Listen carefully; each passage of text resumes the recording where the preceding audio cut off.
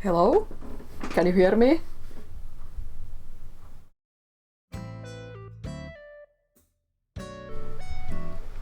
Okay, good. Is the music very loud?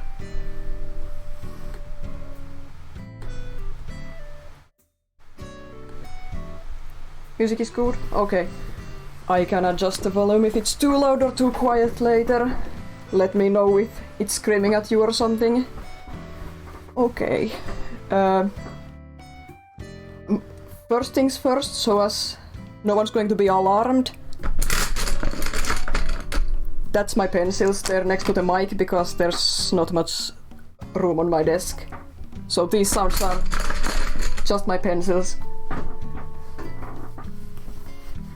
Pencil ASMR. These are semi-cheap pencils, good for doodling. Good range of colors. Oh. My nice pencils are organized in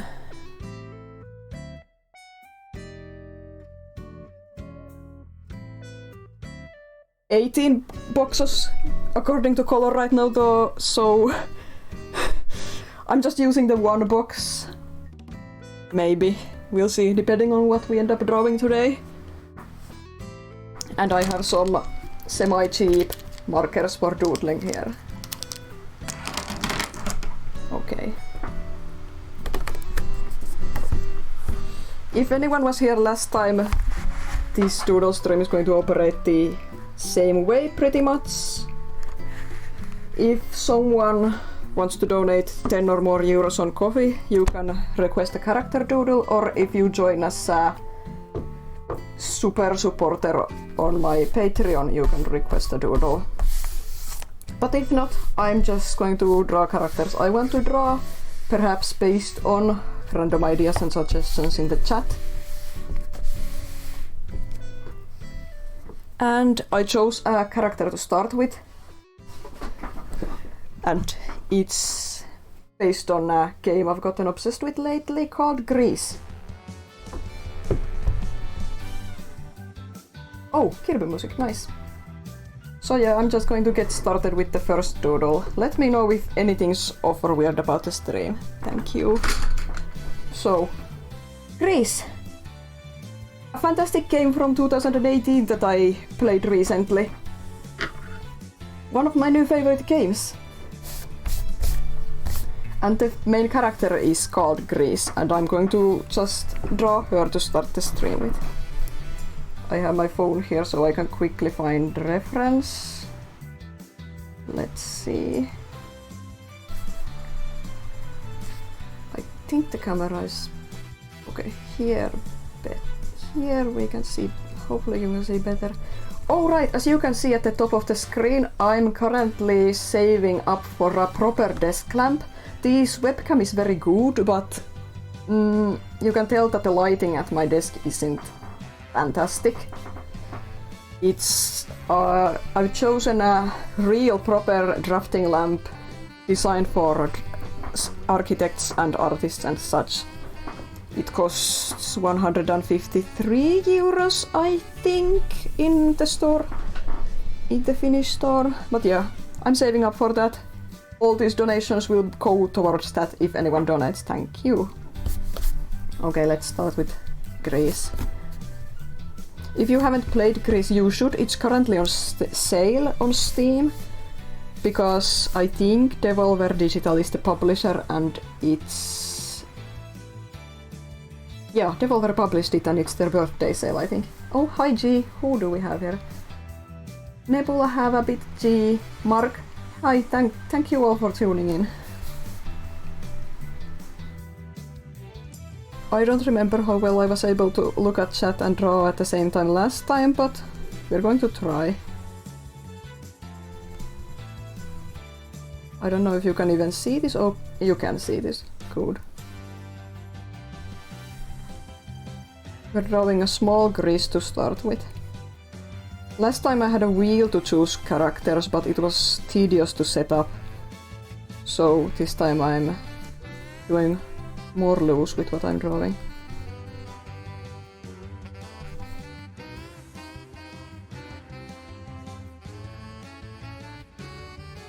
I think this song is from Kirby's Dream Buffet. Oh!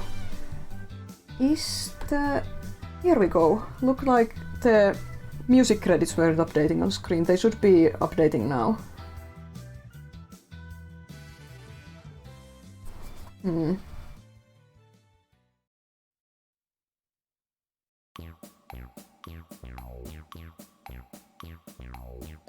Clown music. Yeah. Yeah, okay, it updated. Good. That's okay then. That's all okay. Just going to move this here. Here we go.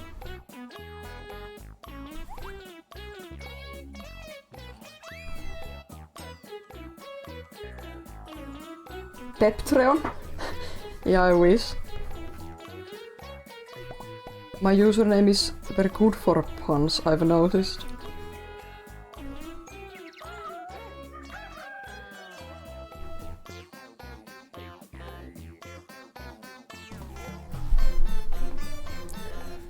So the character art in Greece, apart from the marketing art and some segments in the cutscenes, Greece herself looks very Moomin to me. Something about the way her face is stylized looks very Moomin. Oh, hi Logie, nice to see you. Let's see, a small mouth and eyes.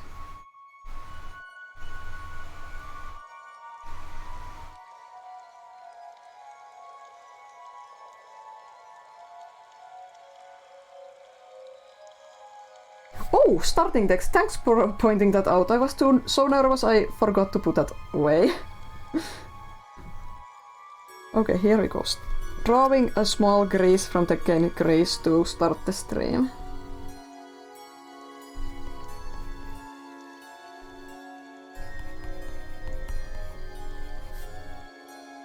And again, it's on sale on Steam currently. I think if you haven't played the game, you should play it. It's one of my new favorite games. Let's see.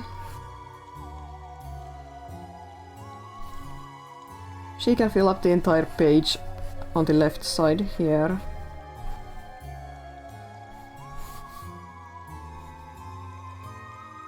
Let's see.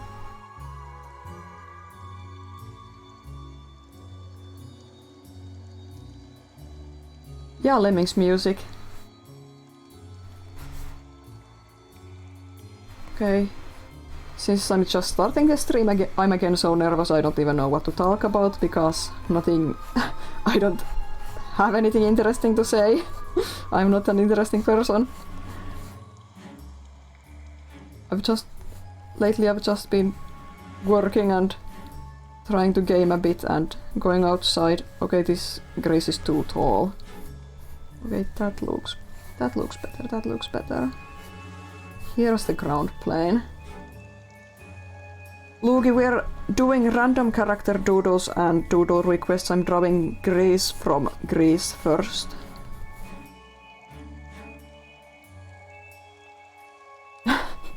Thanks, G, you are too kind. So yeah, if anyone has character requests, you can donate and I will draw the character. Ooh, good music time! Luigi, you summoned this music!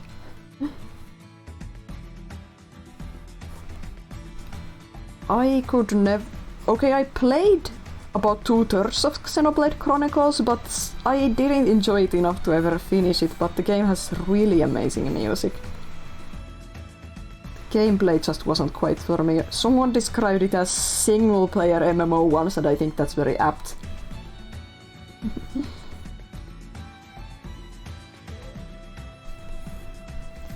Okay, I think the sketch is about done.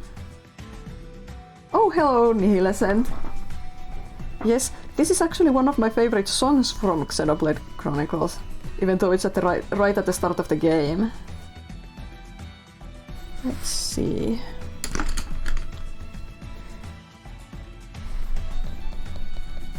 I hope my hand isn't in the way too much. Let's see.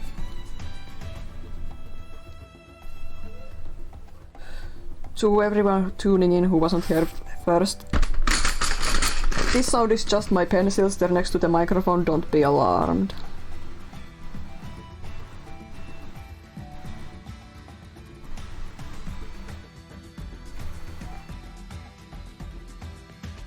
These are actually cheap pencils because the new pencils take too much space. I couldn't put them on my desk. They're there on the shelf, but I might use them. I might be tempted to use them. I actually used them in my newest art piece that I finished yesterday, something I've been working on for a while. Between work, finally finished it yesterday.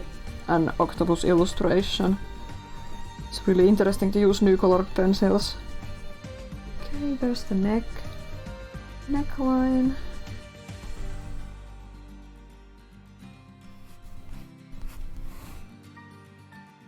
And again, do let me know if my voice is too quiet compared to the music, or if the music is just too loud or too quiet. Chris has a really simple character design, but I think simple designs are often harder to draw than more complex designs. Okay, some black. Yeah. Good to hear the volume is good.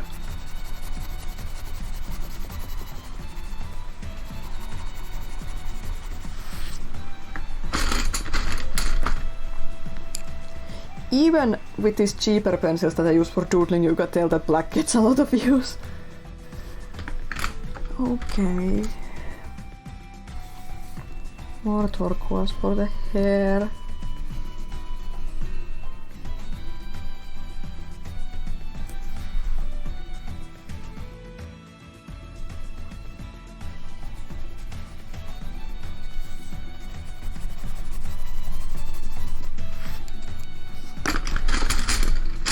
Okay, so that I have something to talk about while I gather my nerves, maybe by the end of the stream, like last time, I'll just be ranting about Batman opinions again. So, spring finally arrived after a really long winter. I've been going out a lot these past couple of weeks and I've been seeing a lot of nature. Yesterday I went to a pier with some cliffs next to it. I walked on the cliffs with my siblings. And there were a lot of birds and it was really fun. It was like touching grass but touching a rock in this case. I am really fascinated by birds and learning about the nature around me. I don't go out of my way to see birds or anything, but still I like to go outside when I know there's going to be animals. We even saw hares running at the pier, which was quite strange.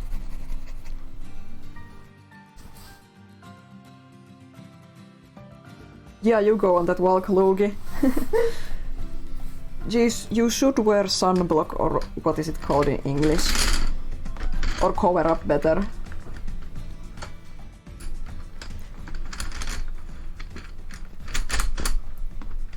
Yeah, Nihil, I agree. It seems like spring just happened all at once really quickly.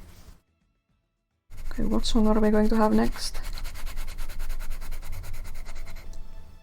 Stardew Valley music. I actually, you know, the final question mark big update on Stardew Valley happened a little while back. It destroyed my perfect achievement record in the game. I had to immediately go back and grind for all the new achievements and get my status as a Stardew Valley master back. Thankfully it only took a few days of grinding in the save file where I've already achieved perfection, but still. I'm looking forward to one day actually taking it slow and playing a chill save file where I actually make a nice farm. I've never made a nice farm. I've tried but failed many times, but I've also never tried any of the mods before. I should try the Stardew Valley expanded mod one sometime. I'm not sure if this is going to need markers, we'll see.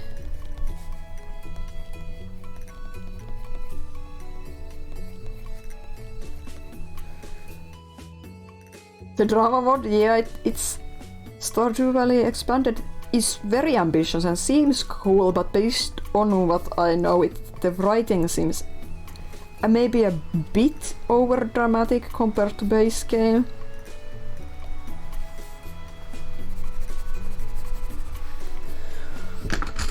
Okay, now some red for the face.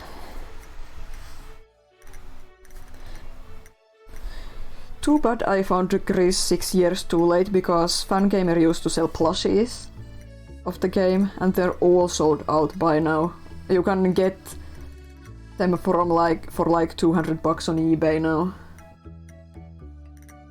Turn everyone into anime girls mod. I know people like to make art replacement mods for Stardew Valley, but I like the programmer graphics in it. I don't really care to change it up. Some of the portraits are janky compared to the others, but I like them.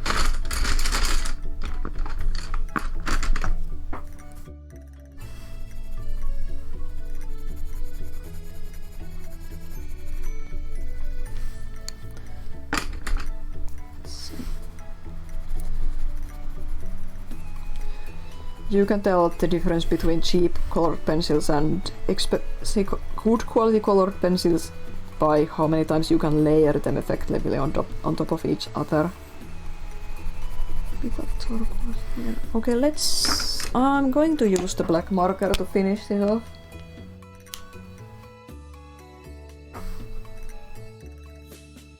Yeah, I kind of feel that same way, G. No shame to anyone who likes the art mods for Stardew Valley. I think it's really cool how moddable the game is, but I just like the regular art style a lot. I'm looking forward to seeing how potentially different Haunted Chocolatier, or how are you supposed to pronounce it, how it might look. Probably not too different based on what we've seen so far, but it might have slightly less jank in terms of how different some of the portraits look, I think, but we'll see. I'm going to like it either way. I like Concert Ape's art style.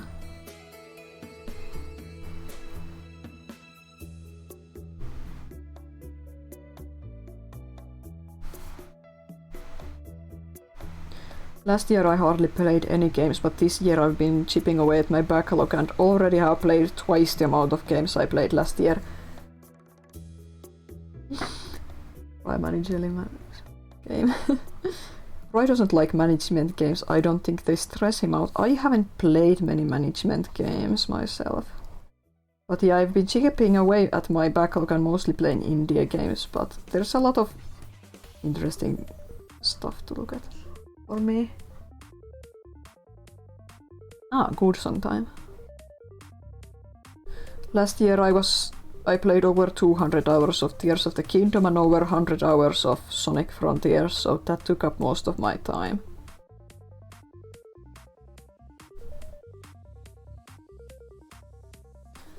The latest game, well, I played Grease. I actually already replayed Grease 2 because it's pretty short and I love it that much. But the latest game I played was Coffee Talk last weekend and it was interesting, let's say.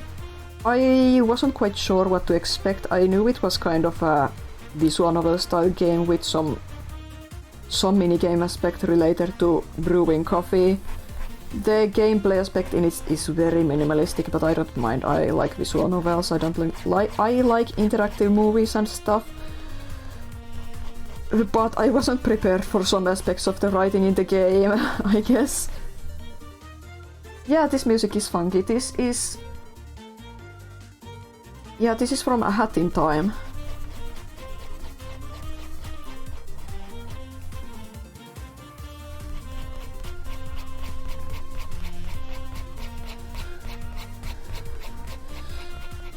I'm going to check out Coffee Talk 2 at some point, but I'm very mixed on the first game. I wouldn't say it's bad, but there's things about the writing that kind of bothered me. I felt it was kind of uneven. I think in the sequel the writing hopefully is a bit more uneven, a bit more solid.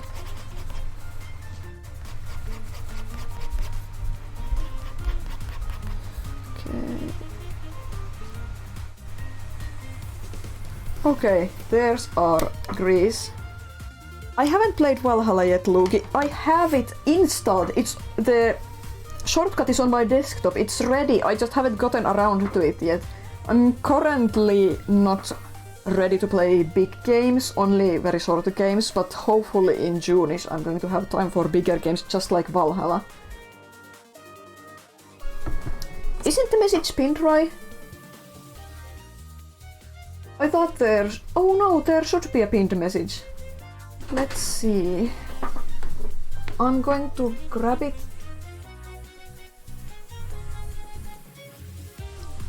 I tried to pin a message before I started the stream. Let's see.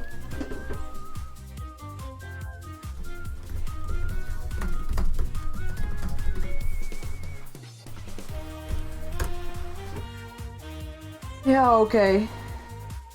Try pinning that now, right?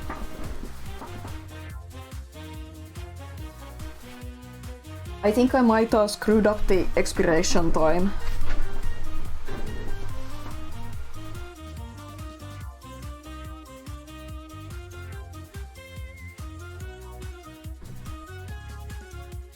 Okay, I'm going to try to use the...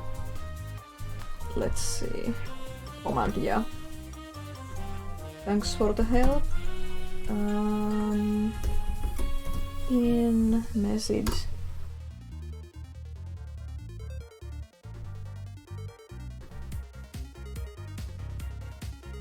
There we go, now it's pinned. Yeah, I think I messed up the timing for the pin and it deleted itself. Or it deleted itself as the stream started anyway.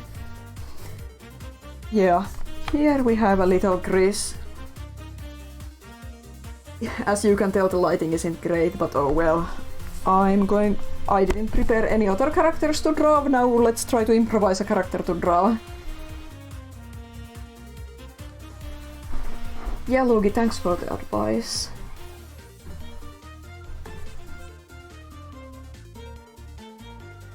Here we go. Okay, chat. Say a random letter. I'll think of a character based on any letters. S. The first thing I thought of was Sonic. I don't want to draw Sonic. D.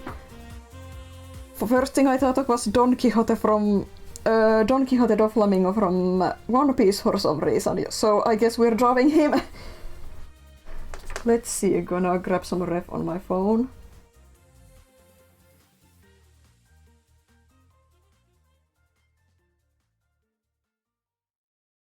I have no idea why I thought of this character when you said D. Let's see. Freaking scumbag character. Oh god, this is going to be a lot harder. I have this thing that I like One Piece so much I can draw any fan art of it because I am a perfectionist and I have overly high standards for myself and I feel like my One Piece fan art wouldn't be good enough and wouldn't do justice for how much I love One Piece, so I can never draw any. Okay, here we have a... that's too red. Let's find a... Oh! I'm actually accidentally throwing my pencils.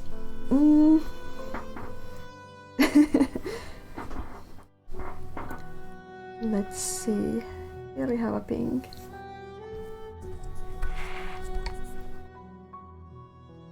Do you guys think we're going to hear about Hollow Knight Silksong this year? I think we will. I have a really good feeling that we'll hear about Silksong soon. I don't mind waiting. I'm fine with whenever it releases, but I have this feeling. Let's see. How big do I want this to be? Oh yeah, I forgot about that cheat. There has been age ratings. Usually that means the game is coming within the year, maybe? Yeah. So fingers crossed. I still haven't watched the live-action One Piece show on Netflix. I think I'll watch it in June when I have more free time in the evenings. Yeah, it means they had enough to be confident to submit it. Yeah. And I think Is this song loud? Is this song loud?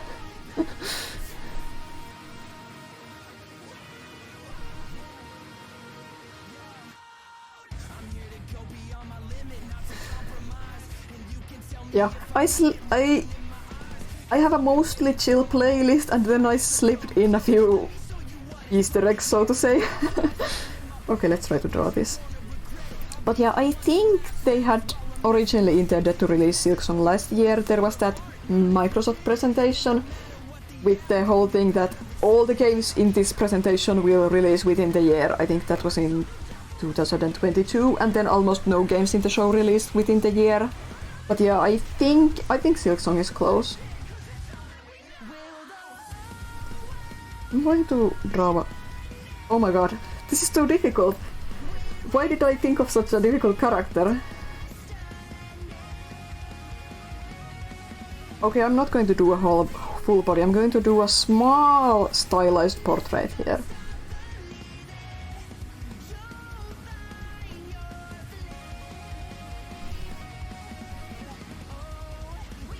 Oh, thank you so much. Someone donated. Roy Mom. Yeah, Neil, that's really annoying. There's so many cool indie games and then people are just screaming Silksong, Silksong, Silksong. Let's see what Raimam requested.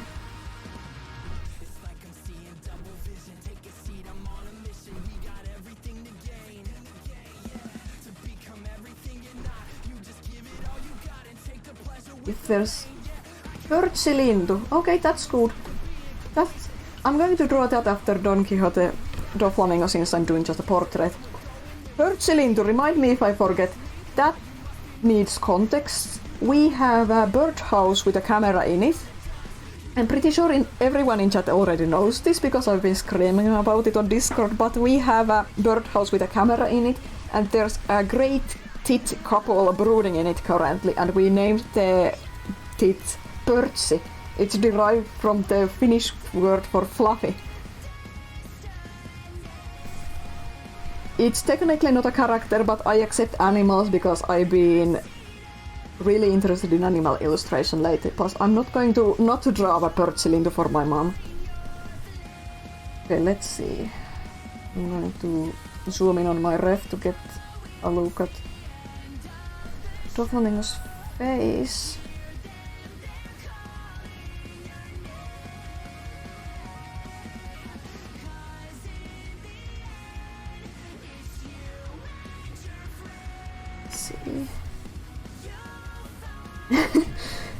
Yeah, right. I do hope it comes out soon so that this era of waiting can end. I think this is the most popular song in Frontiers, and they're all good songs, but this isn't my favorite. Let's do this kind of angle.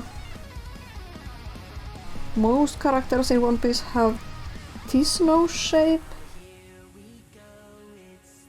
Oh, another donation. Thank you so much. I'm going to check it. I'm not making any progress because people are donating.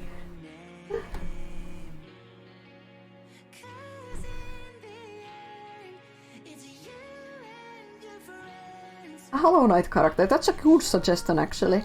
Hollow Knight characters are very fun. I'm going to draw that after the bird. After this. Oh jeez, I haven't drawn... Oh... We're getting all the good songs.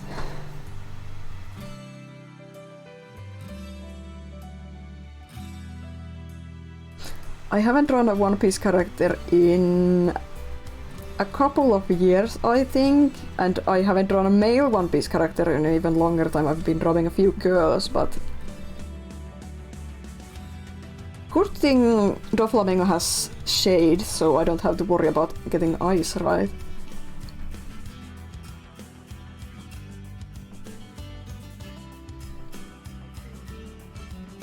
Yeah, I have a bit... Yakuza is too big of a franchise for me to touch it yet. I need a lot of time for it, but I watched my friends stream the Judgment games and they're so good. I'm really excited for a potential Judgment 3 at some point. Kaitophiles redeemed Lost Judgment. I did like it, but the story was a bit weird compared to the first game. Okay, here's an outline of an eye so I can get the proportions right.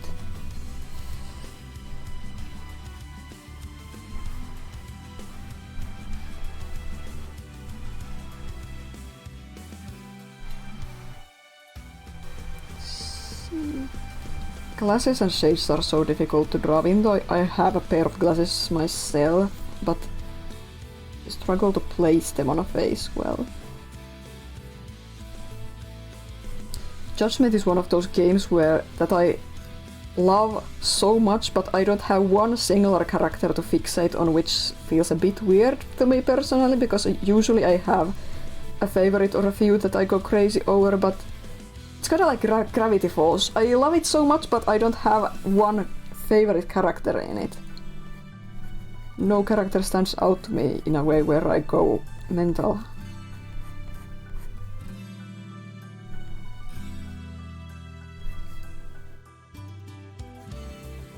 Alright, his shades cover his eyebrows too. I'm just gonna do the brow, but no eyebrows. That's so weird. I like drawing eyebrows.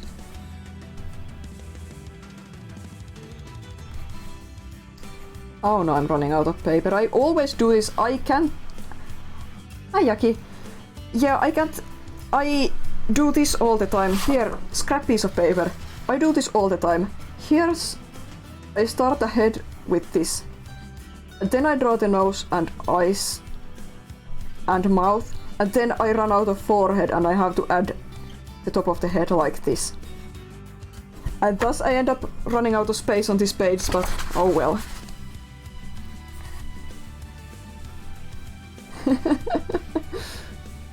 I actually have a bill cipher in my room. Let me show it. We're not making progress with this. I'm gonna show my bill.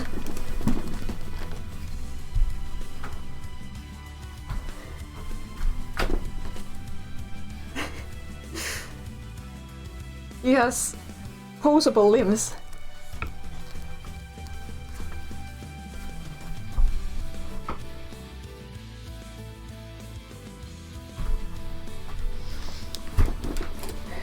I think the shop I got that bill from is called Mystery Shack. I bought a Flapjack plushie. Flapjack from the old house, and that bill plushie happened to be on really good sale at the same time, so I grabbed both. Billiam after.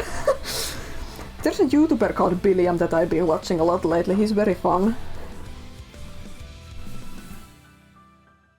I noticed that the FNAF movie 2 has a tentative release date for December 2025. Looking forward to it.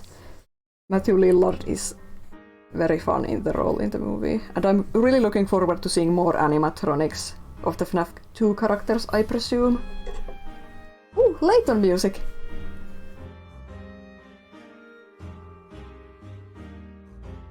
Professor Layton has fantastic music as a series. Looking forward to the new game. I think it's supposed to come out late this year actually. I'm not sure. Yeah, I'm really looking forward to it too, G. Does Doflamingo have like rims on his shades, or are they just... Okay, there's handles. There are handles.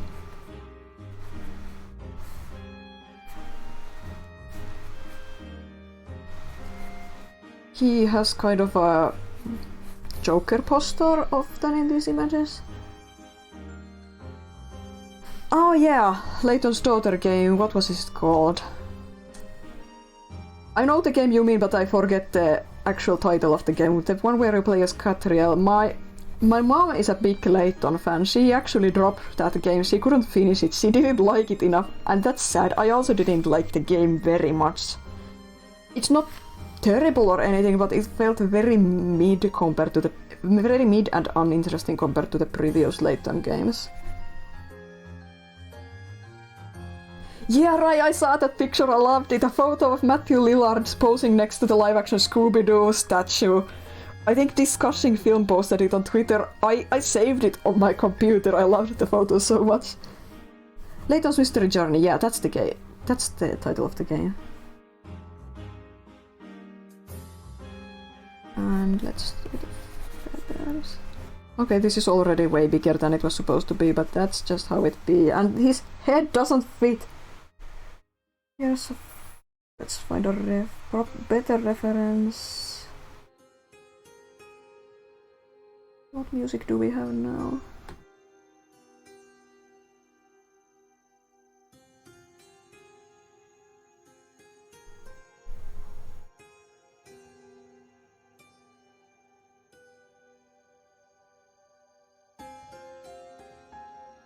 What song is this? Why am I not recognizing it? Does this mess? Oh, okay, that explains. Yeah, here we go. Now I can see the title. Oh yeah, Chaos Island from Sonic Frontiers. I like Chaos Island least out of all the overworld musics. I do like it, but I don't listen to Chaos Island as much as the other overworld songs. Gee, I don't know where Flora is. I miss her. I think she's probably just chilling. I'm very bad at drawing short hairstyles. Let's see.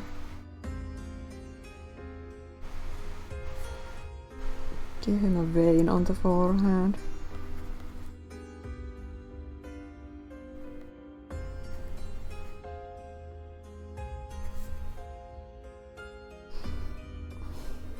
God, I hate that I didn't fit the whole head on the page, but oh well.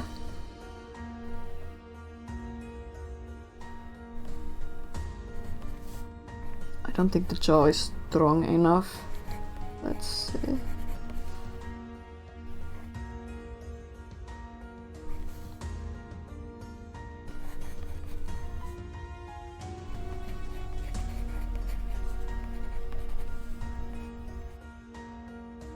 Let's see. Stripes or something. Okay, that's good enough. Let's add more color.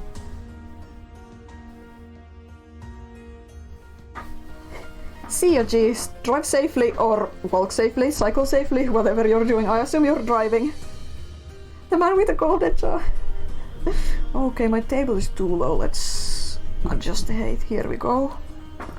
I have a desk with a hand crank that you can adjust the height with. I got this from IKEA.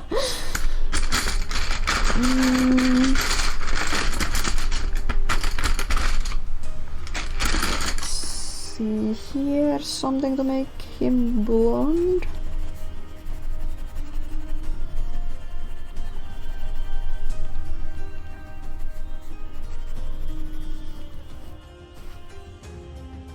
I'm so excited for the James Bond Summer Marathon that Finnish channel Nelonen has hosted for over 10 years. I watch every single film except the one weird Casino Royale that's a parody film by a different company. All the others I watch every single year. The marathon is starting again soon. Very soon.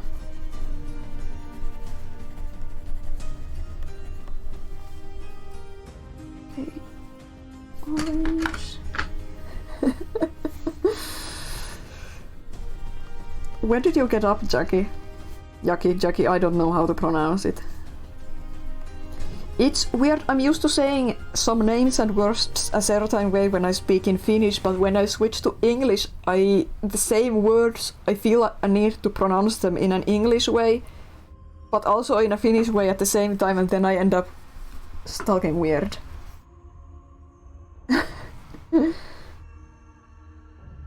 Oh dear. Oh yeah, I see why you feel sleepy.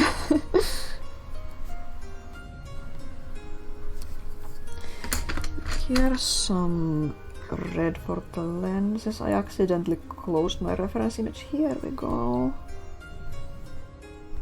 I've never actually watched the One Piece anime. I'm not a big anime watcher, I guess. I prefer reading, but I have a big watch list of anime and none of it I watched. I really want to watch the 90s Sailor Moon this summer.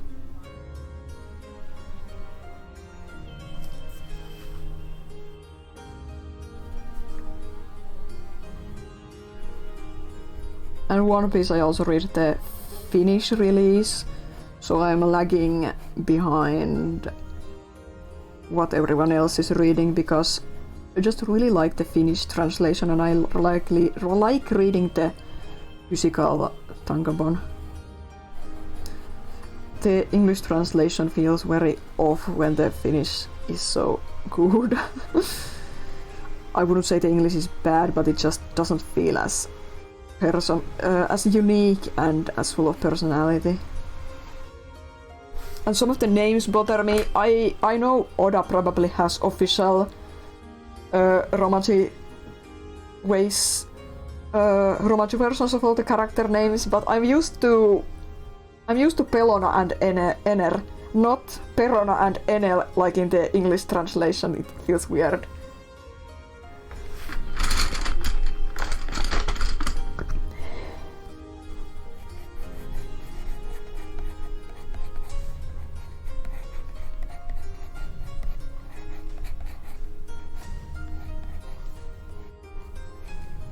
Okay, this didn't fit on the page, but it's not horrible.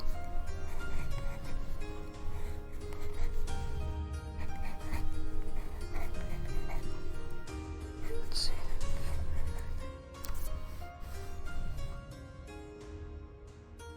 Yeah, right, exactly. I really love a very thoughtful and well done and unique translation. Especially a good Finnish translation.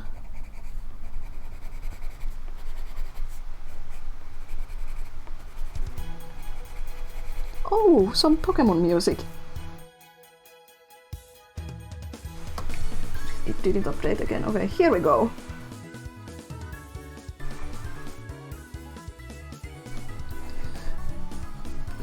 I like to watch some shows in... I watched some popular shows in Finnish sometimes.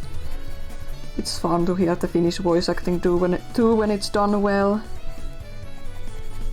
Like, I watched half of Arcane on Netflix in Finnish, and I watched some of my favorite episodes of The Old House in Finnish when they were available on Disney+. It was a lot of fun.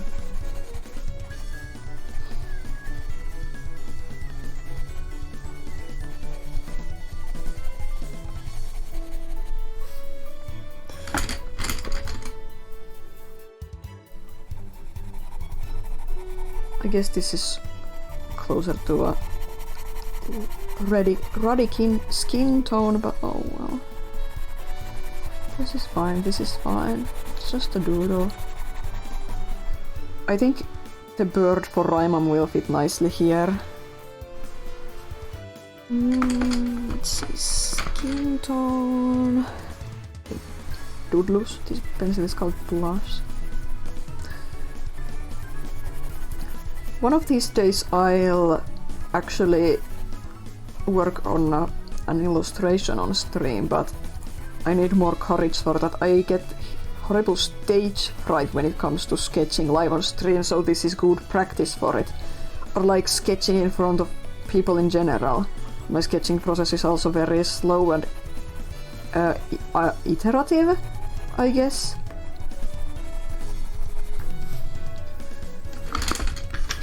So, but maybe if I prepare a sketch ahead of time, people could watch me paint and color it in, and that would be more interesting and take less time. I also have plans for at least 2 more video game streams this year. I have an idea for a summer video game stream, and I want to do a big video game stream for my birthday in autumn.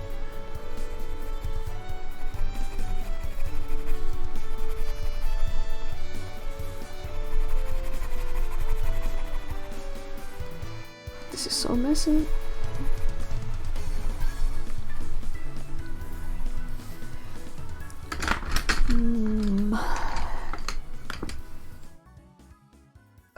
Bolson from What? That sounds familiar.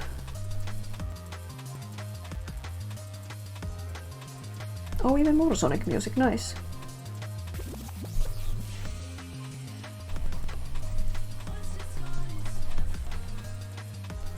I can't resist adding some blush, even though this is a villain. And some red on the lips and... Yes. Ah, Bolson from Zelda! Yeah, Bolson, I don't know, that's why he sounded so familiar. Maybe there's something similar in the flamboyant style, yeah. Yeah, most of the cyberspace tracks are good, even though some go a bit... Well, I know why you like them, right? You like Eurobeat. Some of them go a bit... I don't know music genres, please don't kill me. Some of them go a bit... dubstep noise, electronic noise, overwhelming beat for me, but most of the songs I like. Let's see, I'm going to add a bit of... yeah, let's use this magenta for some more shading.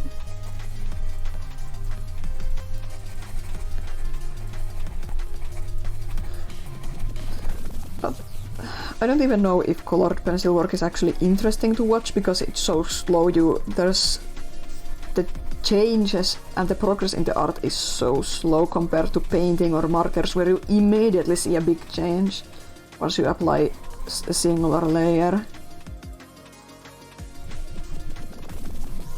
But I like colored pencils.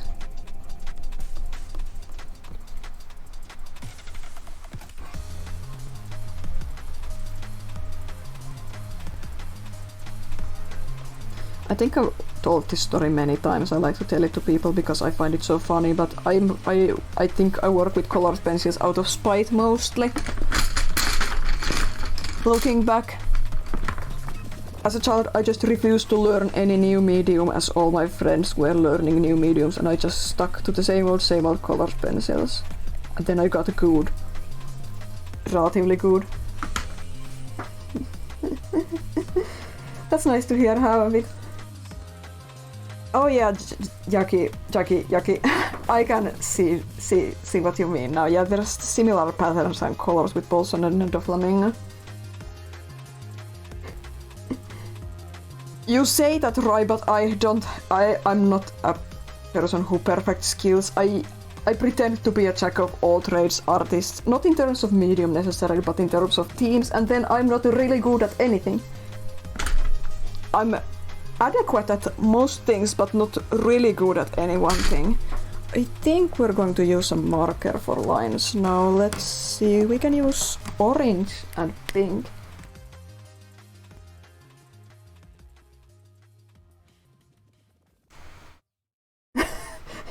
Don't threaten me with a penguin. Oh! More Xenoblade music. The same song but the night version. Oh, well. That says me. This is actually my favorite Xenoblade track. It's just this track. I love Agni Rata music and Satorlmar's daytime version, but this is my... Oh! Actually, second favorite. I always forget. Mekonis Field is my favorite song in the game. This is the second best. It's so pretty.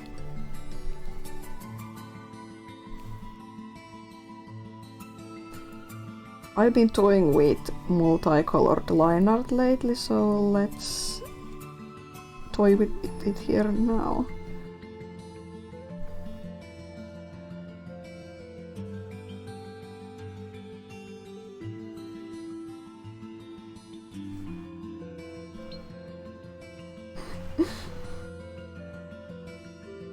I haven't listened to Xenoblade 2 or 3 OSTs yet.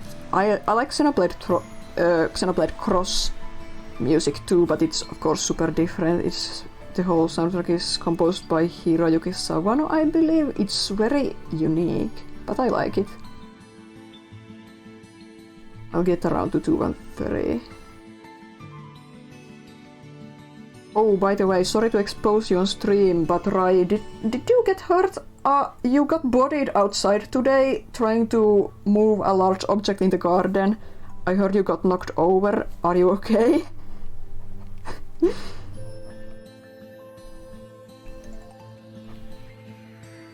Hi Flickosor, nice to see you. We're just drawing a One Piece character and then I'm moving on to some requests that came in. Oh, that's good, no bleeding. Just bruising, I guess. One Piece characters, after the time jump in particular, Oda started to draw massive freaking tree trunk necks for the male characters. It's so funny. Let's see. And we're going to use pink for the rest of the lines.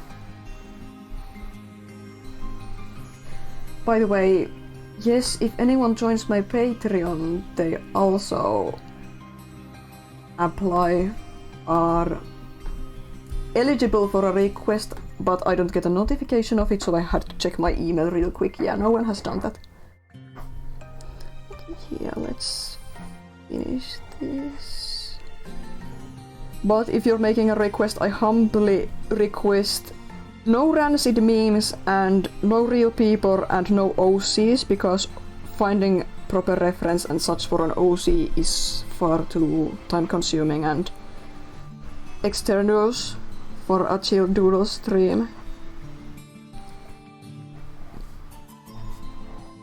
If someone wants me to draw their OC, you're more than welcome to email me about it, but feel free to donate pocket change and request some funny characters if you'd like. Speaking of Xenoblade Cross, I think I used this in one of the videos I edited for Rai, one of the highlight videos.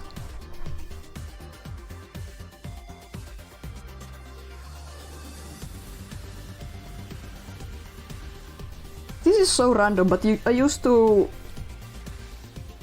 Oh no, you fell off a bike! I hope you're okay, Frikosar.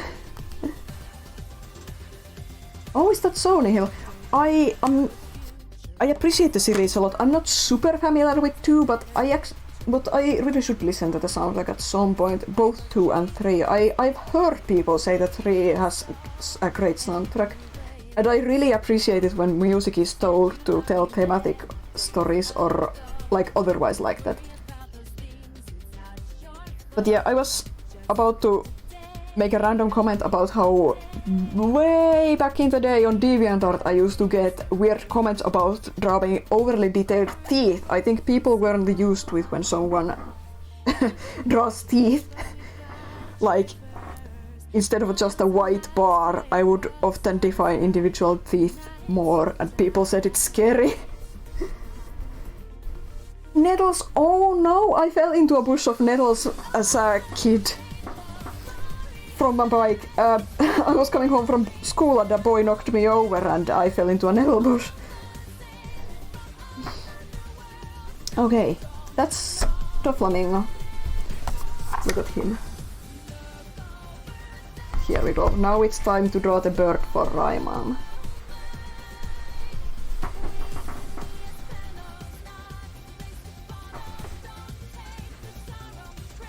Let's see, I'm going to find a reference on my phone.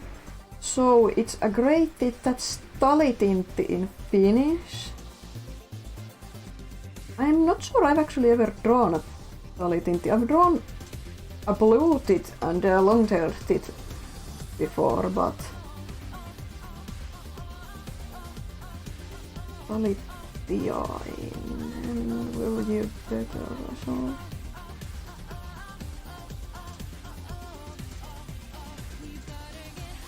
Here we go, that's a good reference.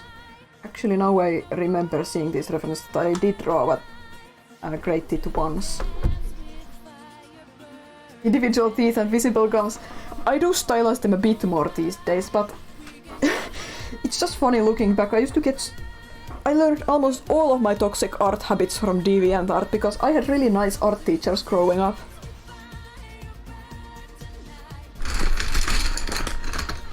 Here's a site called terrieri.fi, a nice photo of a great tit, so I'm just going to quickly draw this from reference. Minecraft is giving away the 15th anniversary cape. Oh, good reminder, I actually did that yesterday, but if anyone wants to get the Minecraft birthday cape, you should log in to the Minecraft site, I think, and grab it. I think it featured a creeper face, so it was pretty fun design. Oh wow, this page got dirty. Oh well. a little... No, I don't like this reference photo actually. I'm going to find a different one. This is a handsome individual. I'm going to reference this.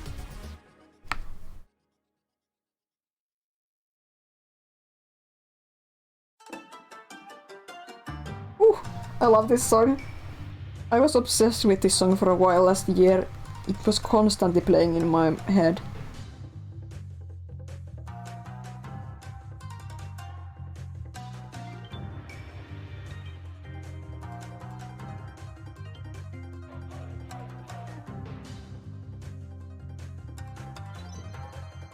Yeah, this is from Tears of the Kingdom. It's a bit Crash Bandicoot. I definitely see what you mean. God. Speaking of Crash Bandicoot, there was that whole thing on Twitter this week. People freaked out about the Toys for Bob site update. I didn't know that the Tiki Mask picture was their old logo, but I didn't freak out. I got quickly told that it's one of the company's logos, so I thought, oh yeah, so maybe this means nothing, that they updated the site and have a new image there, but it's purple, so who knows? Maybe it's purple because they're working on Spyro, but maybe it's purple because they're working on something else that's purple, or maybe it's purple just because. But apparently on Twitter the truth didn't reach fans quite as quickly. SpongeBob fault, really? Oh! Fluffy, thank you so much for the donation! Let's see if you what character you requested.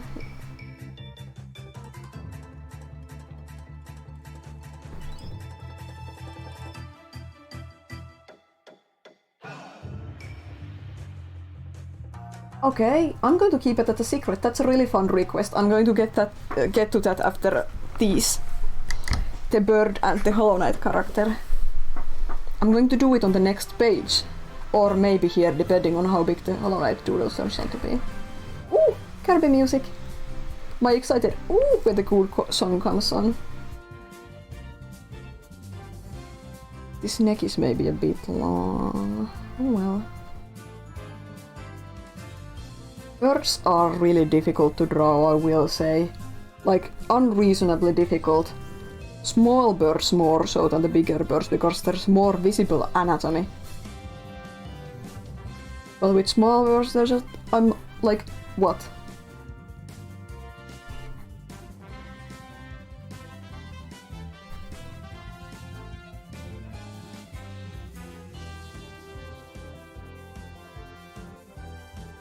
And I drew this so big that the tail won't fit. Way to go.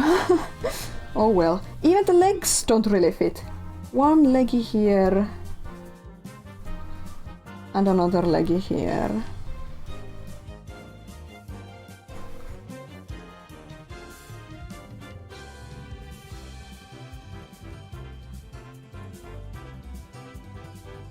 Draw dinosaur, draw feathers and beak over dinosaur. That's... yeah. That's true. That's true. I could get some birds done that way. I'm trying to think which dinosaurs are most bird-shaped. Indeed. Here we are, drawing tits on stream.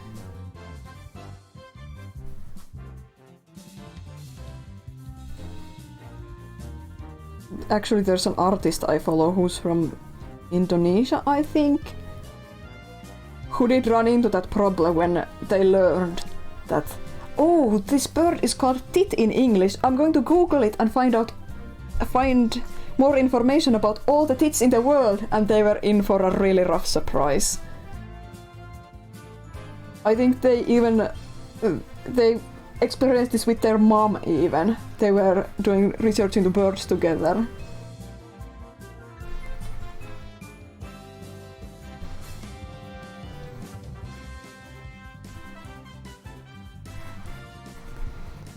That's decent. Let's... I usually like to use Copics or Pro markers to lay down like patterns and base colors for creatures like birds. But I'm just using colored pencils now. Let's see. Now I notice my reference photo has inadequate lighting. It's too high contrast, but oh well, this is a doodle. We're improvised. We can make the teeth pink if I want. I think I've been drawing so many animals lately to compensate for the fact that I'm getting unconfident in my ability to draw humans.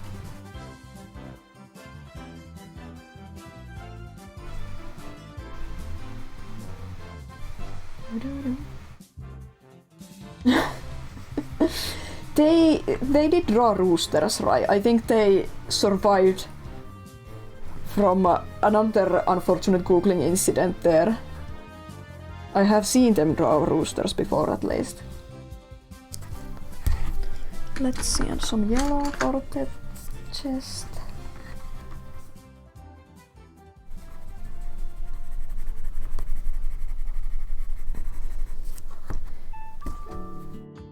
Oh, more Kirby music. I love this. This is the special song version in Star Allies.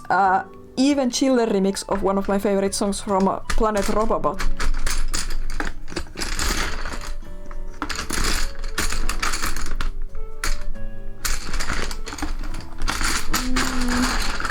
I'm not finding a good color for this. Let's just use this. By the way, scream at me in chat if I'm accidentally drawing off screen.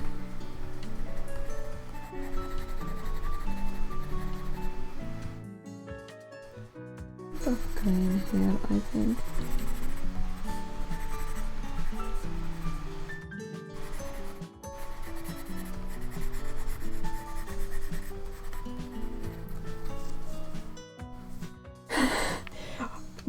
Oh, you're back, G. Nice to see you again.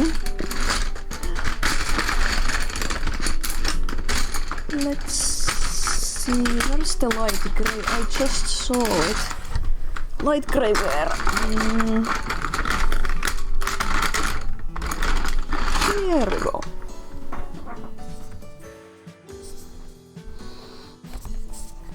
Yeah, if I'm accidentally drawing off screen, that's no good.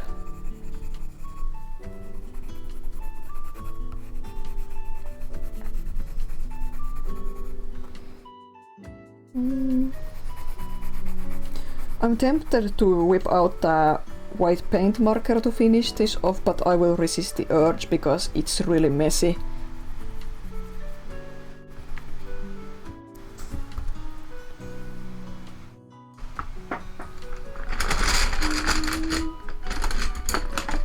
Let's see, here's a darker gray.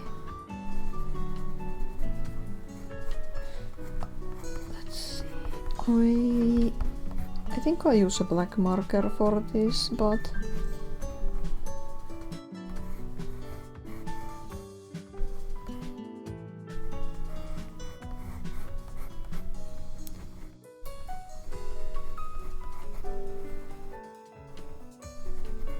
the wings are so hard. There's so many different textures, so many different kinds of feathers.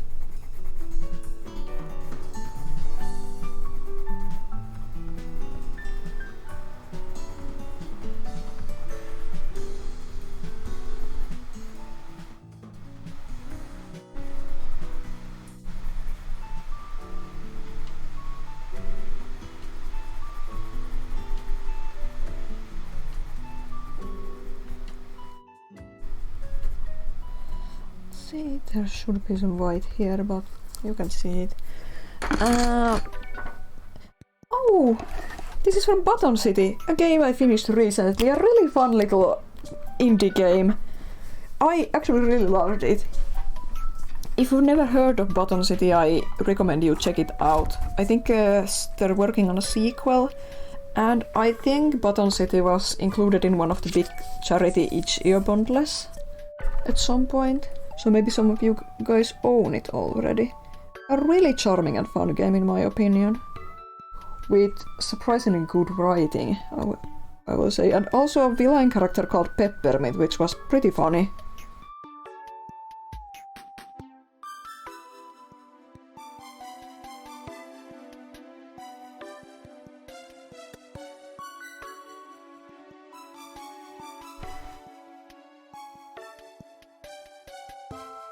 Why isn't there a button emoji? I don't know, there should be. Like a classic button with 4 holes for yarn, I think. That would be fun.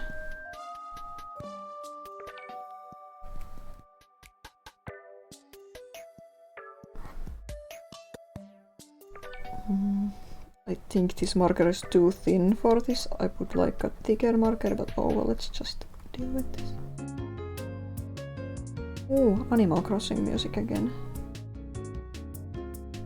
I haven't played Animal Crossing in a long time, but I had a really fun year playing it in 22. Played it almost every day. I'll probably return to it at some point. I kinda miss Diana, my favorite villager.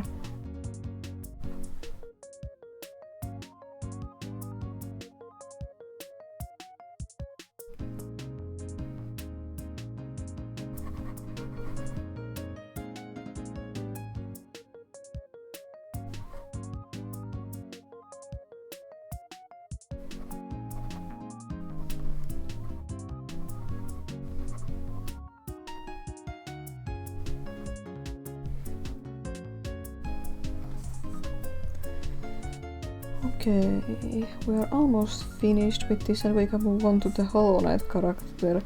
G didn't specify a character, so I could choose anyone I like. I'm trying to think. My favorite Hollow Knight characters are Ogrim and the Collector. I have drawn Collector in the past, so perhaps I will draw Ogrim since I don't think I've ever drawn him. Wait, no, I sketched him very loosely once in one of my older sketchbooks, but it wasn't a proper drawing. Let's see. Okay. Right, that sounds like a threat.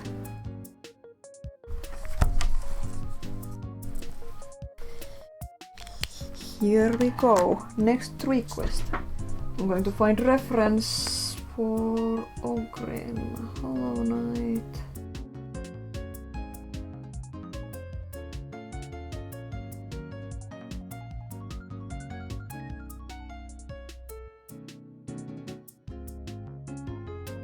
I'm so bad at typing with my phone. Here's a good picture.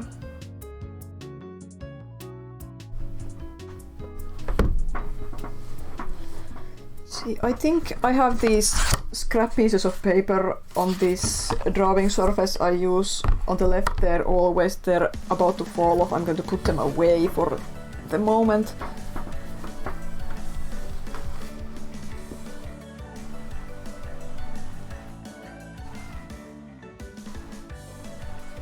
This is more Kirby Dream Buffet music, I think.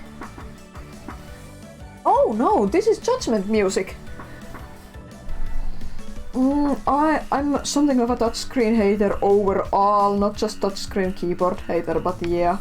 I think the only time I really enjoyed using a touchscreen in my entire life was when I played Okami on the Switch in handheld mode.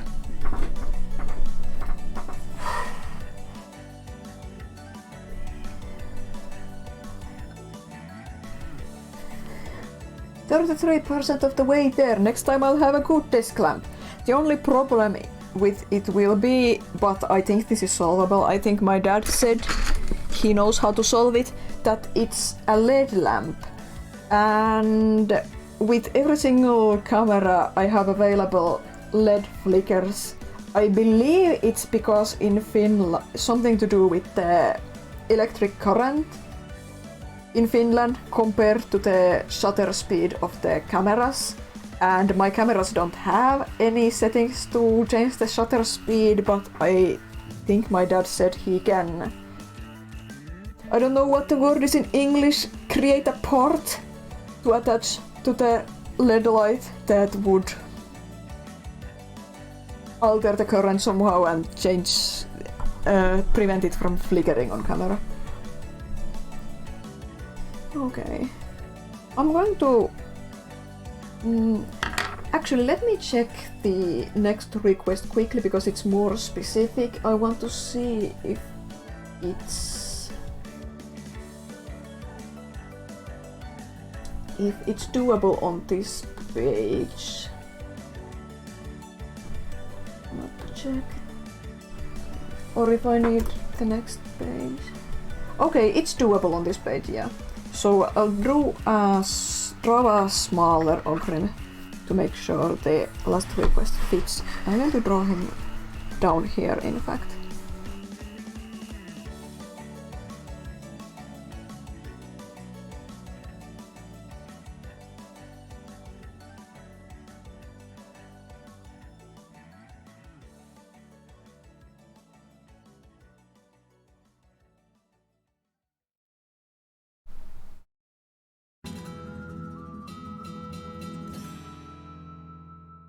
Oh yeah, the only non-indie game I played this year, Princess Peach Showtime. It was a lot of fun.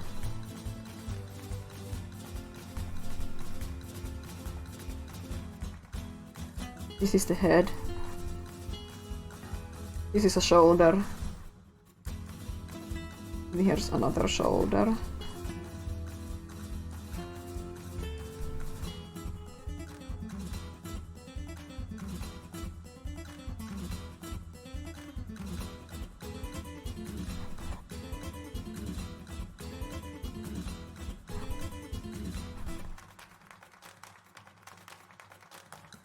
Weird arms, but we'll fix them.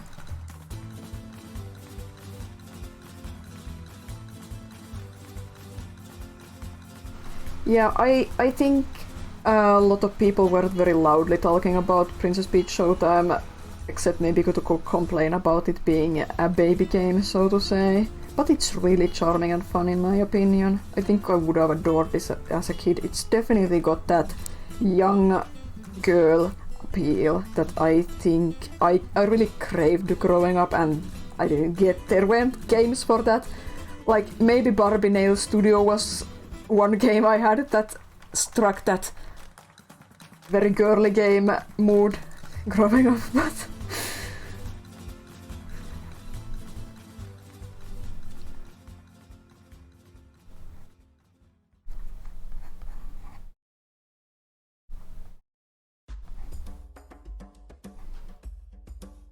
even more Xenoblade music. Well, don't mind if I do.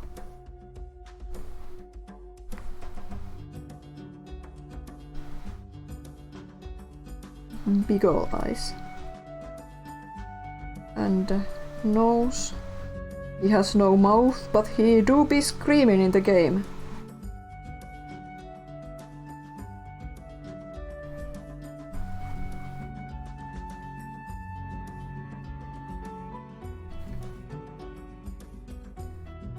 Stripes.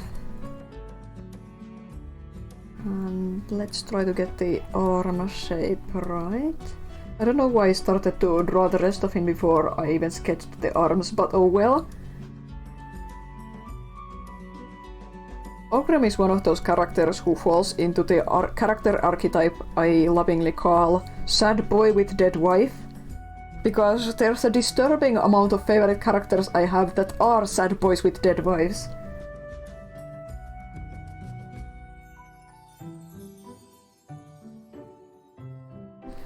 And the funny thing is that they're not always even wives, sometimes they're mothers or sisters, but usually they're wives.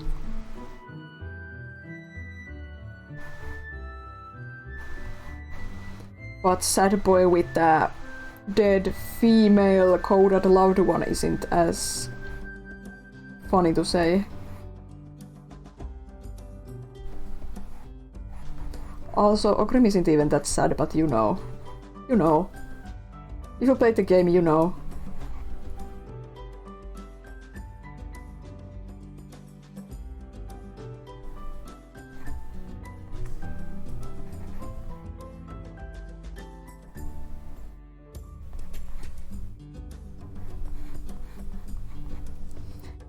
I think he's genuinely kinda happy, right? One of the happier characters in the game.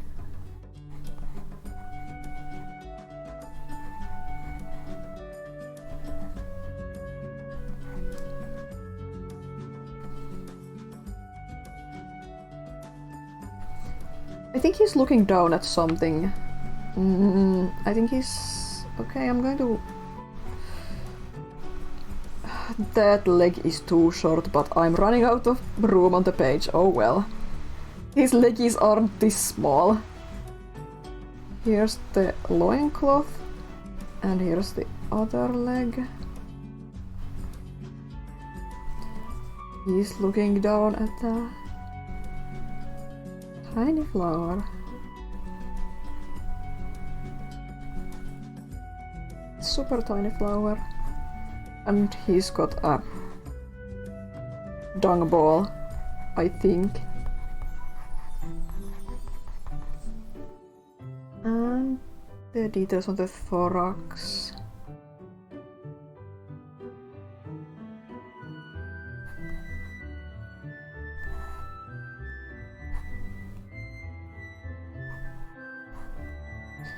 Did you know that dung beetles, or scarabs in Finnish, have a funny name? I don't entirely understand why they're called that, but they're called Pyhä Pillerinpyörittäjä, which means sacred pill roller. I don't know why they call it, say, Pillerinpyörittäjä, like pill.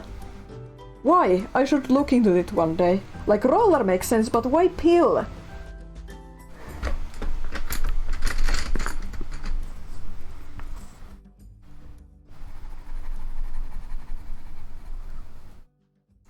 Maybe they didn't want to say poop roller, I don't know.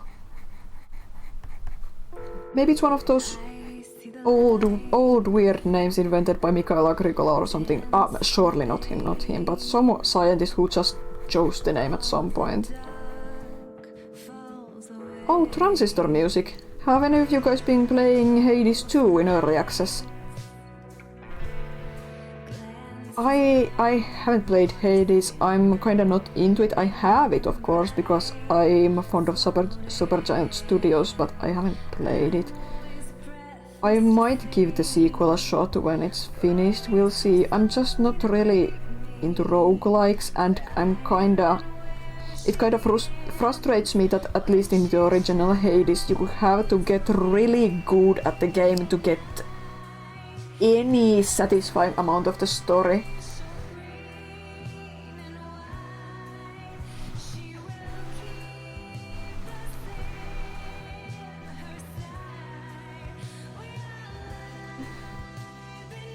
Modern science English names are strange, a lot of named after media stuff, more than I would think.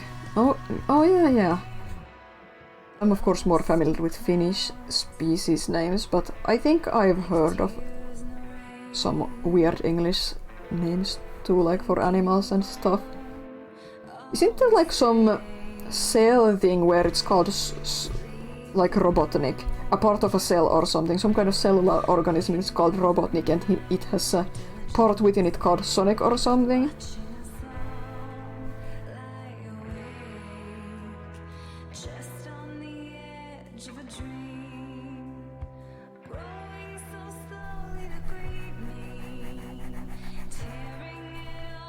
Robotnikum. Yeah. 3 things named after Sonic. Well, Sonic fans are everywhere. I promise I won't go on a rant, but I'm so annoyed at Sonic fans these last few weeks. Sonic fans are so freaking entitled, childish, annoying and full of hate. But there's also a lot of really cool Sonic fans, but damn, the fandom has been really reminding people of why they have a bad reputation lately. This is actually turning out really well so far, even though the legs are too small.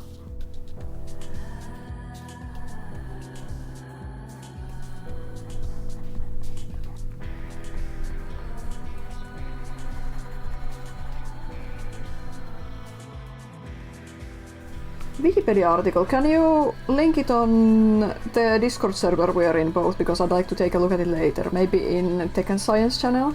Have a bit?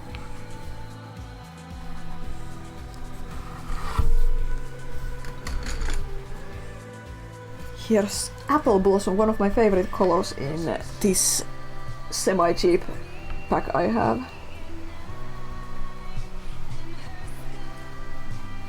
I actually think there's some species or solar celestial body or something. I know scientists have named something after Nanny Og, a character from Discworld books. I just don't remember what it was, but I know something was named after her.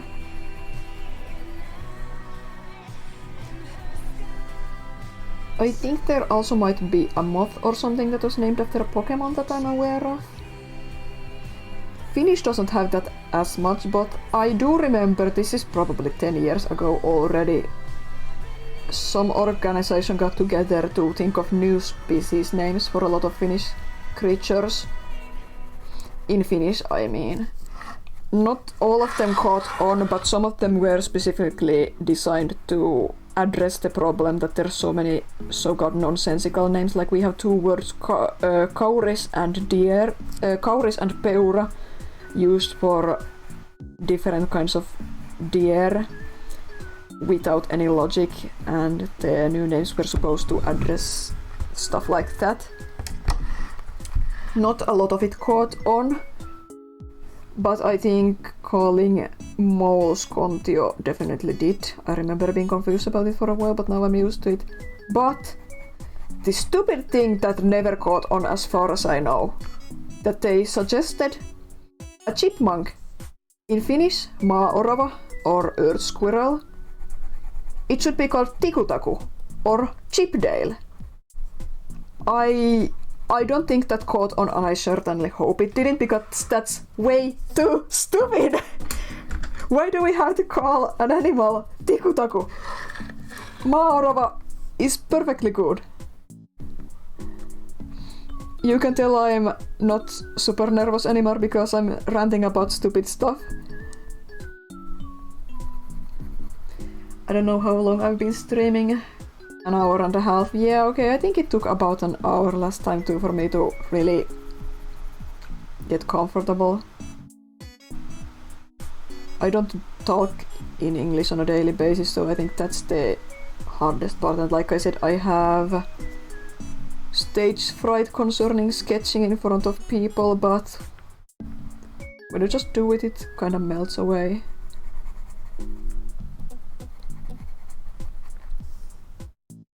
Product placement in a scientific name of an animal. Oh, Disney. Freaking Disney. Gonna add something great. Okay, this is my favorite doodle so far.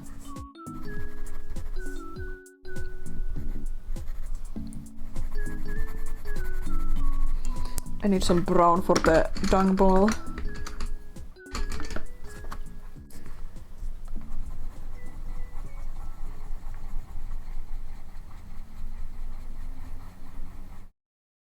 Calling pigeons McDonald's. Pigeons are fun. There's a lot of pigeon activity where I live again, which is nice. I've seen some beautiful wood pigeons in the vicinity of my house.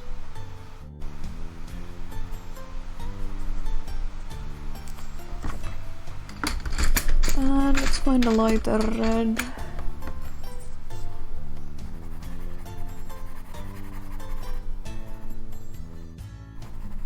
I think I forgot to put any Absu music on this playlist, which is a shame, but it's fine, it's fine. I can always put it in the playlist for the next time.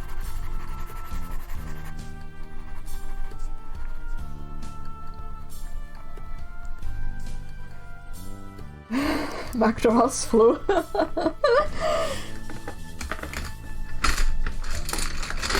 See, a bit of dark blue. You can't necessarily tell I'm using a bit of dark blue, but I will use it regardless.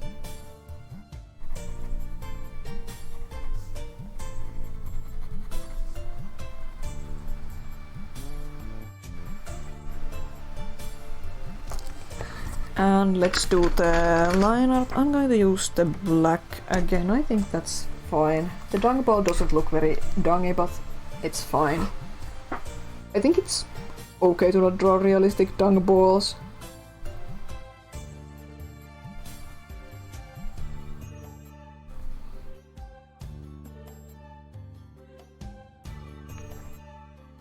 By the way, my latest art piece that I just finished, I've been working on it for a very long time. It's not that complex, but I had a lot of work, so I couldn't work on it for long periods of time at once. I tried to film my process of working on it again. I'm going to try to put together a new art process video of it. We'll see how that works out. I'm pretty happy with the piece, even though at the very end, after I had scanned it and thought, the paper is kinda buckled, it's going to be a lot of hard work to edit this digitally.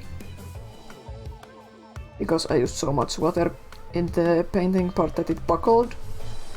I tried a trick many professionals I know use, where you wet the back of the paper, put it under weights overnight and it should straighten out. It didn't. It's way worse now, but I just took the earlier scan and edited it with a computer. It's fine. Thankfully, it didn't buckle that badly until after I had already finished. But yeah, if you are a paying supporter on Patreon, you'll see it when it's up, and I'll put it publicly on YouTube sometime later. Like I said, it's an octopus illustration, a redraw of an older picture that I was unsatisfied with. I felt I could do better, so I did better. And I got to use my new colored pencils in it too. It was really fun. Small leggies. Small flower. Some texture. No, here we go. Rename chickens to raw McNuggets. No, no. That's awful. Okay, here we go. Let's find a reference image for Fluffy's request. I need 2 references for this because they wanted a specific pose. Here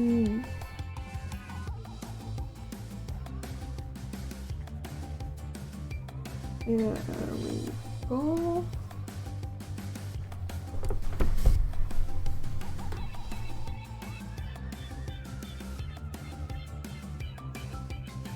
And here's the other reference.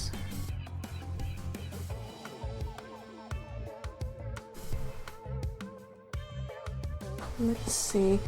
My post reference is a GIF. I don't know. I always say GIF in Finnish, but the English wants to go GIF, but I think that's wrong. Okay, I'm going to need to look at this closely.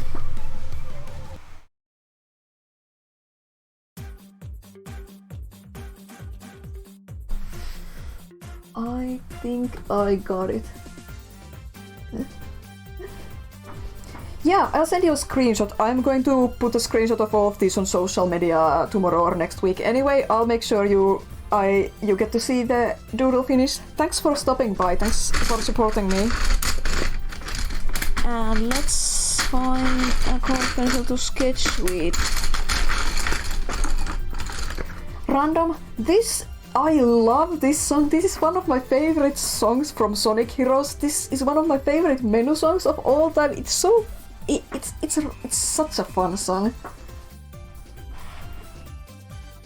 Here we go. The final doodle on this page. I'll grab the reference.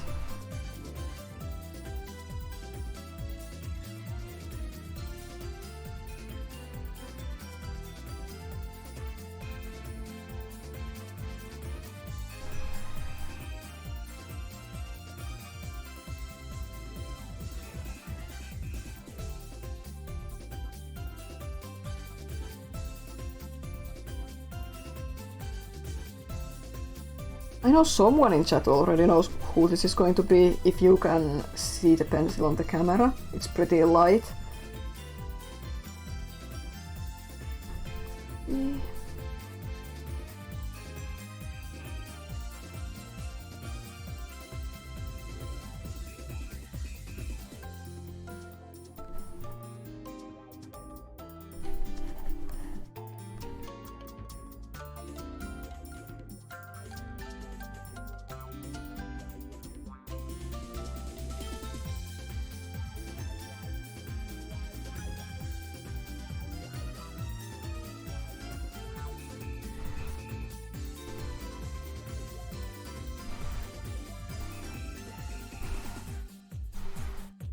4 fingers that hurts me.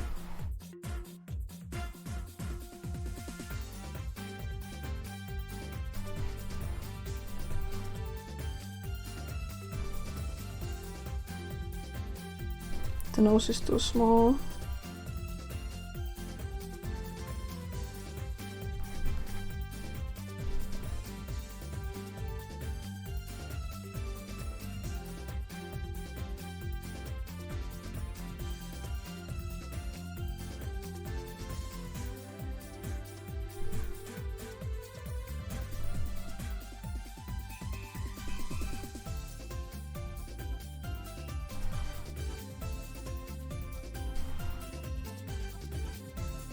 I don't like this hand.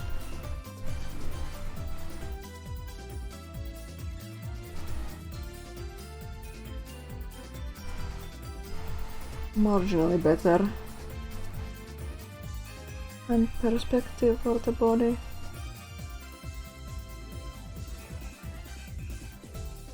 Here's the scar. Here's the feet. Top down Rayman offering you an apple. Rayman 1 Ray. Rayman 1 Ray is super difficult for me to draw, even though I've drawn him more than any other version.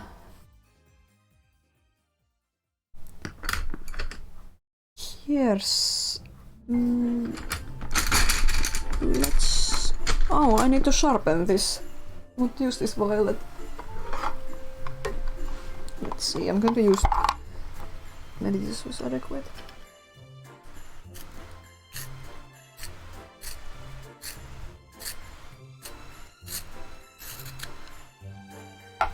Wow, that's so sharp.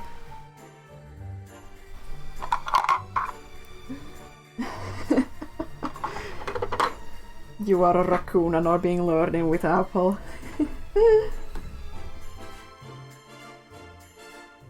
Again, the title of the song doesn't fit. Here we go. Did you know they... What's the word?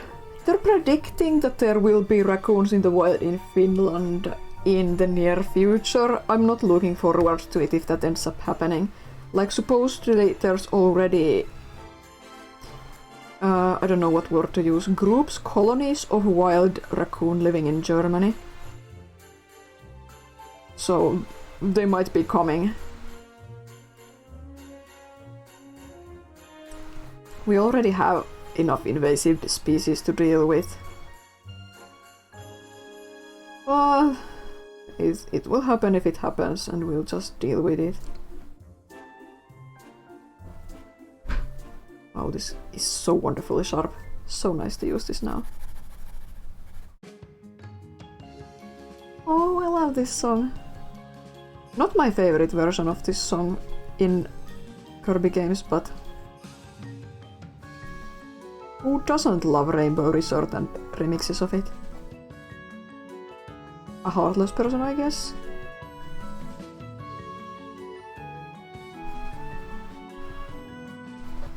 This hand looks a bit awkward still.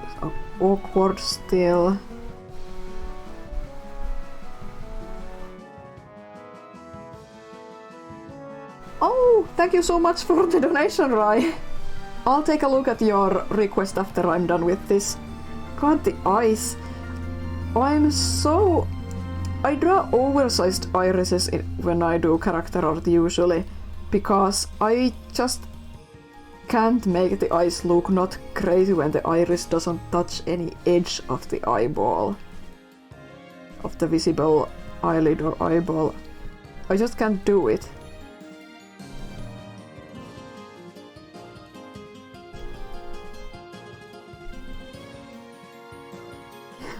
Raymond 1 eyes are always teetering on the very edge. Super maniac and omega cute. Yeah. It's such a hard balance. One of your favorite recurring Kirby themes. It's definitely a good one. Did I say this is Rainbow Resort? Yes, this is. I got confused for a moment.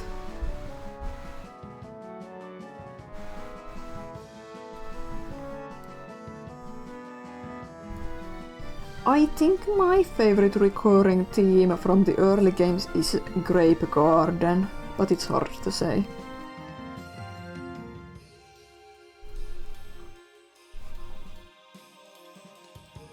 Master Johansson is well, thank you. It's hard to deal with 4 fingers.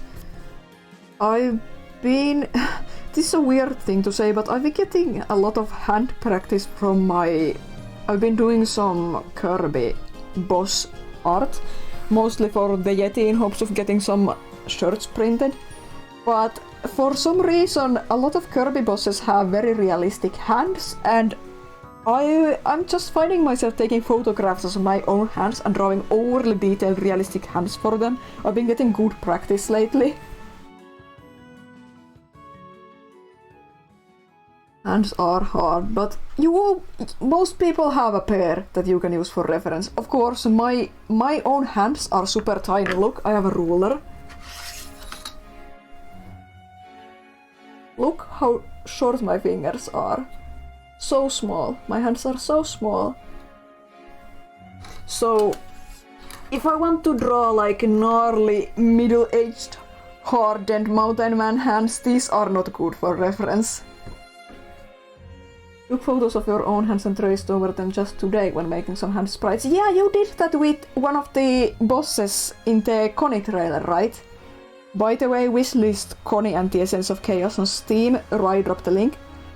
This time to the game, not to skippity back rooms. I see you, you're not going to do that again. But yeah, tracing your hands is always a good idea for practice or for getting a difficult pose done. Pose done.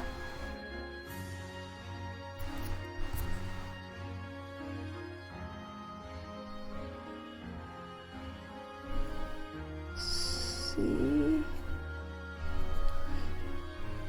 Connie and the Essence of Chaos is Rai's new solo game project. I've been helping him with a bit. I'm giving really nitpicky feedback about everything, and I've helped name and design some characters. Very proud of all the work he's been putting in it.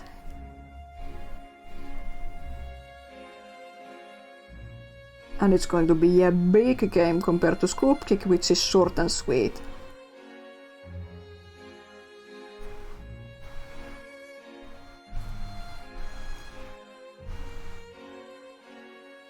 These are crazy eyes.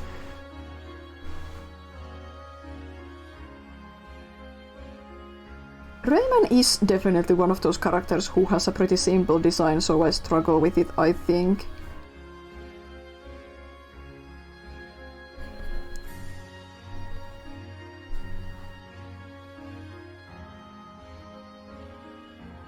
It looks like he's really trying to lure in and capture some creatures. Thanks, Havabit. Thanks for wishlisting it.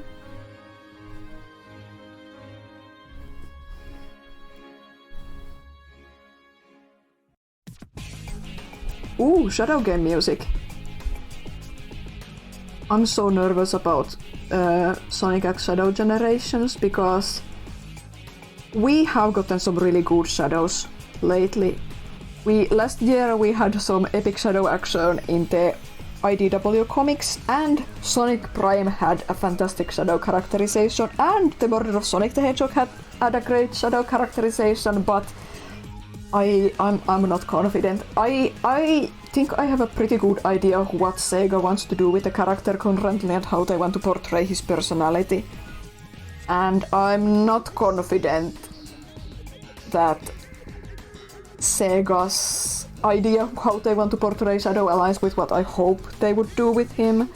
So I don't expect the character writing in the Shadow part in the game remake to be quite to my taste, but we'll see. At least we're going to get to play as him and we'll see Doom's eye. I love Doom. I love Black Doom. But yeah, I'm not expecting Shadow character goodness necessarily. This is the track. Yeah. Kind of weird seeing Rayman's bottom lip disappear from the front. Rayman's design is just plain weird. There's that cursed picture of him from his head from the back. Ray1's head. Ray's head.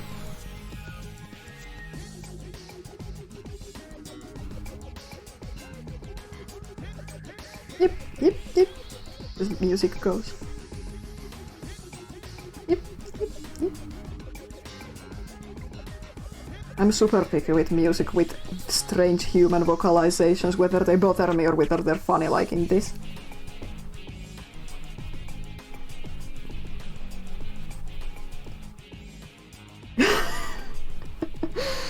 Oh yes, Omacha-gun!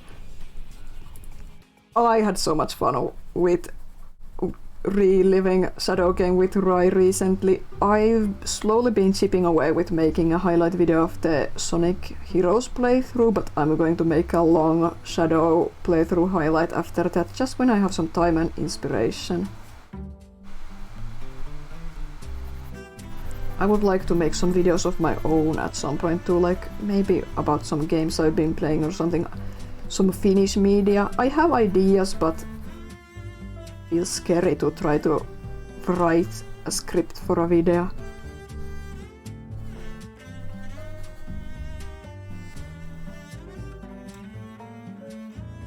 Oh, this is from Beyond the Frame, this song.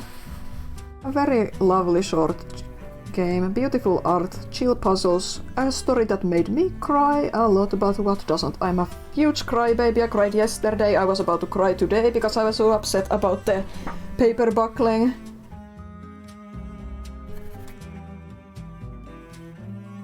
Oh yeah, purple. Purple is such a cute... Purple and violet are good colors to use for shading red. Try it if you haven't. Actually, purple and violet are the best shading colors for almost everything. They're good for yellow too. They... If you're not careful, they look brown together, but... you know.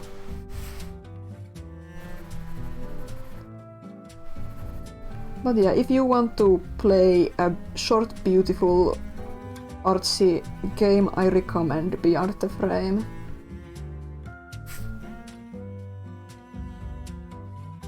Yeah, his bottom lip is barely visible in-game. I know Rai talks about this sometimes on stream, but as a child, when you write bzzzt, I used to think Rayman's shoe is bzzzt lower lip, moving up and down, but it's Rayman's shoe. I know a lot of kids probably saw that wrong in the same way. Okay, so red.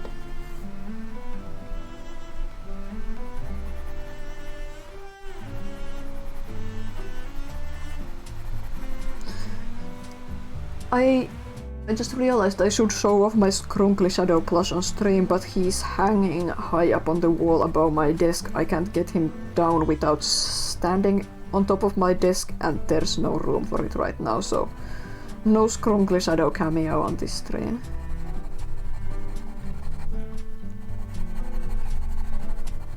I really love using red in art, especially dark red. Not my favorite color IRL, but I love using red in art.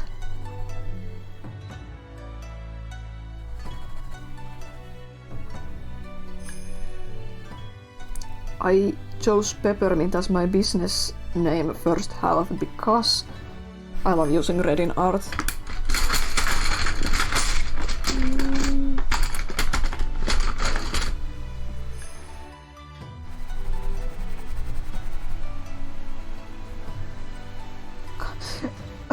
I shouldn't have added red to his eyes.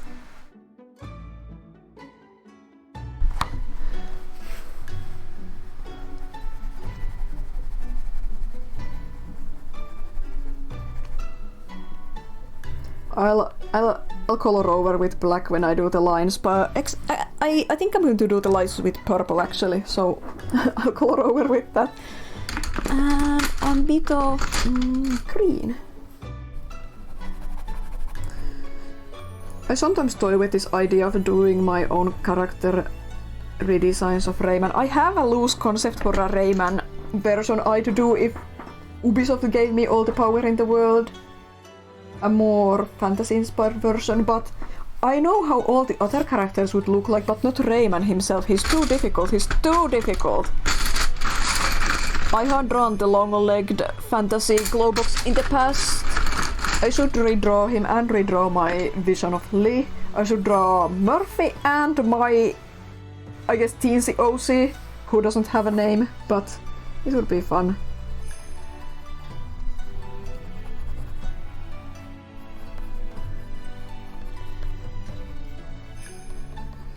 So many ideas, so little time.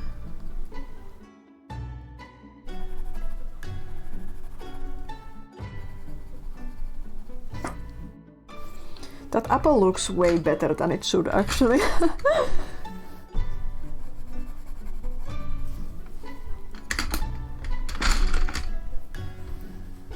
Would your Lee still be naked or not important? It's like someone takes a photo with the flash on. Yeah, the red eye photo. My Lee, I don't know actually. I've been going back and forth because as a kid I used to think the stripes were a part of Lee's body and that she was some kind of a fox creature. But then as an adult I realized she's a humanoid creature with a tail and the stripes are part of a jumpsuit.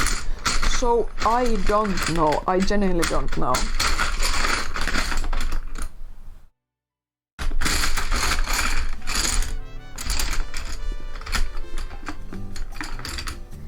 Oh, some Odyssey music. Guys, do you think we'll have a new 3D Mario platformer game on the next Nintendo console? I hope so. I'm not a huge Mario fan and I don't like Galaxy or Sunshine or even 64 that much, but I loved Odyssey and I think it'd be fun to see another 3D Mario game. As a kid you thought it was her body too. Yeah. I think the Lee's model in Rayman 2, the jumpsuit and her skin color are very close to each other, so I think the confusion is very understandable. Rumored to be a launch game. We'll see. I don't put much stock in rumors, I will say. And I feel like, well, different teams do make different games with Nintendo. I'm still expecting Metroid Prime 4 to be a launch game myself, for no real reason, I just have a gut feeling, but maybe we'll see. Next year is Mario's 40th. Oh, Fluffy, you're back! Look at his red eyes! I'm going to color it over with a purple marker so it's not quite as scary when I'm done. Now I'm looking for a yellow for the hair and shoes. Oh, it's at the bottom of the box. Here we go. A nice chrome yellow. Strangle you, I don't think Rayman is a strangler type. I'm trying to think about the violent acts he commits. Maybe he'll just punch your gut in really hard. Ah, more Judgment music, nice.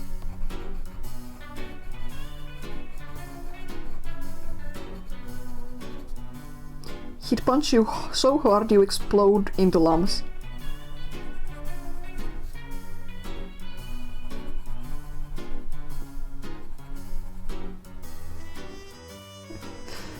Do you think he boxes? Definitely.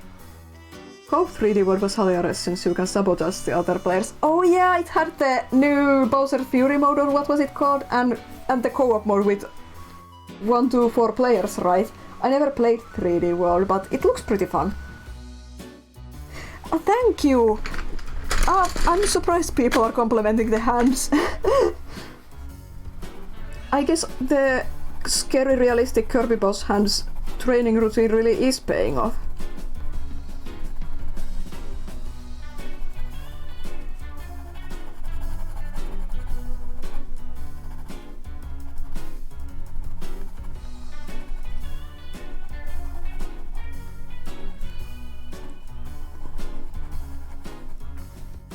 Some shading. I think we're ready for a purple outline.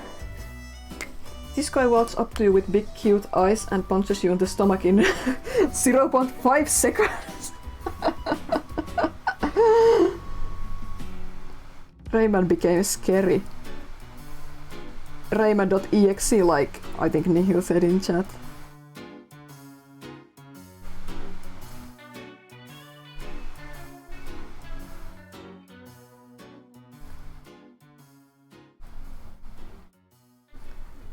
I think these doodles are turning out way better than last time. Overall. Oh, speaking of Rayman, here's some music by Alexander Riade, also known as Air Studios, for Callum's Rayman fan game. What a great soundtrack. He was super nice and sent me a physical copy of it.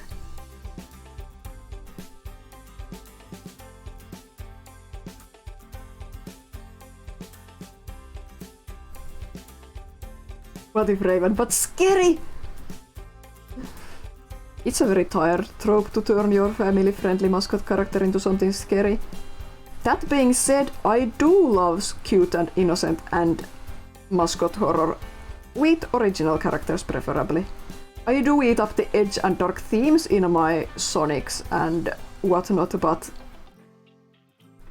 when it's horror and stuff, I do prefer original cute mascot characters and stuff. It's fun. I really like the contrast of colorful characters and then horror elements. Too bad mascot horror is such a strange field in that there's a lot of younger people making games, which isn't bad, but the quality varies greatly. And then there's the weird trend of mascot horror devs who gain notoriety turning out to be jerks in some way, which is kinda weird how it keeps happening. I shouldn't be scared about the cutesy or mascot leaning indie horror games I'm into currently. I'm scared that the devs will turn out to be jerks, but also I shouldn't be scared. It's not a good attitude to expect everyone to be evil unless proven otherwise. I have no real reason to be afraid just because Bendy devs are jerks and Poppy Playtime devs are jerks and Scott Cawthon, I respect you so much, but you are also kind of a jerk.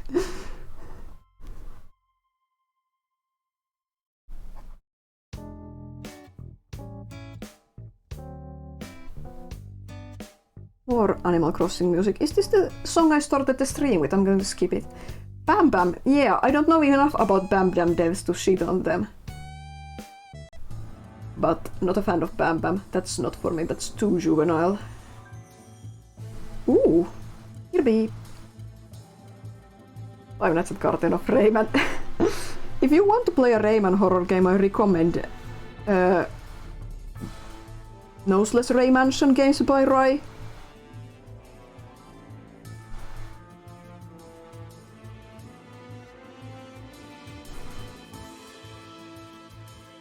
Yep, epic Kirby win. I made a playlist of mostly chill tracks, but I added in some exceptions. I think I forgot to color in the body with darker tones. Yes, one Rayman is pretty much a horror game. With all the jump scares, the kills. No, you're not wrong. I tried to play the original Rayman one on PS1, I mean PS2, we have a PS2. I actually didn't meet him Japanese Rayman. I tried to play the original PS1 Rayman myself. I just couldn't even get through Bandland. It's too hard. Miracle Matter's theme is really good, I agree.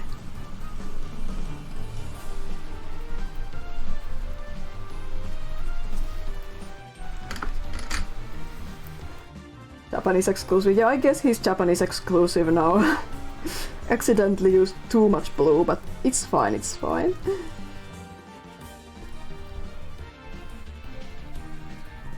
Again, I'm so tempted to take out the white paint marker, but it's super messy.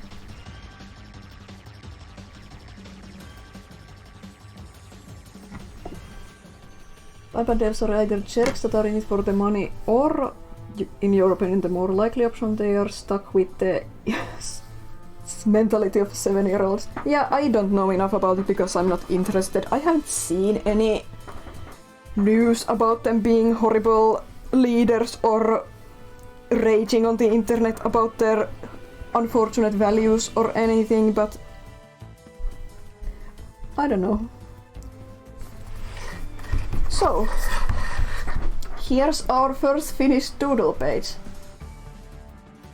They're very childish in many ways, but not really malicious. Yeah, that sounds like it could probably be the case. There's a lot of childish people online, especially younger devs. I'm so glad you like it. Thanks for supporting me. Rayman and Bird are your favorites. Now, new page. Rai requested something. Let's have a look at what he requested.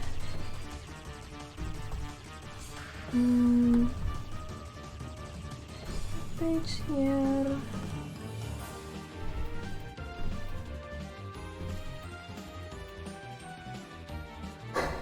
Bunty!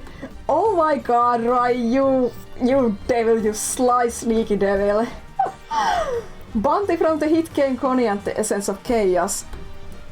Rai, can you really quickly send me the sprite on Discord for reference? Yeah, this is great medley. This is from Star Allies thing. One of the DLC waves. I think this might be Adelaine's final boss team in the guest star play mode. Yeah, thank you. To those who don't know, I take full credit of this. Rai created the concept of Bunty as a character, but I named him. I named him and I designed him. I did one sketch of Bunty and it was almost perfect. Rai just removed the limbs and changed the proportions to fit the sprite. I made him! Here we go. I'm actually getting kinda hungry, so I think I'm going to take a brief snack break from drawing after Bunty. God. I'm so satisfied with the Bunty sprite because the face is perfect. Yeah, the proportions are a bit different from my original sketch. His faces was smaller, but like the expression, I always envisioned this character needs this expression, and Rai copied it in the sprite perfectly. I'm so happy to see him in the game. Eat Bunty. I can't.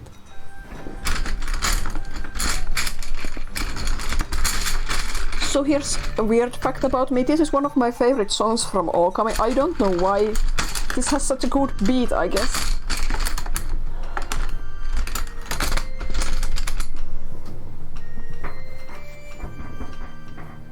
Okay, here we go.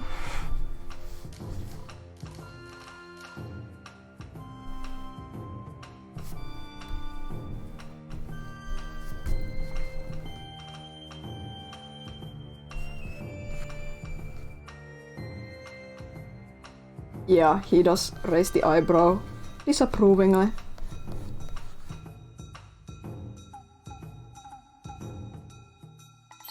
I need the reference immediately.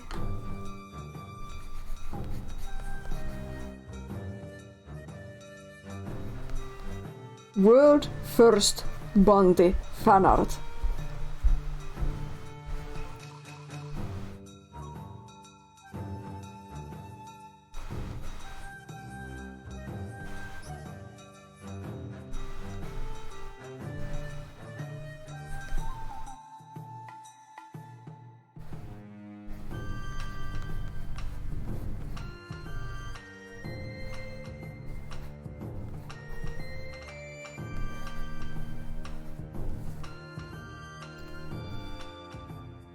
I'm just drawing the sprite but big, I guess, because why not?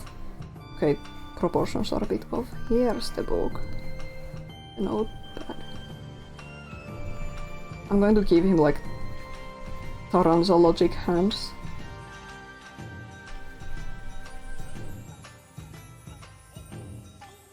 Look at that big nose.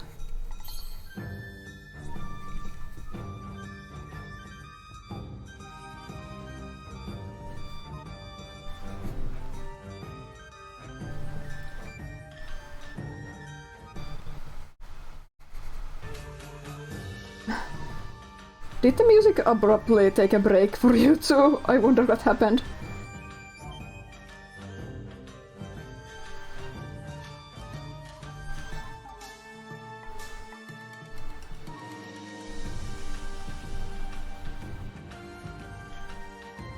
I love Bounty's mouth wrinkles. He looks so disapproving.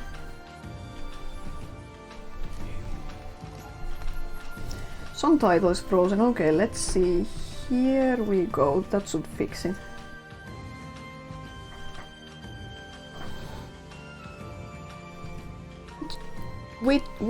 The stream is junk, but we're dealing with it.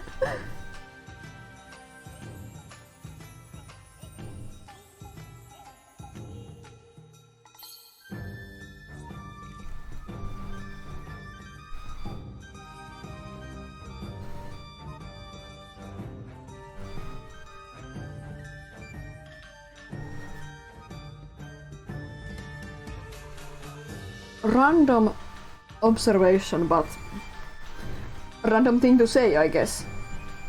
But my siblings and I recently finished rewatching the first 6 seasons of SpongeBob SquarePants, and for some reason I started to really pay attention to Squidward and Mr. Krabs and even Patrick's hands in the show, and how seamlessly they just have fingers for different hand poses as they need to. I think that's pretty cool, because you don't even question it or think about it unless they want you to question the fingers.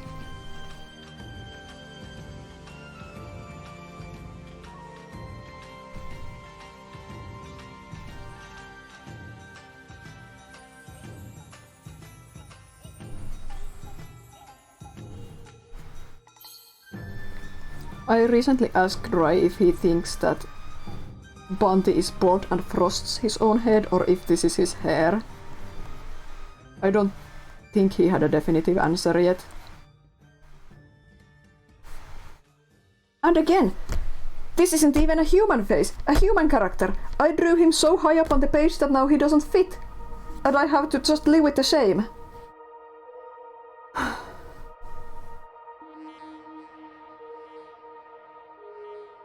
Oh, at least we have Subnautica Below Zero music, one of my favorite video game soundtracks.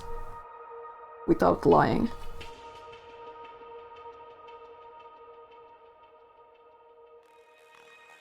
I really need a snack break. Can't even fit a character on a page. I think I was too afraid of... I don't know. I was too afraid of having him fill more space on the page.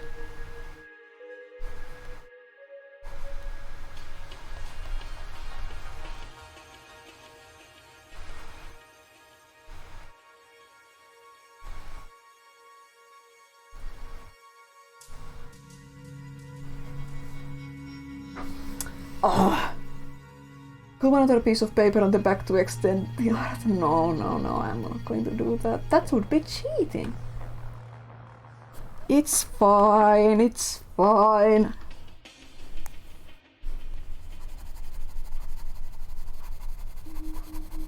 I'm gonna put the pencil here so I don't lose it.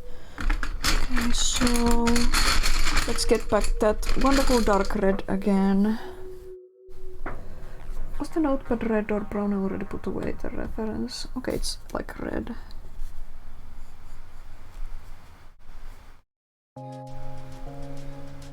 Oh, speaking of favorite musics, this is my favorite song from the Wii Nights game. For some reason, I really love this overworld track.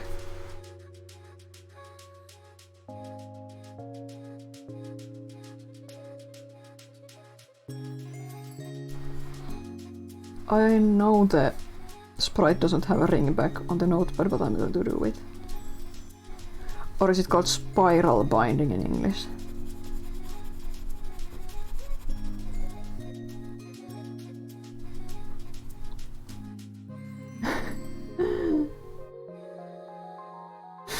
I do have an antenna under my hat, Mrs. Puff. SpongeBob is so funny. I think a lot of people say only the first 3 seasons are good, And I know it definitely gets a little weird in season 6, but I think season 5 might be one of my favorites, if not my favorite season. And I do still think season 6 has some good episodes.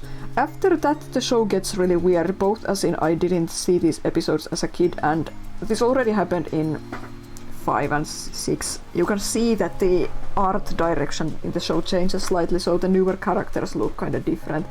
And also a thing English speakers can relate to as well.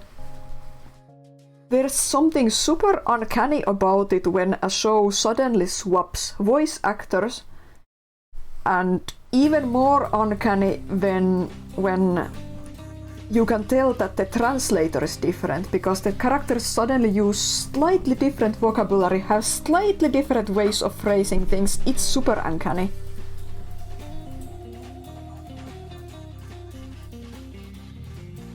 Another good shadow song.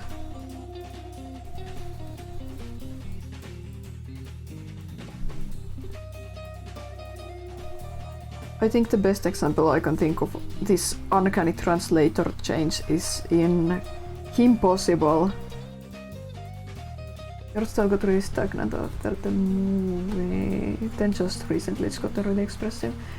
I've heard some people say the newer seasons are pretty good again, but I don't think I'm super interested because I don't like the original voice actors in SpongeBob very much.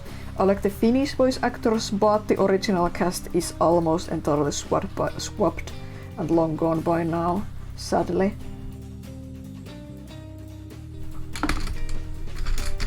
But yeah, you can see the art changes in it when you watch several seasons back to back.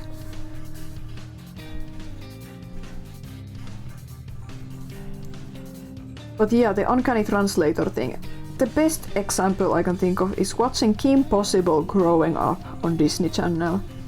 And the final season, which has a lot of other problems, but in the final season the characters spoke in such a weird way compared to earlier seasons. And now that I'm older, I understand it's because the translation team is different.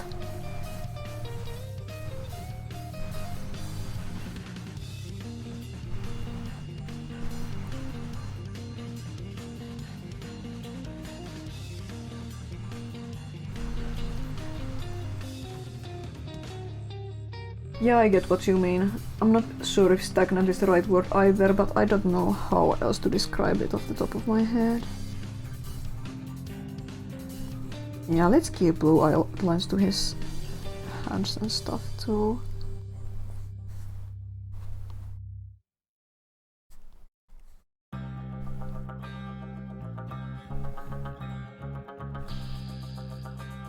Ah. More Supergiant Games music. Did anyone play Hades 2 yet? I don't think anyone said, but maybe no one here played it yet. I don't really... The last season of Kim Possible is also really bad for other reasons too. Yeah, it's just bad. Mostly. But yeah, I don't really play early access games anymore these days myself because it doesn't suit my style of gaming really well to play an early access game. Not against early access or anything, but I like to usually play a full game experience at once. I don't return to games super often necessarily. Not in a way where playing an early access game would be worth it for me, usually. Of course there's some exceptions, but... Even more Darrenkorb. This is actually my favorite song from Transistor, and it's the first song in the game. That's interesting.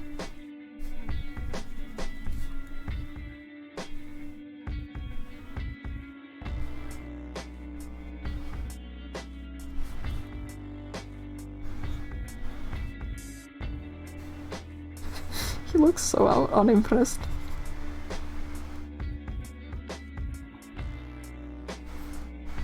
I don't mean this in a mean way, but the art style of Hades makes me sleep, so I have no interest in it at all. Bastion is the only Supergiant games you have played. Bastion is fun. I can understand what you're saying about the art style of Hades. I like the art myself, but Yeah, art isn't for everyone, and I can definitely relate. I find it really difficult to play a game I don't like the art style of.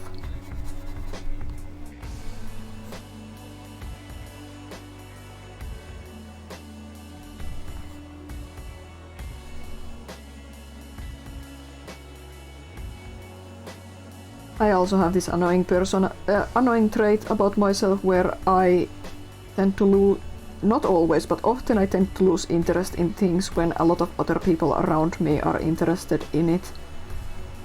I like to experience stuff mostly by myself, like games and movies and shows and whatnot, and then discuss them with others. I struggle to get invested in stuff when a lot of people all at once are watching the same thing or playing the same thing or something. I don't quite know why.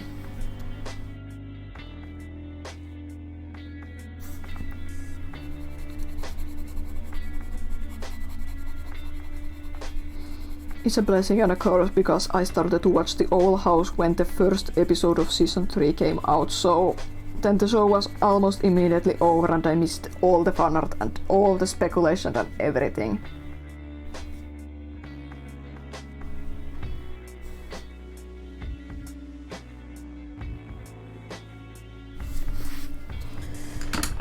Now here's the light turquoise I put aside.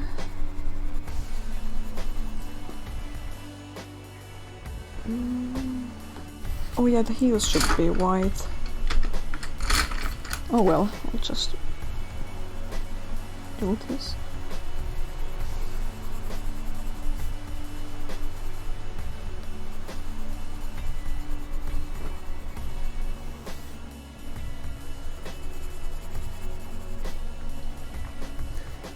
Here we go. A show I recently watched. Pretty randomly, again, a 10-year-old show I was watching by myself. I watched the Looney Tunes show. It happened to be on one of my parents' streaming services. And I had seen a couple of episodes of it on Boomerang before Boomerang was removed from Nordic countries, sadly. But I thought it seemed kinda interesting. I don't know much about Looney Tunes. I have never watched a lot of it. I did have a couple of Looney Tunes VHS growing up, but still, the Looney Tunes show seemed kinda like my cup of tea, and I watched it and it was really fun. I really liked it. It really was my cup of tea. It has strange humor that really spoke to my taste. Yeah, that's the one have a bit. The one where Daffy and Bugs are like roommates, and the show has perfect continuity for some reason. I love it when my shows, even if they're sitcoms or comedies or whatever, when they have a sense of continuity, because stuff slowly over time evolved and there would be smart callbacks about past events. I really liked it.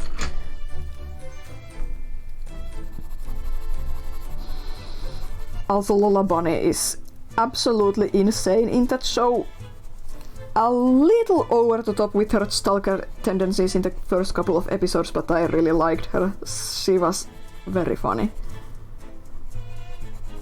Overall, I really liked all the characters in the show. I'm super invested in this iteration of Looney Tunes characters and their personal arcs and growth.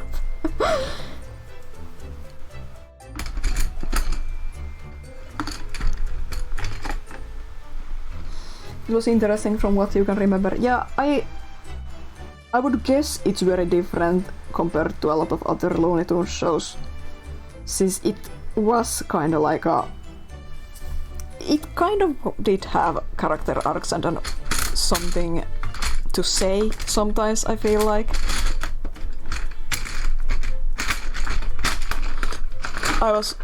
I thought it had 3 seasons for some reason, and I was miserable when I watched the final episode of season 2 and then there was no more.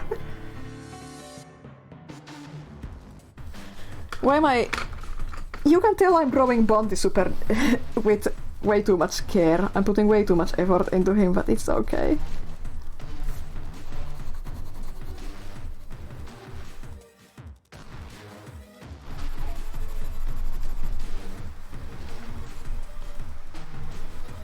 Some purple shading for his muffin skin.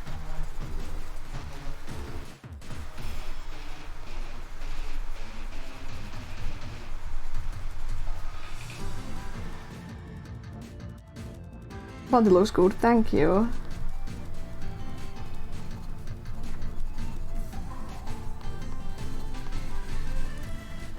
It's probably done soonish, even though I'm taking it too slow. Okay, here, now brown, now brown. Oh, I need to sharpen this. Let's see.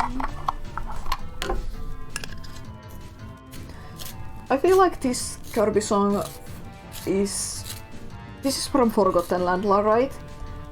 I really do feel like this is something of a callback, indirect callback to Factory Inspection from Kirby 64. Like, there's similar vibes, but no direct musical parallels, from what I can tell. There is a melodic callback to a different Kirby song, but yeah. I can't wait for the next Kirby game on the next Nintendo console, whenever that may be.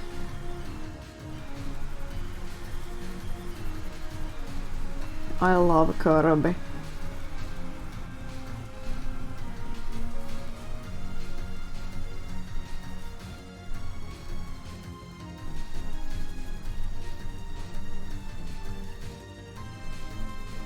Definitely one of my favorite video game series, and Kirby is guaranteed quality.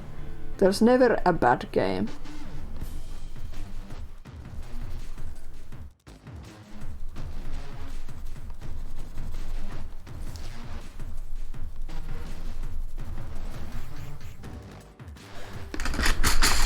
Now the shading looks scary.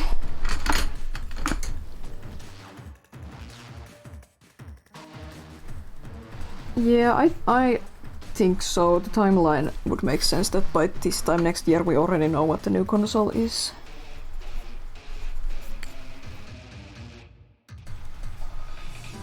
I'm kinda hoping that it won't have a launch game that interests me, but we'll see, because I need to start saving up for it.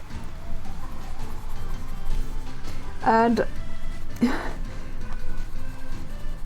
I have less time to save for it if it has a launch game I really want to play as soon as possible.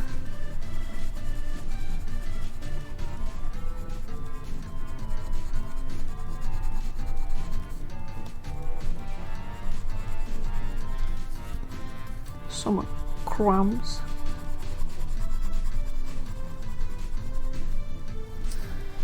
Okay, I feel like he needs a bit more orange.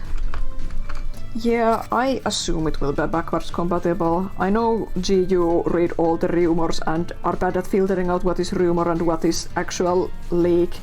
So I don't really pay attention to whatever you say about future games or consoles. But I assume it will be backwards compatible. Most Nintendo consoles, to me, maybe that's an overestimation, but most Nintendo consoles seem to be backwards compatible to me. It would make sense that it would be.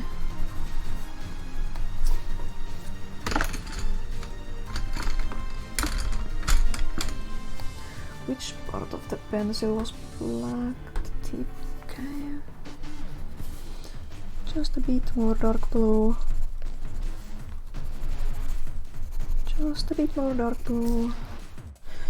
And a bit of lavender for the white parts, because I get stuck poking at him.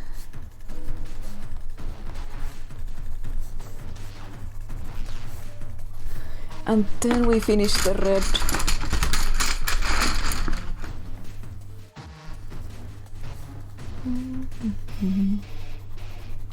I'm trying to think about anything else interesting I've played or watched recently. Well, I doubt anyone here knows, but my favorite TV show, or one of them, definitely in the top 3, Canadian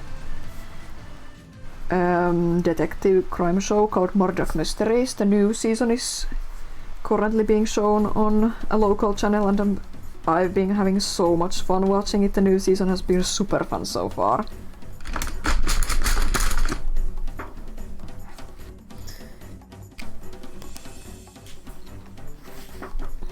And I watched an old film called Red Heat recently. I went in expecting trash, but I actually really liked it. It was like good 80s action schlock, and I felt like the movie actually had something to say too. Plus, I really appreciated that when I was watching it with my siblings, and we tried to guess all the jokes beforehand, like we always said. Oh, this male character is dressed up as a woman in this part.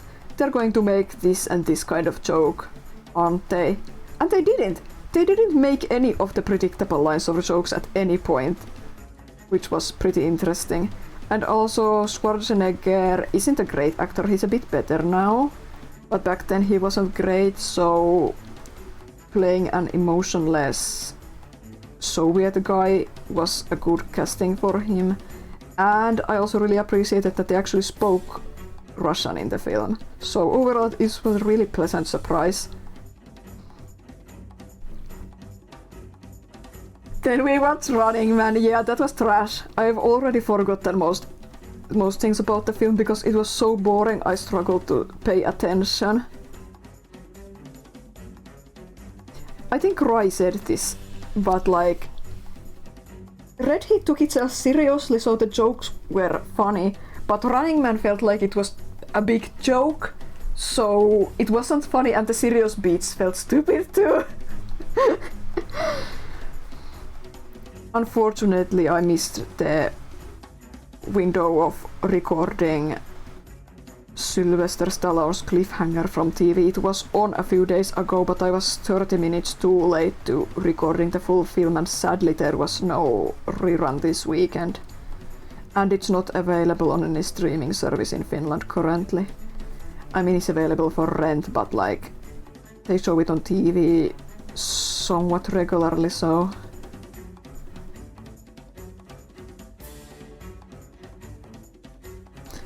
But I'm going to get to enjoy James Bond soon again. I love James Bond films so much. Watching every James Bond film in chronological order is super interesting, especially when you do it back to back. You see so much change in fashion and music and culture and filming. It's super fun and interesting.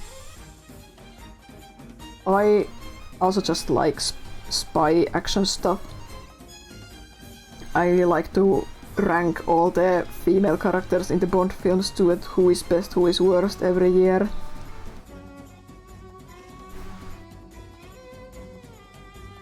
And I always... it took many years, but I think I understand the plot of almost every James Bond film now too. Some are very hard to follow, but... Here we go, that's Bunty. I wonder who the next James Bond will be. I have no idea, we'll find out. I hope someone younger though, so that they can maybe get a couple of films done before they get old and stiff. And maybe someone less known in this role would be fun. Yeah, many of the theme songs are bangers. One of my stupid YouTube video ideas would be to rank every James Bond theme song, not just the song but the visuals too, because I have strong opinions about the opening cinematics. MI6 is real. I know it's real. I don't entirely know what they do in real, but I know it is real. Nothing's happened here. So that was all the requests for now. I'm going to have a snack break. I'm going to mute my microphone now and be back soon. Is it true that From Russia with Love is the best one? No, it's not. It's not. Not in my opinion anyway. I'll talk more James Bond soon.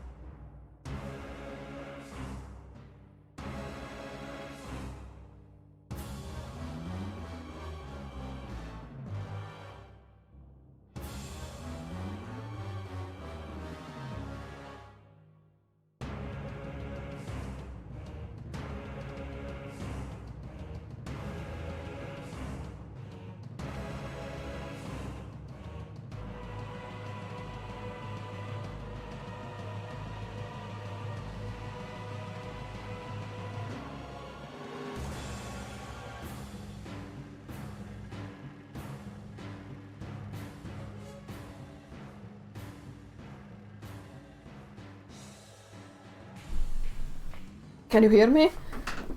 I inhaled some potato chips. I hope I'm not super phlegmy now after eating and drinking. That song reminded me, check out my Pikachu Gets His plushie. I love him. I love him. Legnitus. Okay, what song we have now? Oh, more Xenoblade Cross music. And no more donations, aka no more requests. I was on Rag and Shad on stream. I wanted to, but I forgot to take them down, right? My Scrunkly Shadow and Rouge. They're hanging above my desk right now. I have to stand on my desk to be able to get them down. So yeah, no. But one day I'll make a grand YouTube video about my oversized plushie collection. One more thing I'm going to show from my plushie collection before I continue doodling, actually.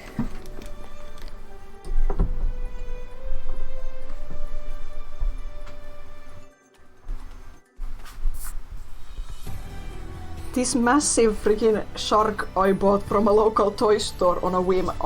There was one of these, he was expensive and alone, I couldn't not take him. I named him Wake because he's a woke environmentalist message graffiti art shark thingy.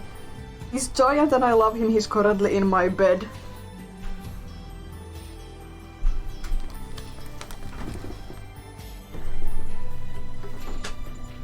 Yeah, it has words like change, compassion, educate, climate change.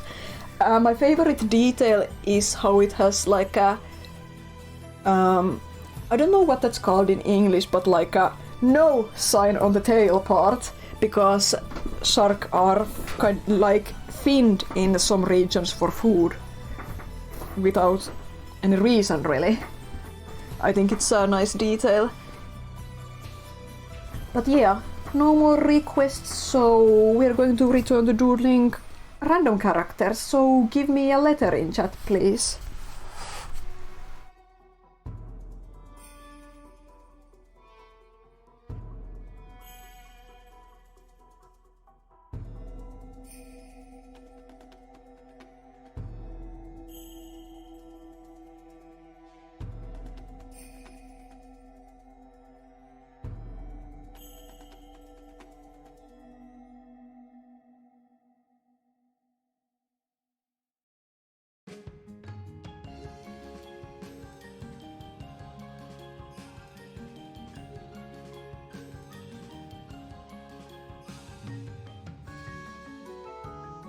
Thanks for pointing it out, I coughed and tried to unmute. You are X. I'm trying to think of any character. My brain is not thinking of anything right now.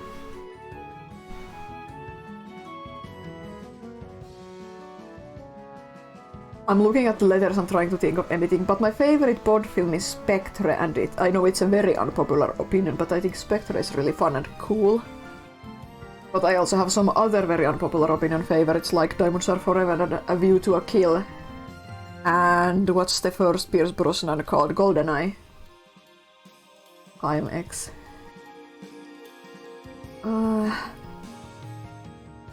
For some reason those letters are not giving me any ideas right now.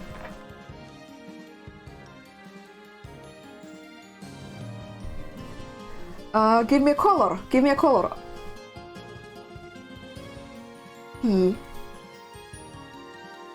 He just makes me think of a streamer I watch. Red. Knuckles. I drew Knuckles last time. Red. Red is the main character of Transistor. Let's draw Red from Transistor. I don't need to find a reference image for it because...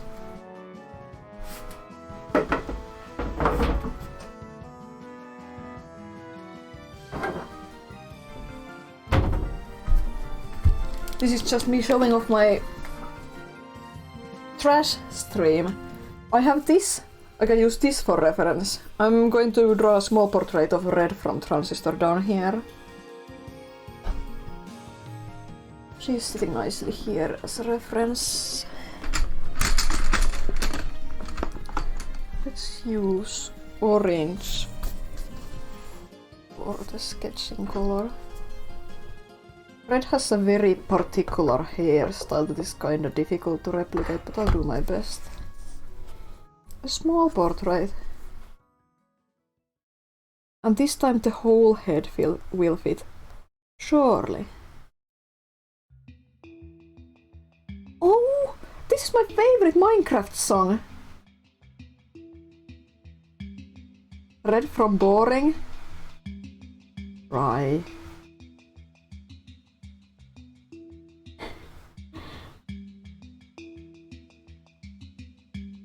You goo.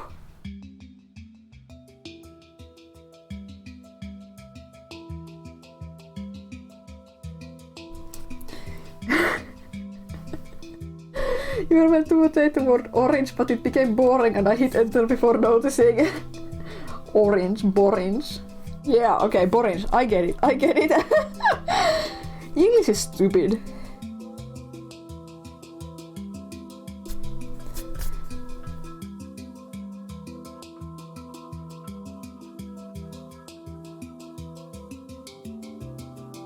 Transistor is a cool game. I think I liked the story and world and everything more than the gameplay, but it was one of my first... It was a very early game I played on Steam. I remember it very fondly based on when and where I played it, and I remember the music very fondly. It was one of my first, like... I saw this pretty looking game online all on my own. I've never heard of this game before. I'm going to buy it and play it. It's a very special experience for me because of that. And it's a good game, of course. The gameplay just isn't... It's not my favorite. I'm doing the Finnish thing where I'm looking for a word. I try to say tota noi niinku... Or niinku Finnish filler words.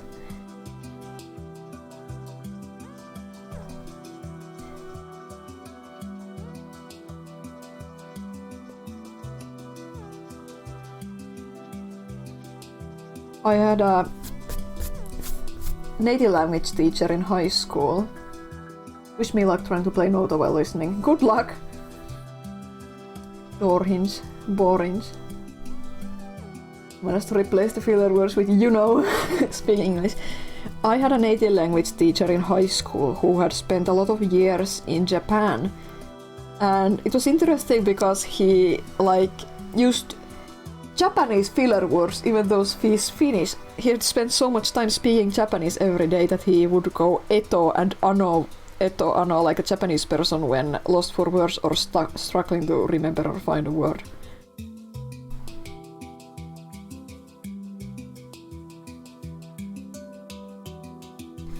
This is a really beautiful song from Minecraft, I love it. I heard it in a meme the other day, which was quite jarring, but...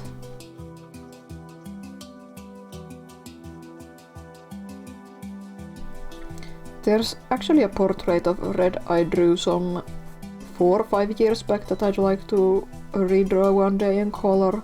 I had a cool concept in it. In Transistor, the game, she wields this sword, the Transistor, and it's translucent, so I drew years ago a portrait of her with the Transistor sword laid over her face because it's translucent. I'd like to try to replicate that in color one of these days. I did it in mostly black and white markers back then. I think I can also draw a better portrait nowadays. The face is scrunkly, I love it. The eyes are a little funny, but I love it.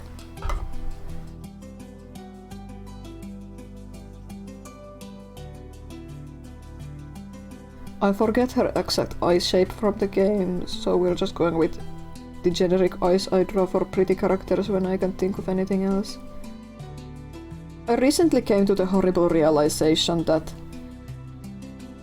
there is a character from my youth that I keep redrawing his face. A character called Sephiron from Fire Emblem 9 and 10. I just keep redrawing the face he has for my illustrations and characters over and over and over when I don't think it's one of the faces I default to. I don't think I have any other faces I default to that are just accidentally stolen from specific characters like that. Except Sephiroth's face.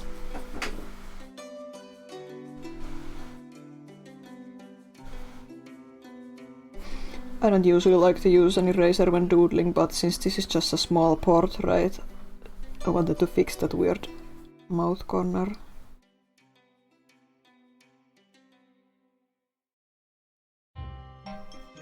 Oh, Don't Starve music. I remember Don't Starve so fondly. I still like it, but I'm not like hyper about it anymore. It got me through high school and uni. Oh, Roy has a newfound obsession with beach glass. We need to go to more beaches. Let's drive to the island. Make a trip of it. Rocky beach there should have some more sea glass. Okay, let's check the proportions. Yeah, that's alright.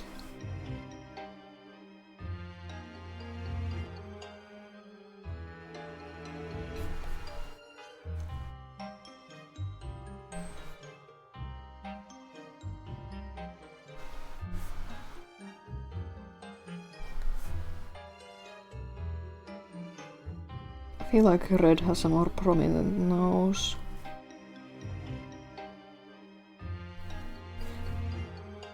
I actually have a drawing inspired by sea glass that I've been trying to make work for a couple of years.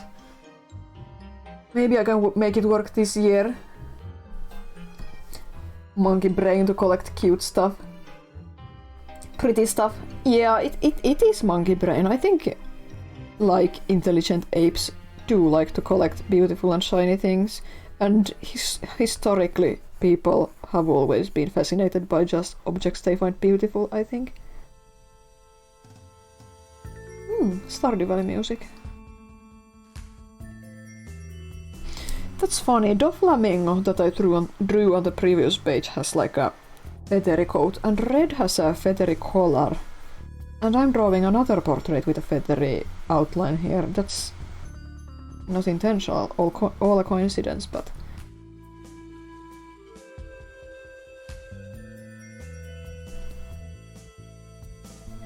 And now let's try to get the hairstyle. It's cool because it's free, you don't have to pay 20 euros of postage to get beach glass, yeah! I was just happy to touch some rock, jump on some cliffs, see some birds.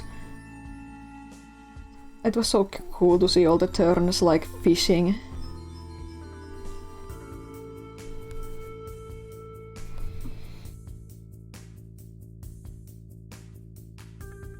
Okay, and this side of the hair should be like longer. Guys, who do you marry when you play Stardew Valley? Or do you go for Krobus instead of marriage?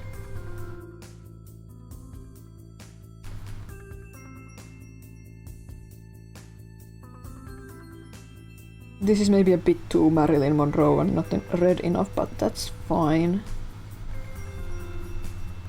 I like the vintage Hollywood starlet aesthetic. I want to do more art with that.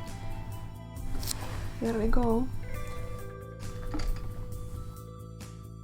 Emily, next time you'll go for Krobus. Abigail or Leah. I always marry Elliot. I like Elliot. I've never played a dating sim, and I've so far played very few games with any, let's say, romantic elements, but I have strong feelings about Elliot, that I like him a lot, and I think he's the superior choice in the game.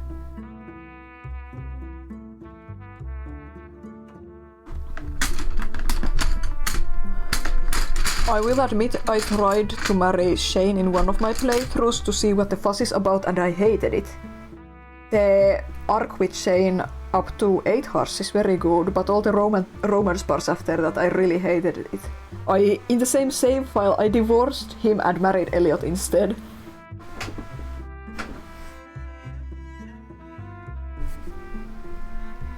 I'm not a Shane fan.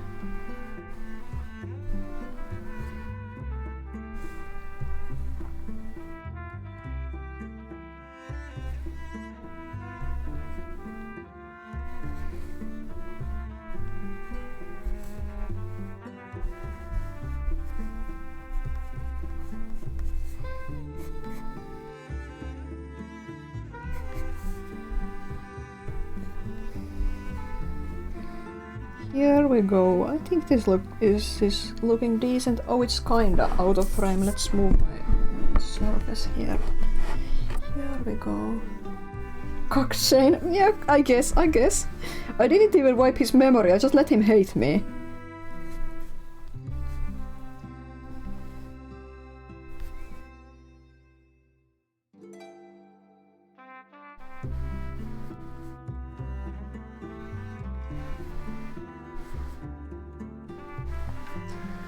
Let's see, what other games did I play this year? I played Coromon earlier this year. It was a lot of fun.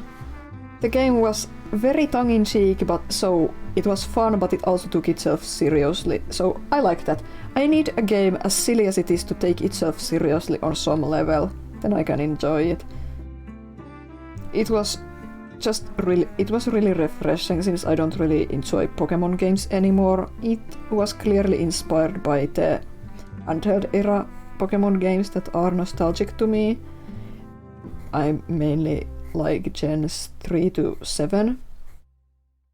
But it also did a lot of its own thing. It had a lot of variety in dungeons and stuff. Not the creature designs were very hit or miss. You can tell they were designed by a couple of guys, to put it kindly. As in, there's not great variety because fewer people designed them. And I think the aesthetics are very masculine leaning in it, but it's okay. I found a theme that I liked very much. And I think Coromon was fun with how customizable themes are. All the creatures have different abilities and you don't have to evolve them, you can instead give them an upgraded ability so they're all viable to the end if you want.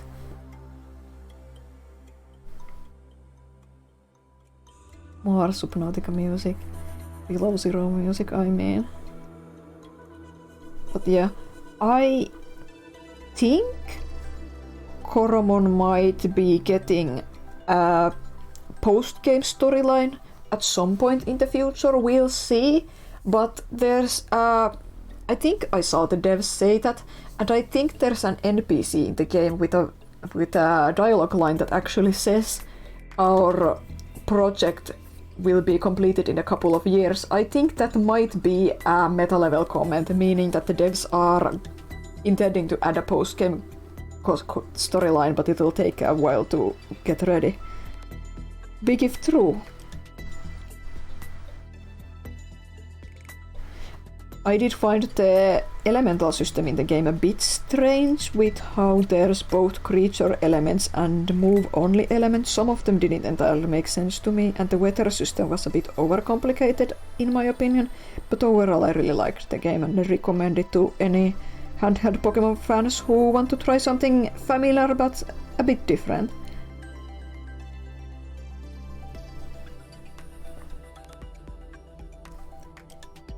It also had highly customizable difficulty, which I appreciated. I think I made the game... I accidentally played the game in hard mode, where I was afraid of my items running out, and I was afraid of letting my Coromon faint. But I should have just used all the items. I had way too many by the end of the game, and there's like... You get EXP even if your Coromon faints. In the standard difficulty mode, it was all okay. I was just being Pokemon-brained and weird. What other games did I play?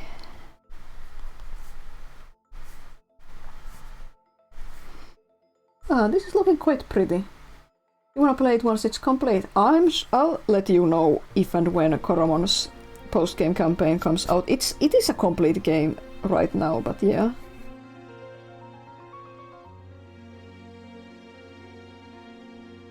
More Sonic Frontiers music, nice. I also have Cassette the Beasts, but I haven't gotten around to it yet, because I haven't had time for longer games in a while now. I did talk about Grease at the start of the stream. It's definitely one of my new favorite games. Incredibly beautiful short game with clever platforming puzzle designs, very easy going, very emotional, very beautiful, absolutely up to right. It's really perfectly tailored to my tastes. I talked about Coffee Talk already, how I'm mixed on it, but wouldn't say it's a bad game. Here we go. Now it's time to add some red. Hoarding items and never using them is the common RPG curse. Yeah, I fell to it. I've gotten better about it, but in Koromon I really fell to the curse.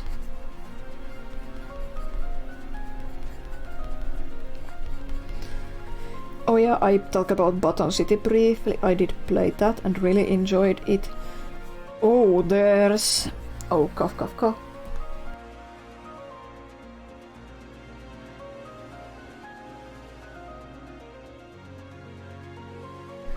There is an indie game I played recently called Beasts of Maravilla Island, and it pissed me off because I was actually really into the concept of the game. But it was so jank, it made me violently motion sick and I was really upset. The game was also very short, but... and I have a pretty high tolerance level for jank, especially in indie games. And especially in games where the jank doesn't prevent you from jumping, let's say. The game didn't have like death or anything, it was semi-casual. The point of the game is to photograph every creature on Maravilla Island. But it was so freaking jank. I couldn't tolerate the camera, it moved on its own constantly and I couldn't stop it. It made me feel so sick I had to quit in the middle of the game and take a break and then return to it, even though it only took me just over 2 hours to complete the whole game in its entirety. And there was an achievement for tossing some rocks at a swimming creature to play with. The controls didn't work, the character wouldn't pick up the rock and it wouldn't toss it. I still don't know what was up with that. I'm so vindicated by that game and so upset because I was really excited about the concept. It's just really disappointing, but I think this is a bit of a curse with so-called wholesome games in general because they're mostly being made by people with... They're not necessarily industry veterans, they're newer developers. And they may be paying more attention to visuals and storytelling and whatnot. And jank is fine, everyone starts somewhere, but I am noticing that it sometimes feels difficult to find a cute, wholesome game that also is really solid in the code and controls. In 3D. 2D it's easier, but in 3D it's definitely, I think there's a struggle with making controls and camera and the general feel great in 3D. But like, people put a different emphasis on different things, and I think a lot of these new devs entering the scene, I think they're definitely improve. And like I said, not all games are hinge on perfect tight controls, and it's okay. I don't expect every game to, but like, I do accept some basic functionality. I accept when the game tells me to pick up a rock and tells me which button to press, I expect the character to pick up the fucking rock. And I expect the camera to not move on its own constantly and make me motion sick. There were no settings to stop that. I tried. And they did have the budget. The game was on Kickstarter and had a pretty well-known publisher. So I don't know what was going on. And that's one of my rants for the day.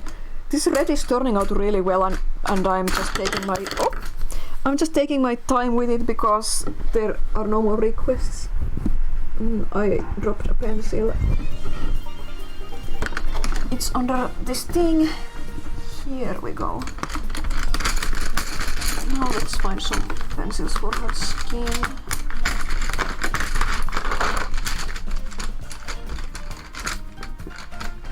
I feel like I played something else recently, but I can't remember.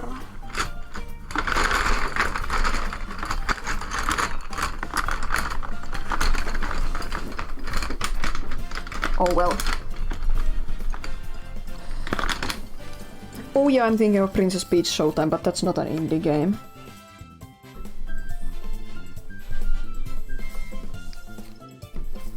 But it was a fun game. I did reinstall Return of Obra Dinn.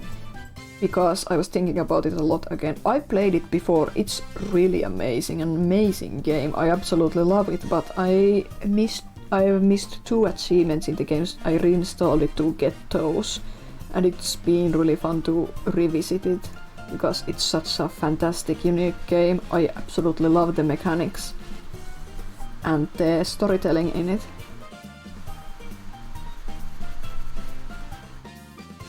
Wow, this is so pretty. I'm so Finnish, I hate complimenting myself, but this is really pretty. I'm not very confident in drawing characters who are supposed to look beautiful, but this is pretty okay.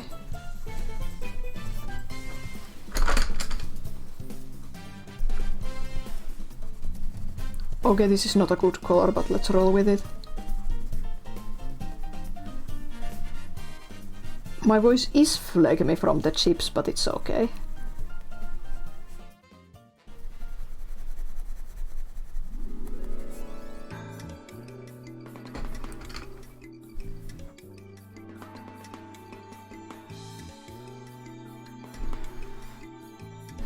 Did you play Opera Dinn in English or Finnish? At least because Pope said that the game almost didn't come out because of the sentence structure issues when translated to other languages. I played it in English. I didn't know it's in Finnish. I should check. Are you sure it's in Finnish?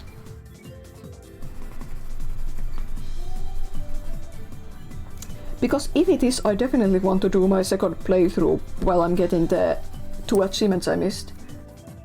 Yeah, it probably isn't because Finnish is such a weird language to translate to, but I definitely should check in case it is. And that reminds me, now I remember what the other game I played this year is Snufkin Melody of Moomin Valley, which I did play in Finnish. It was a delightful experience because the Finnish translation was really good.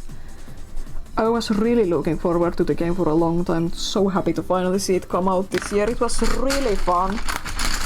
Highly recommended to anyone.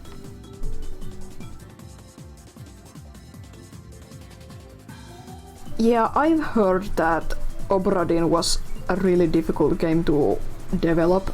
Lucas Pope, I don't know if he did like everything in the game himself except voice act. I assume he did most of it alone.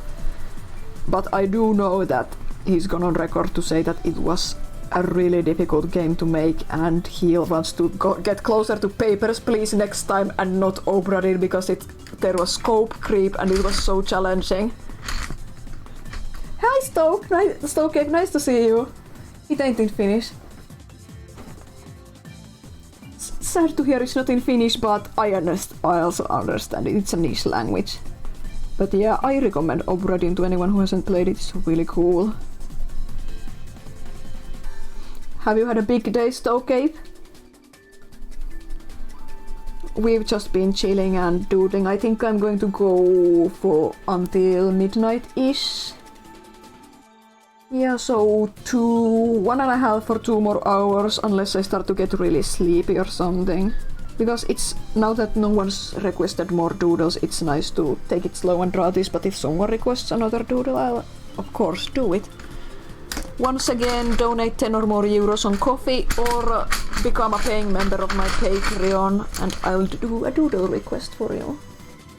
Went on a big wall with green, there are lots of bugs and we went on an arcade and that sounds really fun. I'm hoping to go on more big walks and stuff with my siblings now that summer is here. It's getting kinda hot quickly and we don't tolerate hot very well in this family, but still I'd like to go to the park in the city and to more different beaches around here because we live in a seaside town. I love walking at the beach and in nature. Zoomer. Have you figured out the optimal sleeping temperature yet, Logi?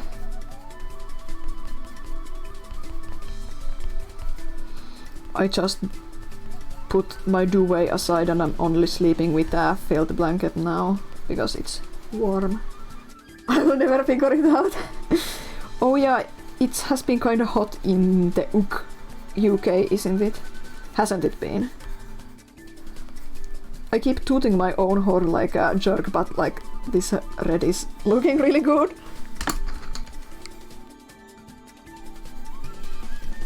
I'm just using random colors now to make it real rich.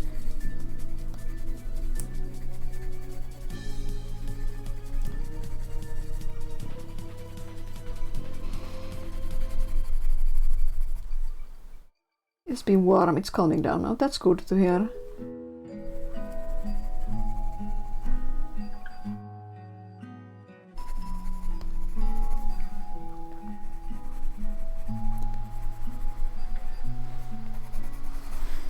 Another one of those YouTube video ideas I have that I'll never make, that one can dream, is a video about all the Moomins video games, because there isn't many, there's only 2 real video games, Snufkin Melody of Moomin Valley, and there's a Game Boy Color game based on the 90s wonderful, loosely based on the 90s wonderful anime that only came out in Japan and Europe, I think, and the European version was also truncated and weird.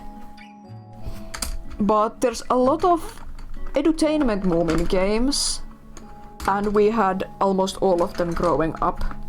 And I don't know how widely they've been distributed, but definitely in Finland and some other European countries, so I think it could be a fun topic.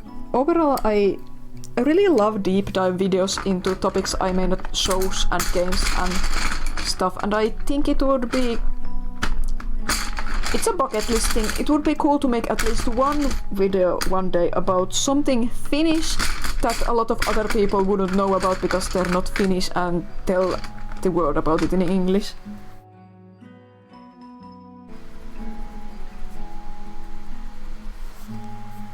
Okay, here we go. Let's use a red marker for the hair. Yeah, there's some Finnish TV shows. Some of my favorite Finnish TV shows that I think would be really fun to talk about. One called Kummankaa, which is a show from the change of the millennium, about 2 women who are best friends and co-workers and the antics they get up to. I'd love to talk about that. And there's another one of my favorite comedies, Luottomies, much newer, about 2 guys who get into funny antics, they start out as kinda enemies, but they become friends, they're neighbors. And the Finnish Amazing Race was amazing. It would be really fun to talk about. And I had one more very Finnish topic. Oh yeah, 2 more actually. It would be really fun to talk about Tonttu Toljanteri, a Finnish TV character, and his legacy. Like playing golf? No! But another idea I've had that would be fun to make a video about is the 2nd season of the 90s Moomin anime, which was never translated into English, but it was translated into Finnish. And technically it's not even a 2nd season, but it was a sequel show to the original anime in Japan. But it's set in the same continuity and features almost all the same characters. And in Finnish it was dubbed by the same people and marketed as the second season. I'm pretty sure it's been translated into a couple of other languages too, but not in English. And it's overall not very well known. It's quite an interesting enigma.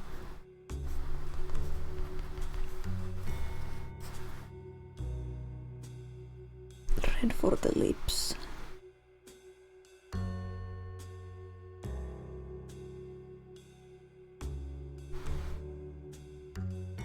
We used to, even growing up, we used to call the episodes from the 2nd season the shoddy episodes, because the animation style and drawing style is way more shoddy overall, and it's way more cheap 90s anime, to put it kindly. And the writing and tone overall is very, very Japanese compared to the original, so there's a lot of values dissonance, which is quite amusing when you pay attention to it. So yeah, I think it would be an interesting topic if I ever get brave enough and actually dedicate time to doing things like that. But now you know it exists.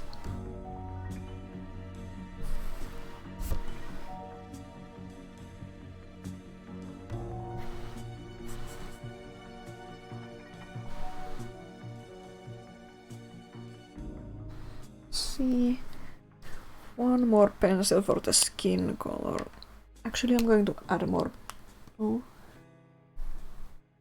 Now you know it exists. Going to add more blue here. Oh, more Stardew music. I think the next game I want to play is called The Pathless from Giant Squid Studios, the same devs who made Abzu, which is one of my favorite indie games. They're working on a new game called Sword of the Sea, and I've been meaning to play The Pathless, but I haven't gotten around to it. I think it's not too long, so I think I should have time for it.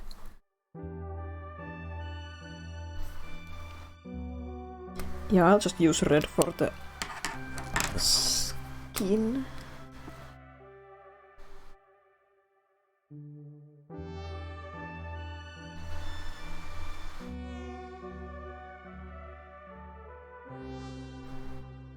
Guys, what have you been playing lately? Anything interesting? And if you are a streamer, I know what you've been playing, but have you played anything interesting off stream?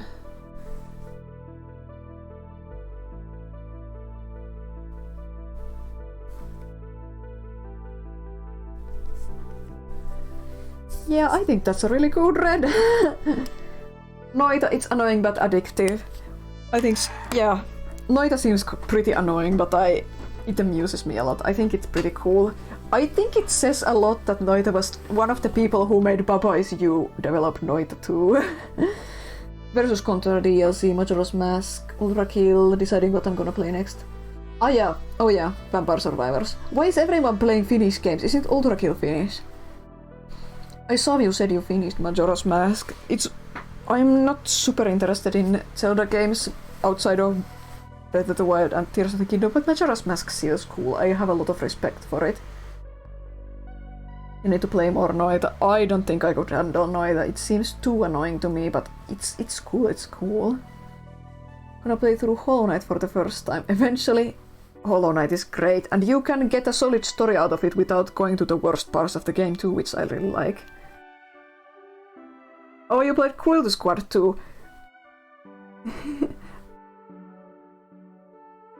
Burger Time at the arcade today.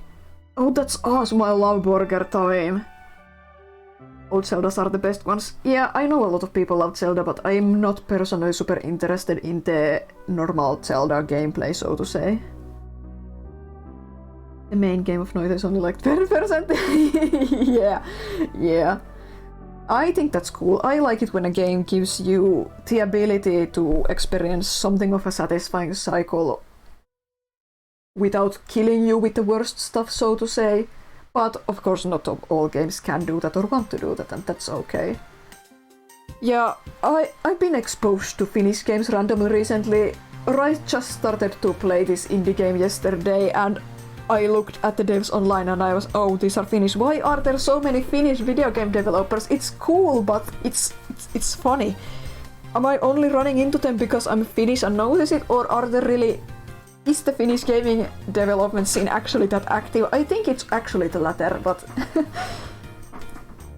Oh yeah, I can put my little red away now that I don't need her for reference anymore.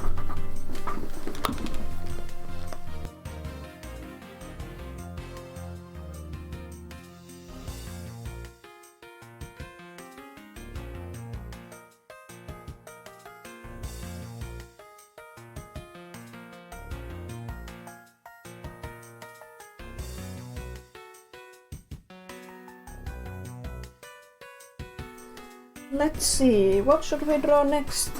There's no more donations, I'm going to check Patreon.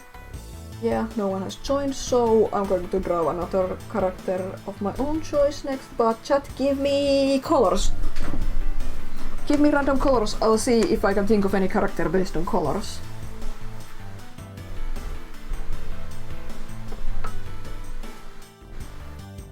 Brown.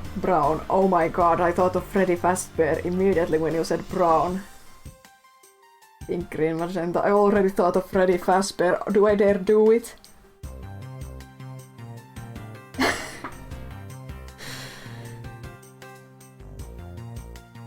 Pink, green, magenta, teal. Don't tell me to draw Freddy. I'm not confident enough. I'll draw a really quick Freddy. A really quick small Freddy. I'm going to draw a scrunkly Freddy. Super fast, super quick. I actually have a Freddy Fazbear plushie, but I can't reach it right now. Super scriggly Freddy without reference.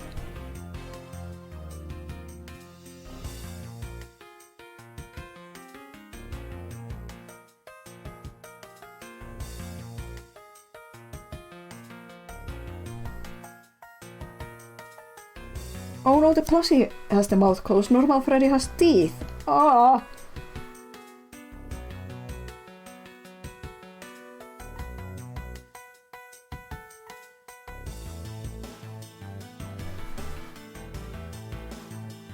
I can't draw FNAF characters because I can draw robots. They're too geometrical.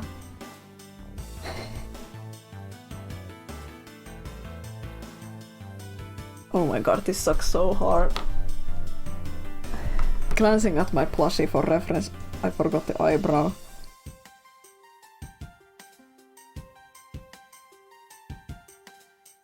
This doesn't look right, the proportions are off, but it's okay, I'm just gonna draw him real quick.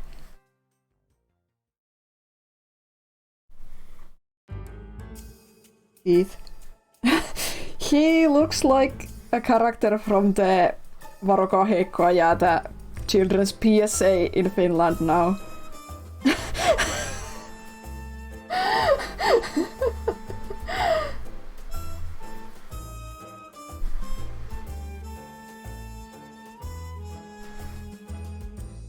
Which hand does... Oh yeah.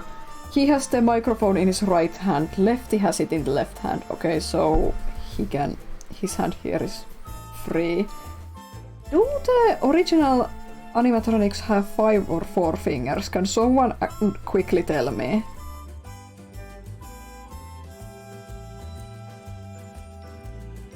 Oh, Stalker, thank you so much. I'm going to do your request next. How's your stare, Freddy? 5 or 4 fingers, someone please tell me. I think 5, but I'm unsure. 4. I'm giving him paw pads for no reason. Let's roll with it. Freddy Fazbear, no reference. I actually... Yeah, no. I was going to say I think I know how to draw Freddy, but how Freddy looks, but I actually don't. This proves that I don't.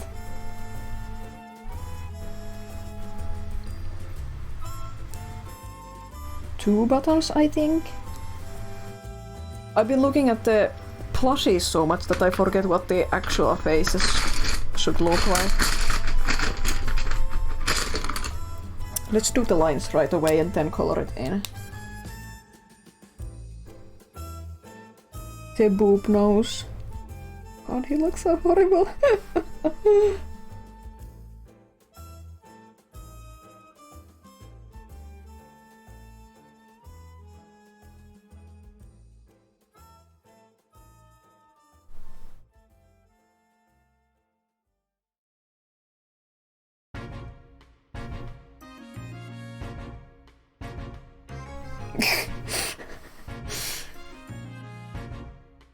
This really is the 1000-yard stare, Freddy. He stands on stage still looking like this, and then his eyes look at you. Or Michael in the office when he looks at Freddy with the camera. His eyes suddenly look at you.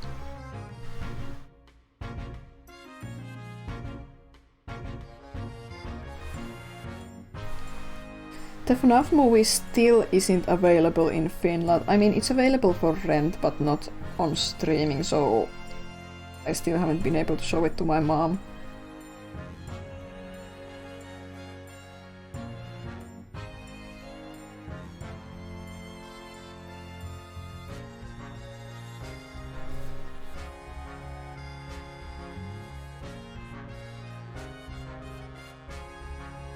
This is so cursed. Does Freddy have a band in his hat? The original Freddy. From FNAF 1.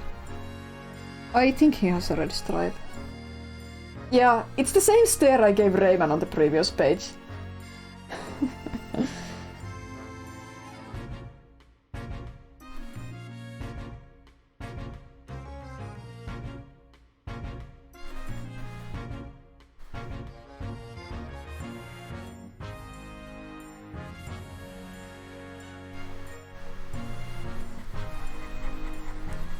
I didn't even comment on the fact that we got Ace Attorney music. Many Ace Attorney music almost back to back. He looks like he's doing the "We Come in Peace" hand pose for some reason, even though he isn't. Oh yeah, I know the original FNAF animatronic hand anatomy at least.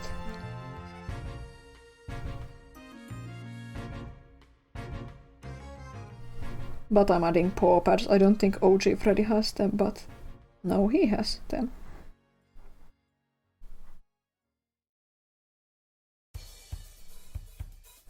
Was this some Spyro music? Yes, it is. So guys, this summer I would like to do a big video game stream of my first real video game growing up, which is Spyro Year of the Dragon. I don't know when, at some point, but I really want to do a video game stream of it again. I mean, a video game stream again, and I think that game would be a lot of fun, because I know it pretty well. I could get through it relatively quick, I think, even though I haven't played it in many years.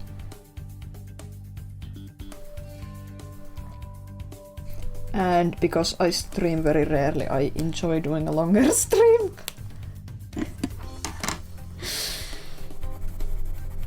Become brown. This looks more like Toy Freddy than Classic Freddy now that I look at it actually.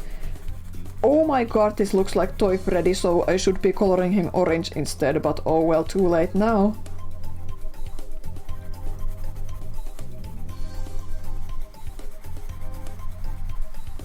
Yeah, this is the Toy Freddy head shape and stomach shape. Oh well. I don't like. I really like the toy animatronics. I think it's going to... yeah, he's repainted his Player 2 color palette. I'm looking forward to FNAF Movie 2 because I think it's going to be really cool to see the animatronics for the toy version animatronics, because I like the toy designs. They're colorful and fun.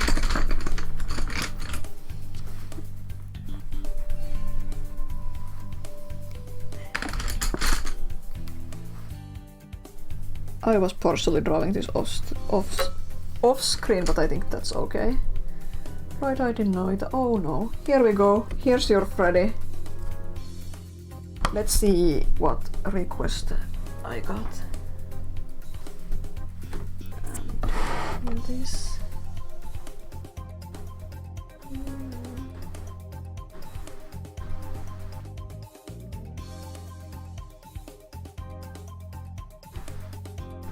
Let's see.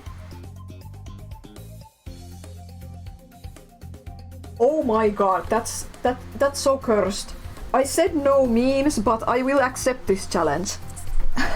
I will accept this challenge because you were shocked that I happen to be aware of this creature. Let's see if I can find a reference.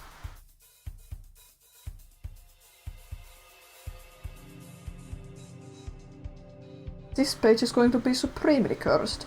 I drew this beautiful red and now it entered a good Bunty, the world's first Bunty fanart, and now it's getting ruined with this Freddy and a meme.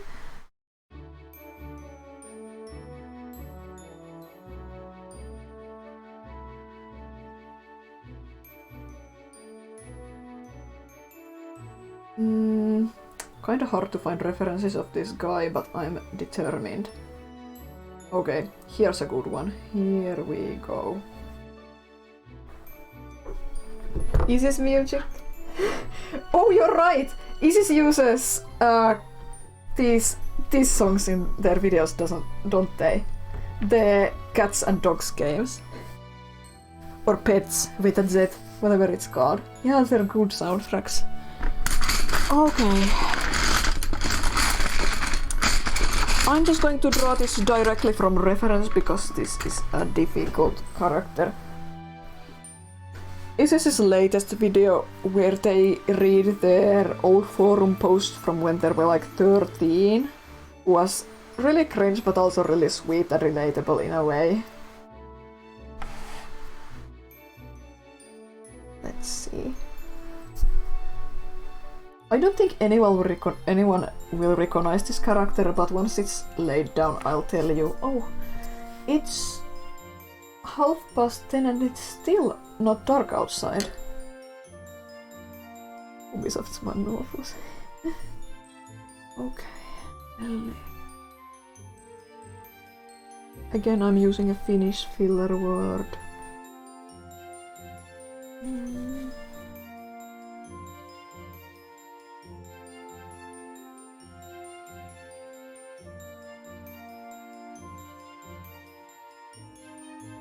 Saturday is a common upload day for a lot of YouTubers I follow. I think I'll have something to watch to fall asleep tonight.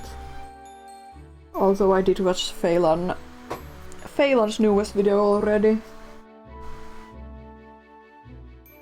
He's a YouTuber I follow. I especially like his videos about terrible knockoff animated movies, but he also makes a lot of videos about bootleg toys and whatnot.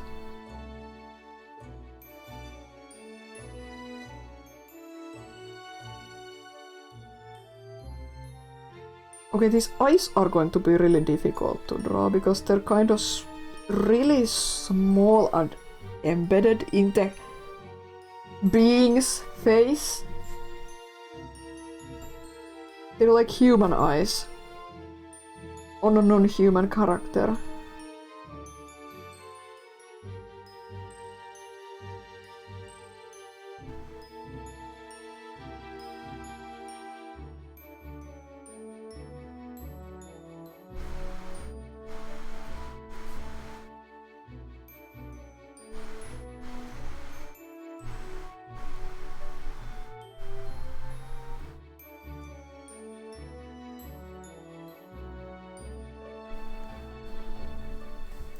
I'd be lying if I said that this is the hardest character of the night to draw, but this is a challenge.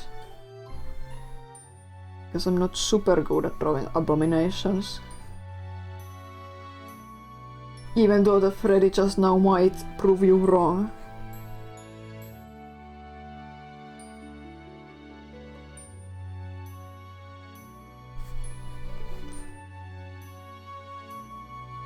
Whoa, why did I draw this so big?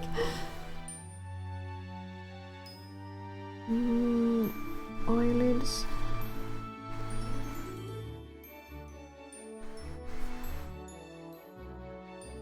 Once it's all sketched out, I'll say what this is. So you can Google it and be amazed if you don't know.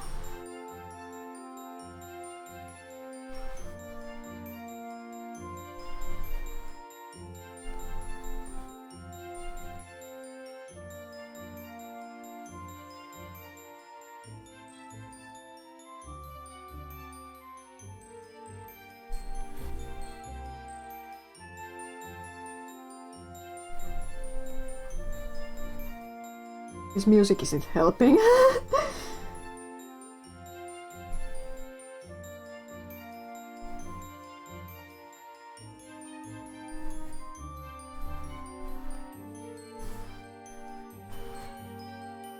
You know it, Nikas, or do you want to write it in chat so I can verify?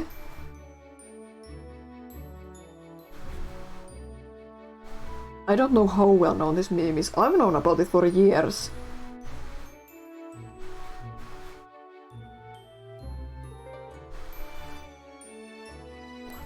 What's going on with this reference picture? I need to have it here.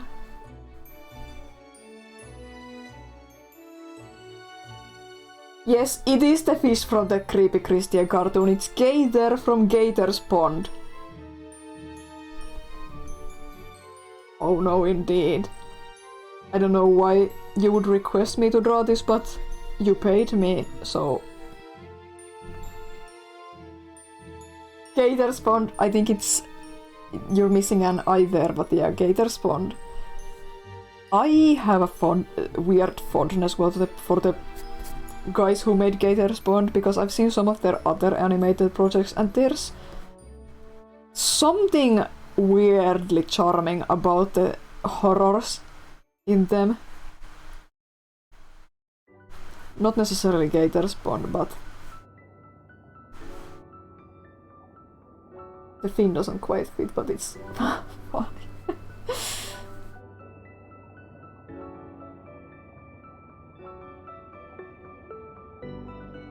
I think I heard that the Gator's Pond people know. It's like a gospel music family making this stuff, who made this stuff and some other stuff. I think they know it's not good, like they're self-aware and are at peace with it.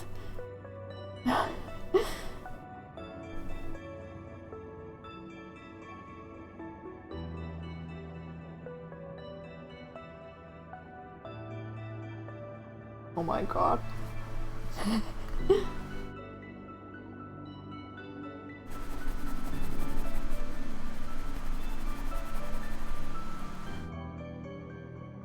I don't know how this pin holding the microphone is here. I don't understand the anatomy. I think it's just stretched out or broken. I'm going to add in some shading and definition, so this looks like a janky 3D model, but... Oh yeah! Is the Food Fight documentary out? I want to watch it. I heard it's coming out, but I didn't know it's out already. I really enjoy learning about the stories behind, let's say, failed projects. I don't quite know why, I just think it's really interesting to look at why this and that project ended up the mess it ended up. Fascinating topic to me.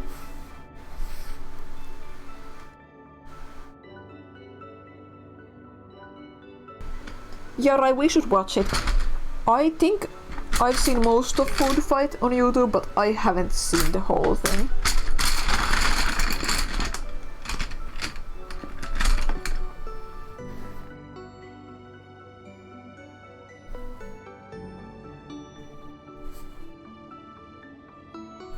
Food Fight was kind of like a horrible attempt at the thing Hollywood is doing now, since there's a Pop-Tart movie coming out and stuff, where now they're just making brand movies, whether it makes sense or not, because they don't want to fund anything other than recognizable brands now, because that's just how every art and entertainment industry is currently. So Food Fight was a trendsetter, when you think about it. They made a horrible product placement movie before it was cool. Yeah, and you know Uno in Finnish. Uno movie is happening, I think. I think a Magic 8 Ball movie is happening. I think like Mattel, after the Barbie success, licensed out like 20 IPs for movie development. Not all of them will happen, certainly, but like they're being conceptualized and scripted, at least, I think. I think there's a Hot Wheels movie happening. And I'm sure there's some other ones that I just can't think of, but I know there's a lot. And obviously there's all the video game movies and such happening. I think that's a bit different, but it's still adapting existing recognizable concepts instead of making anything new.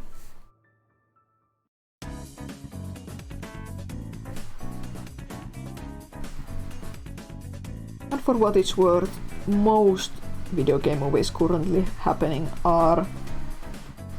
range from inoffensive to pretty good. I think, anyway.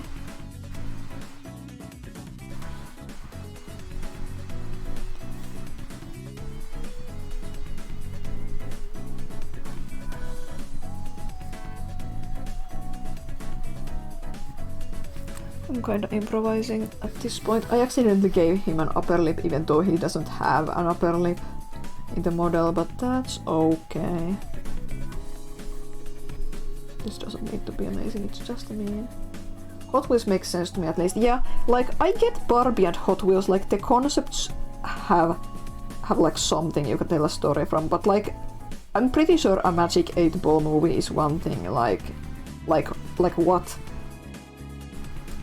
I'm of course open to creative ideas. You can make a creative idea based on anything. I think like if my first thought of a Magic 8-Ball movie is like some kind of a thriller perhaps with a cursed object, but I still don't really get it.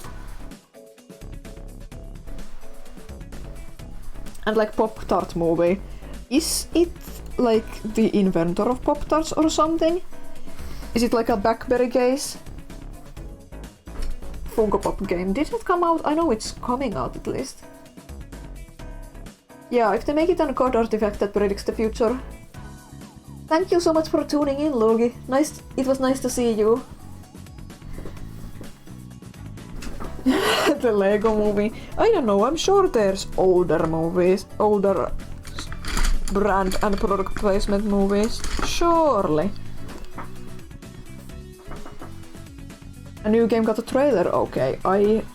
Because I'm so uninterested in Funko Pops, I haven't really paid attention to that, and I've cut down on so-called big company gaming show watching, even though I enjoy it, but it's getting too much, I'm too angry.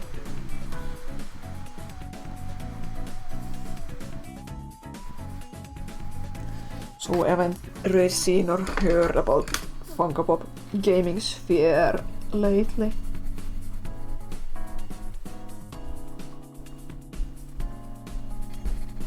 I'm not going to watch Summer Game Fest. I don't know if I'm going to watch shows held by big companies. I might, because I do really like to know what's happening. I really like to try to keep tabs on what's going on in terms of what kind of games are being developed and are coming out and stuff. So I'll probably be watching Sony and Microsoft solo shows if and when they hold them, but we'll see how I feel about it when they actually happen. Ubisoft I'm committed to watching because it's like it's a family meme now. We have to always watch the horrible big Ubisoft shows. Rayman won't be there. Beyond Good and Evil 2 will never come out. Ubisoft is a horrible company with a lot of talented and incredibly passionate and creative people stuck working for it and wanting to make good games against the leaders' wishes, but yeah, I'm committed to always watching the Ubisoft trash. Rayman will never return. Oh, this is an underrated song, a very short one but underrated. The intro song of Fire Emblem Echoes. I think it's very beautiful. Fire Emblem Echoes overall is very underrated, I think. Gaming is over. Don't say that, Nebula. Do you have any idea how long my Steam wishlist is if you only look at games that haven't been released yet? It's insane. I'll die before I have time to play everything. If there's something I can compliment myself about, again, it's time for TV to rise. You know, I would like that. I'm bouncing all over the place in terms of topics, but I've managed to develop a magical ability to learn and find information about video games that interest me organically and by accident online, and I think that's pretty cool.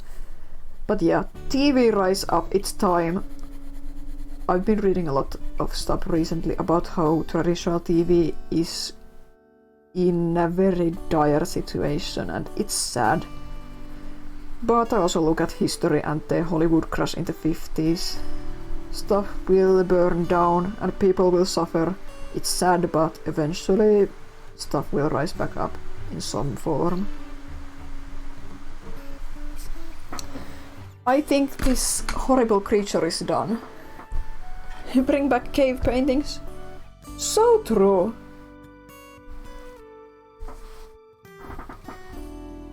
Books are back. Yeah. Books are cool. I'd like to read more books, but I'm bad at it because I get obsessed with reading the whole thing at once.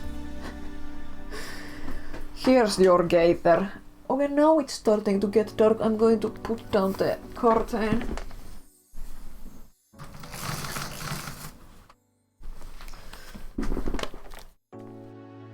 I think I have it in myself to go for a little longer. I'll stop at midnight at latest, but I think I want to fill in this page. There's still room for 1 or 2 or 3 tiny sketches, I think.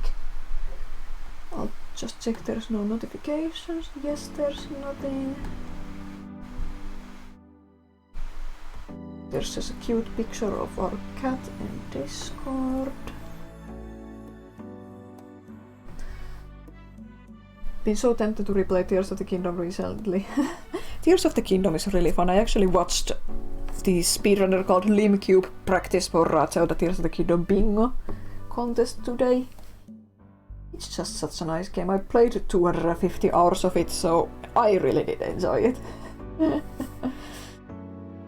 Okay, no requests right now, so we have some room on this page to fill. Give me a color. I'm trying to think of any characters based on colors you showed out. Yellow. Yellow, yellow, yellow, yellow, yellow. I can't think of anything from yellow. Pink, blue. First character that comes to mind. My brain is jumping all over the place. Magenta, I love magenta, such a useful color. No, my brain is stuck, I'm not getting anything. Okay, I'm going to bust out a list. Give me a number between 1 and 100.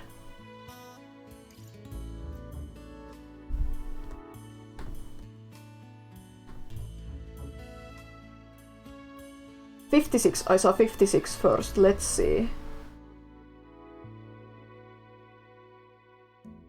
I haven't watched this show yet, so no. 2. Okay, 2. 2 on my list. I make lists. I have a list of I don't know why I have this list, but I have a numbered list of things I labeled stuff it would be fun to draw fan art about. So 2, 56 was Sailor Moon. I haven't watched it yet, so I'm not going to draw about it yet. But 2, I saw it next. 2 is Crash Bandicoot. I don't know why he's second on the list, but we're going to draw a character from Crash Bandicoot. Who should we draw?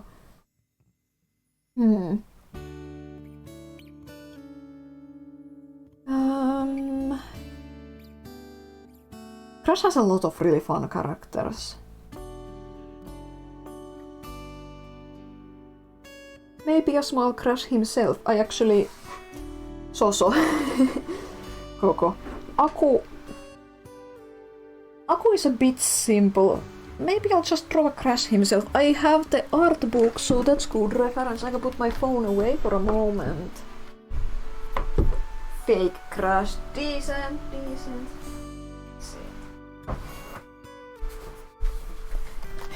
Again. Showing off my crap on stream. I have this wonderful book because I love the art in the game. I love Tavna and Crash 4. I love regular Tavna too, or original Tavna, but I think I'm going to quickly just draw the Crash 4 design for Crash because he's so cute. I think I've told this story sometimes before, but I didn't play Crash as a kid because I thought he was fucking ugly.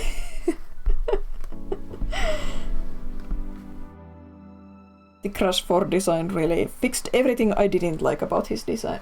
Oh, this book is so heavy I can't hold it in my lap. I'm going to need to prop it up. Give me a second.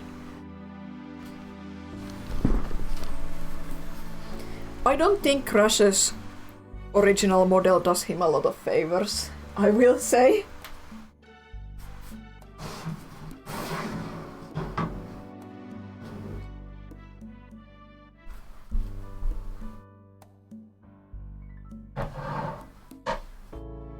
there's no room for this book on my desk, so I'm going to have to get this here and put the book here. I have this... Most of my furniture is from IKEA. I have this little drawer thingy with wheels. Easy to move around. So I put it right here to hold my book. A little cash bazooka, as Cadicarus says. I think up here maybe a running pose would be good. I think Crash feels kinda difficult to draw. Random, but this webcam is so small and nice, I can actually draw it with, even though it's in front of my face, and not twist my neck in a difficult position. I just can't use this for filming my drawing videos yet. I need to use my phone because I don't have proper lighting. I need to use the filters on my phone camera to correct the color balance. But hopefully the proper desk lamp I'm saving up for will help with that. See. He kind of looks ugly in an appealing way. Yeah, I know he's supposed to look goofy and all that. He's not supposed to be cute, but it's just not really... I just don't really like the design so much. I hate the lips in particular. I just think the Crash 4 design is more to my taste. Since they removed the gross lips and ironed out some of the shape language and color balance. Like, he's not as aggressively orange, he's a bit more natural colored. Okay, so triangle.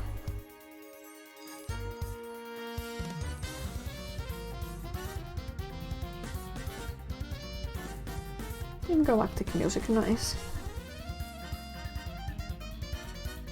Nose.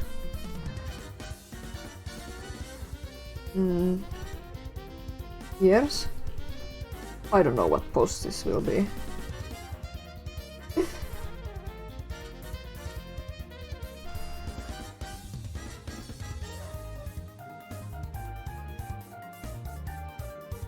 Looking at this book reminds me, I was so upset yesterday online. This artist who worked on Spyro Reignited Trilogy and Crash 4, Nicholas Cole.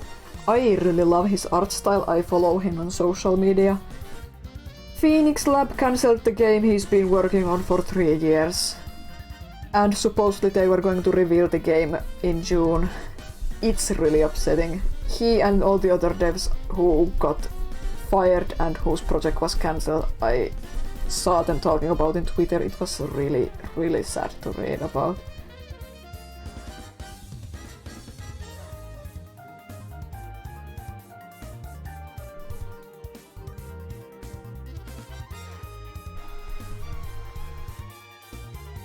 We single-handedly destroy the games industry. Yeah, right. So yeah, it was news that Phoenix Lab, I think, let go more than 100 workers and cancelled every in-development game project, as far as I recall the news. I think they had several games projects in the works. I don't remember if there was a reason given in the article for what excuse they used, but yeah. Really, really upsetting.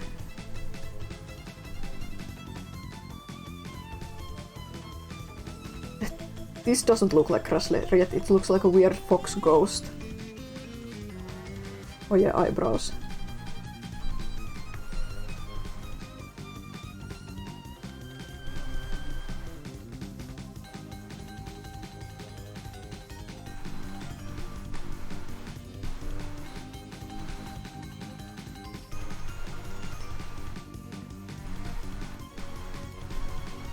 Okay, now it's starting to look like something. Crash Bandy. Squidward music. As a kid I thought Crash was a fox, partially because one Finnish advert said he's a fox, but also because I'm a dumb Finnish kid and I have no idea what a bandicoot is. This is from Kirby Star Allies Scoots, that's why you know it. La Folia Diamorti boss theme for Highness.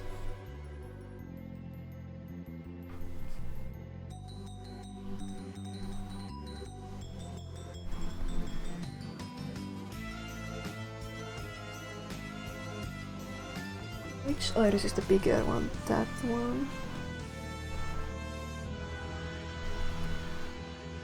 It's okay if Crash has kinda crazy eyes.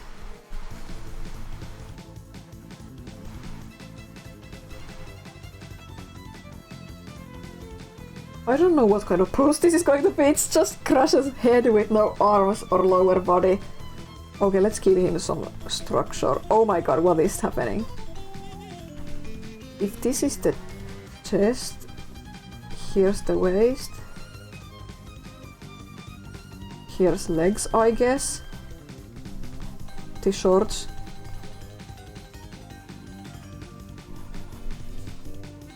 I don't know why he's thrusting, but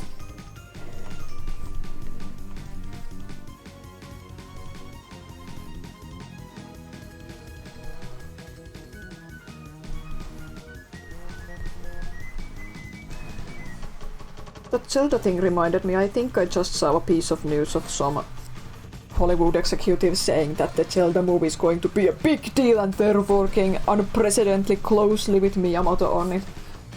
We'll see, we'll see. I'm not... Like I said, I'm not a huge Zelda fan. Like, I like and respect Zelda a lot, but I'm not that big on Zelda. So I'm not super invested in the movie project like I'm with Sonic or something else I'm more interested in. And like, it's a live action film, yeah, but I don't want to dismiss it completely either just because it's a live action film, so it remains to be seen how it turns out. But one thing that I can say for sure is that all the movies these days, it doesn't matter what the movie is about or whether the movie is good or not, every movie has a terrible trailer these days. I don't know why.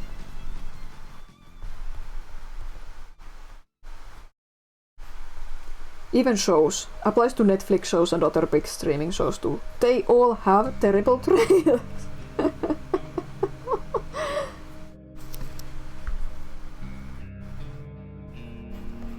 I will fully admit that I thought the One Piece show looked like trash based on the trailer. The trailer was absolutely horrible and made the show look horrible, but I haven't watched it yet, of course, but I trust my mother's judgment on it, who is a massive One Piece fan and she loves it.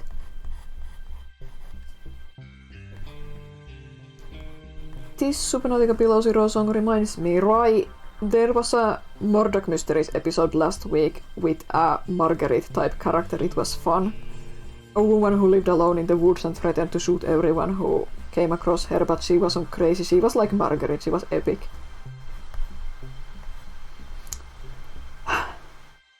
Crash's foot doesn't fit on the page. See, this is why sketching takes so long for me and it's so iterative. I tend to sketch very small. But I guess that's good for getting composition and gestures down. Composition and gesture down without wasting as much paper. And then I scan it and enlarge it and print it in the right size on a paper. Because when I freehand sketch, I end up with this shit.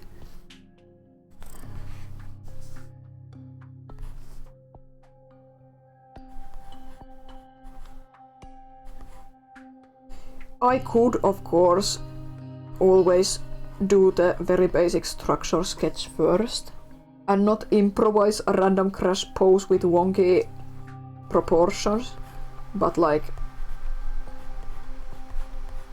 why would I be smart about it? You know, one thing I don't like about Crash's design is that he doesn't have a tail, but I know Bandicoot tails are kinda scrungy. But I'll add one anyway. Yes, I think it would be fun if he had a tail. I keep looking to my right to look at the book for reference. I made his legs weirdly proportioned. Now his shoes don't fit.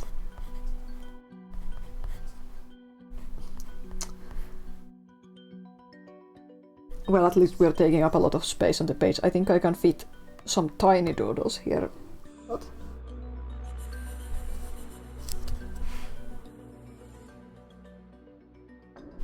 Oh, another Below Zero song back to back. Now I'm getting lost in my own sketch. I need a different pencil to refine it. I really love this dark magenta. I can draw without flipping the canvas. Yeah, when I scan my sketches, I often flip them before I print them out to make sure that they're... I can't flip the canvas, so... But I do often when I iterate on and if I scan and print it out in a different size or configuration, I do often flip it at some point there.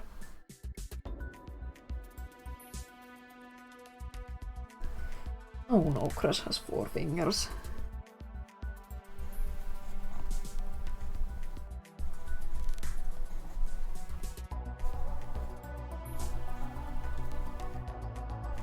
This is one of the generic hand poses I've learned to draw. I really do mean it when I say that Subnautica Below Zero is one of my favorite video game soundtracks of all time. It's incredibly atmospheric and beautiful.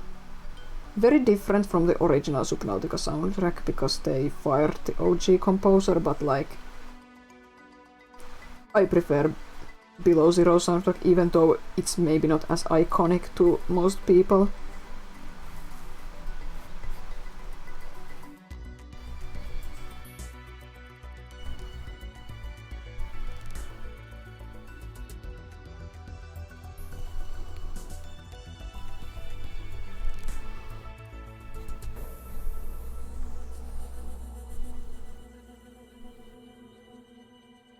Their proportions are whack, but this is not terrible actually.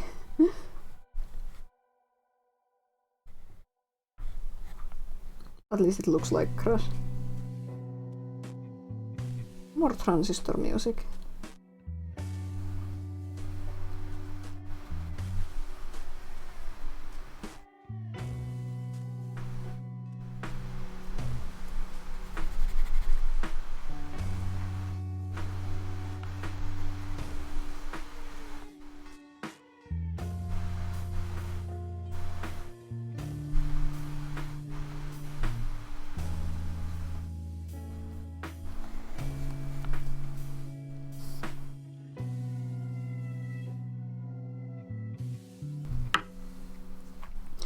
Since we're getting late at night, it's just past 11 PM for me. And we are nearing the end of the stream because we're soon going to have this page filled. I think it's time for the spicy takes. Does anyone have any ideas for what to talk about? Because I don't want to do another Batman podcast rant. It was exhausting and upsetting. I think I've gone over all the things I watched or played recently.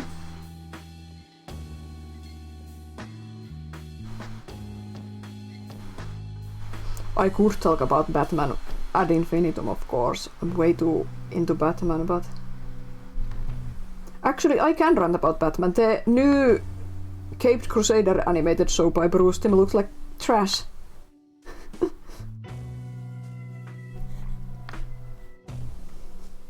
Water is not wet because for something to be wet it has to have a dry state. I see. Science fact. But yeah, I guess it look like visually it looks decent, but I think Bruce Timm's iconic art style has regressed, or alternatively the original art style in Batman the Animated Series based on his style it was, but it was refined, so it was more appealing. I don't know which it is, but either way the new show's character designs don't look great to me. The animation looks adequate, I mean, I don't think they've shown off any animation yet, have they? But like, it looks adequate, even though I don't like Bruce Timm's style in the show. And everything I've read about it so far just sounds bad.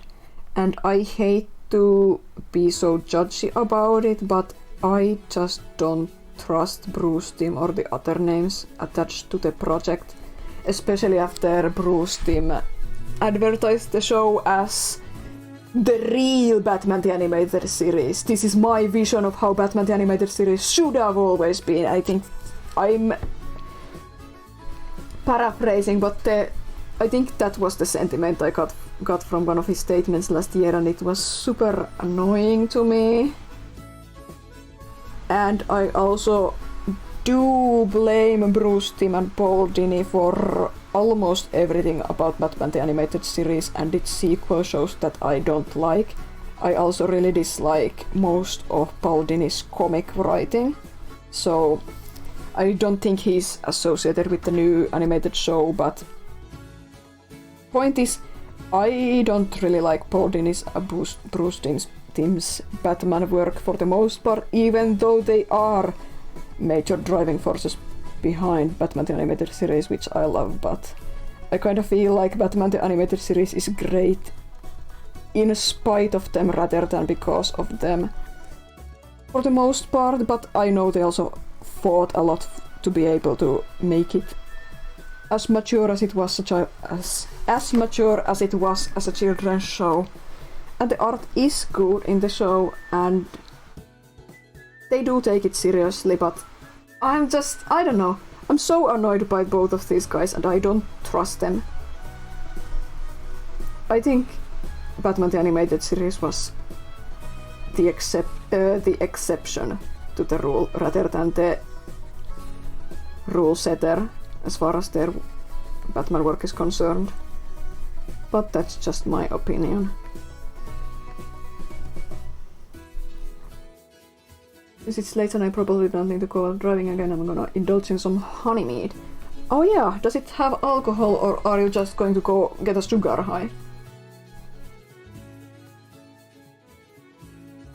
I drank some blueberry mead for May Day. It was pretty tasty, even though it was carbonated and I can't really deal with carbonated drinks very well.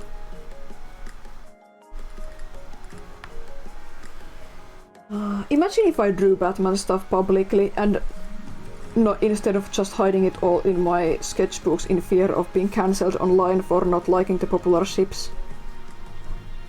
Or because so many of my headcanon versions look different than the typical versions. Imagine. Oh yeah, Crash has a belt in this iteration.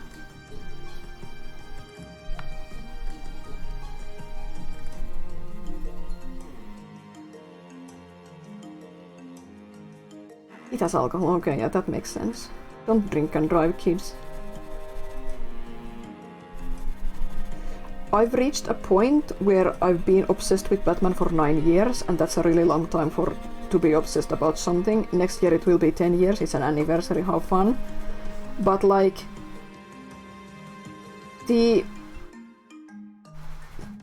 personal Batman headcanon version that I developed as a fun hobby with my best friend in our free time, it's gotten so far and so out of hand that I get confused when I see certain characters, because I forgot that the version I'm familiar with is something we invented all on our own.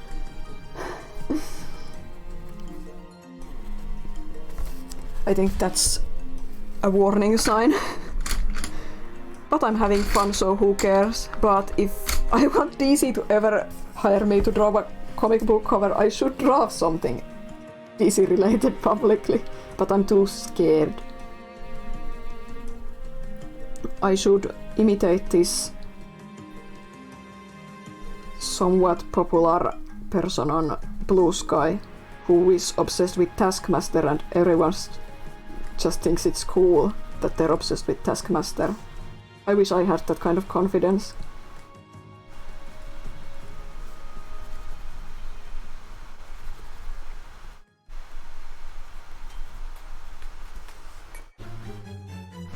Oh, fun song. this is a perfect rock song. This song sounds like a rock. It's amazing.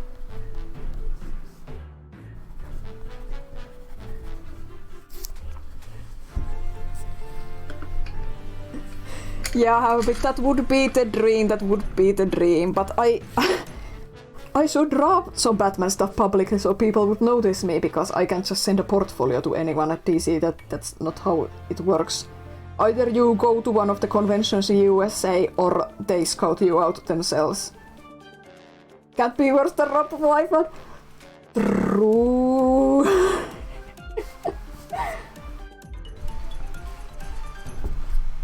I think prime examples of character confusion for me are like this. I blame Paul Dini for this. I don't remember if he created the character, but at least he wrote about the character a lot. Called Peyton Riley, a new female ventriloquist to replace Arnold Wesker. A very generic character whose thing is that she fucks the puppet and it's really lame. But... Oh, donation! I'm going to draw it after this, Crash. Thank you so much. But yeah, I've gone so far. I reinvented this Peyton character's concept from the ground up so hard that when I see any actual official DC material about Peyton, I get confused because I even named her to make her the original ventriloquist's relative. So I call her Peyton Wesker and not the official name Peyton Riley. And she just looks very different when I draw her. Then I see official Peyton Riley art by DC and I'm like, wait, that's the wrong name! Oh, right. Right. You appreciate Paul Dini for trying to make female characters, but they're all cringy. Yeah. Like, only Harley Quinn took off, and even Harley Quinn is really cringe, even though I love her the 1% of time when she's done well. Like, he tried, and I really appreciate that, but the execution is very lacking most of the time. Like, Roxy Rocket is insufferable. I think Roxy was an attempt to create another strong female character besides Harley, but she was just a sex joke.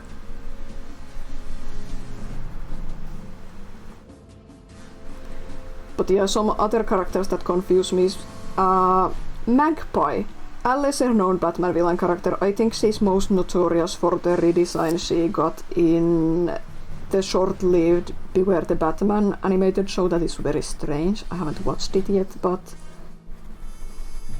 So I race lifted Magpie. I draw her as black, so when I see the official white Magpie art, I am very confused because I genuinely forget she's not supposed to be black in official DC materials, but you know.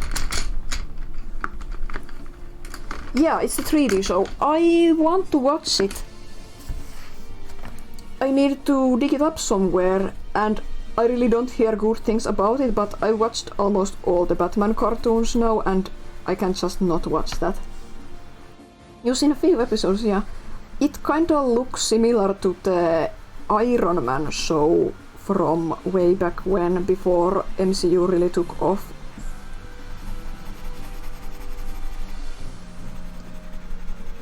I don't know if Beware the Batman has many of the recognizable characters even. I'm just slow with this because I'm going to finish him up real quick and move on to my friend's request.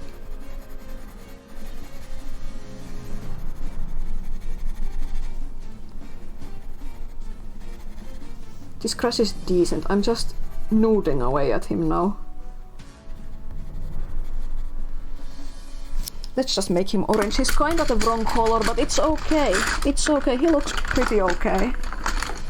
Remember the episode with Eggline? Was it perhaps Egghead? A villain from Batman 66 who doesn't see enough use. Yeah, Egghead. That's interesting that he was there.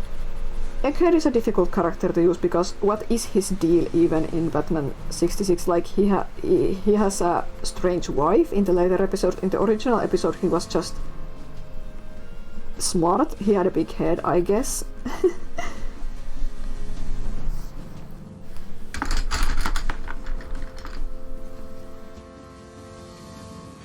Yeah, an insane Noitaran, but now you don't know what to do with it, like you should explore instead of going for the final boss. I'm unfortunately can't help you. Follow your heart. Last year was so insanely... Or was it? It was 22. We've had so much good Riddler stuff recently, so no wonder last year the podcast sucked, and this year we haven't really had good Riddler stuff either, but I'm okay for a good while. In the 60s show they'd often make characters specifically for the actors and to the characters, so the characters don't make sense. Yeah, wasn't Egghead played by Vincent Price?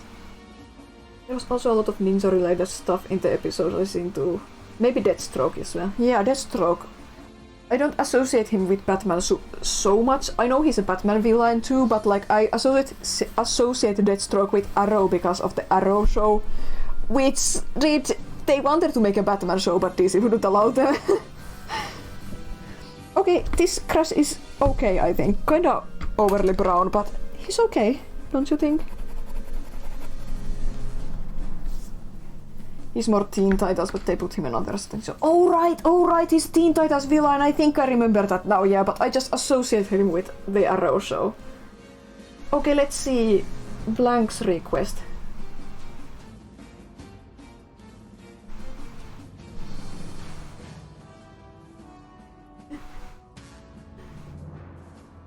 That was just a thumbs up. If you wanna request a character in chat, please do say so, but if not, I appreciate the donation, thank you so much. We still have 40 or so minutes. Hey, yeah, I can draw a thumbs up.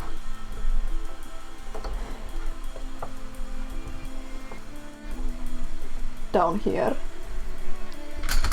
A quick hand practice. Let's use this color. This is another cyberspace song. Oh no, this is one of the special tracks from Judgment. So, a thumbs up.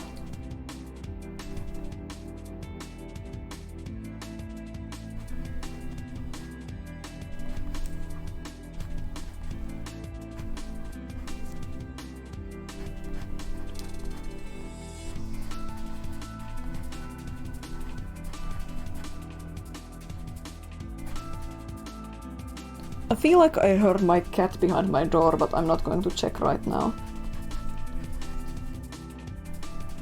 Like scratching the door, not meowing.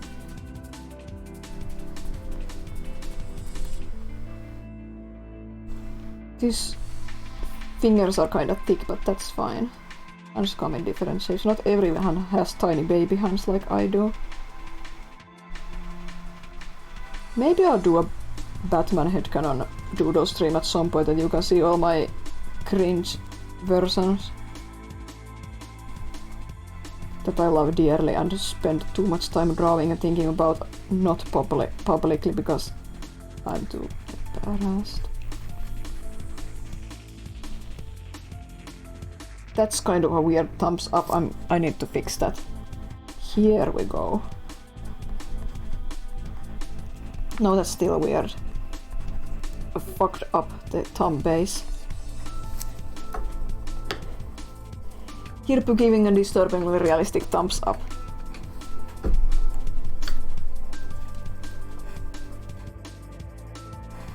Oh, it was Raidat's keyboard. Okay, that makes sense. The weird scratchy sound.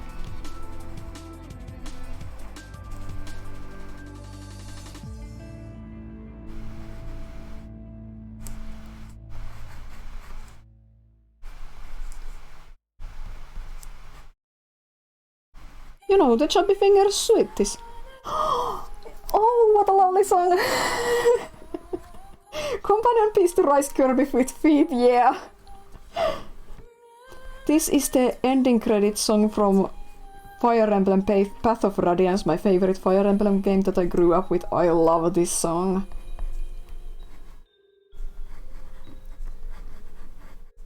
I think this was the first Fire Emblem game with a song for the ending credits.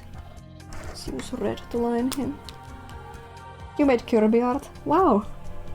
I've been making Kirby art. I'm hoping to get another Kirby shirt on sale soon, but we'll see if I luck out. I'm really happy with the design I submitted, but I don't know if they think the character is sellable enough or that the design is strong enough. We'll see. And I really want to... My Sectonia art from a few weeks ago is one of the most popular things I've ever put on social media. Now people friggin' love it. It's a failed shirt submission. I really hope I can get a Sectonia shirt approved for sale at some point because people really loved it and I was surprised. I didn't know there are so many Sectonia fans besides me. I love Sectonia, so I want the shirt for myself, but now I'm extra motivated seeing how many people really loved that art.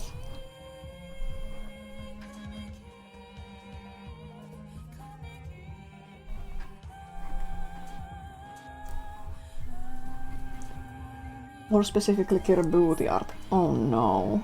Not the Kerbooti!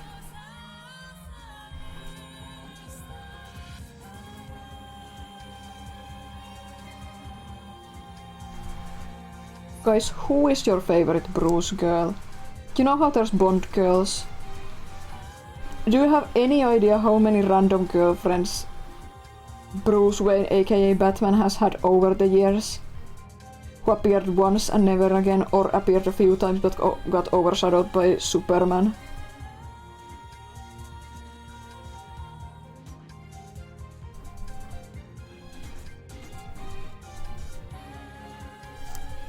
I need to do more research into Bruce girls. Admitted there's so many random ones. This is awful.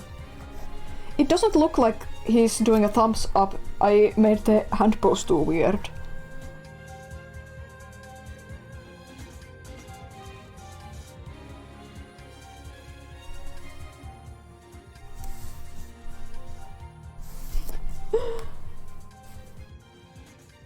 Batman's destined partner will always be Selina Kyle. I don't think I like any of his love interests. So the egg person in Beware the Batman was actually just called Humpty Dumpty. Ah! Yeah, okay, yeah, I heard of DC's Humpty Dumpty, yeah. The Bat and the Cat are fated to bang. Yes, yeah, I'm a shameless Batcat shipper too, but I've really latched onto this character called Silver Saint Cloud. I just like her, not necessarily even as like a Batman girlfriend. I'm just attached to her for some reason. I can't believe they killed her off in a gruesome way. And then the new 2011 happened and they reworked the whole canon.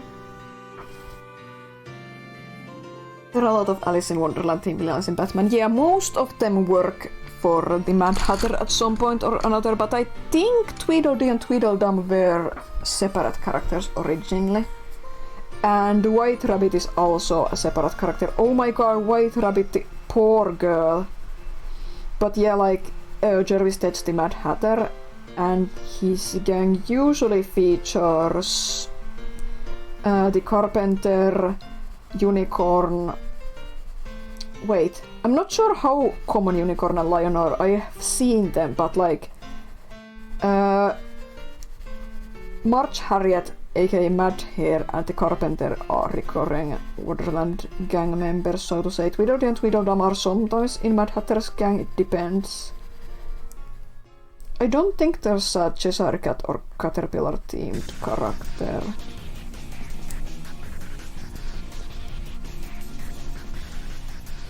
Apparently Humpty Dumpty was at first a Superboy character. Oh, I see.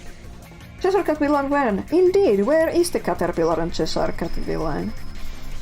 DC, hire me, I have good ideas.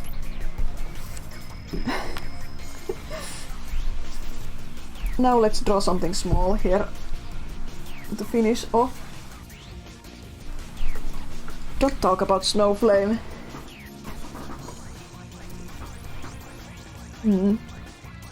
Something small. Oh yeah, I can put my crash book away now.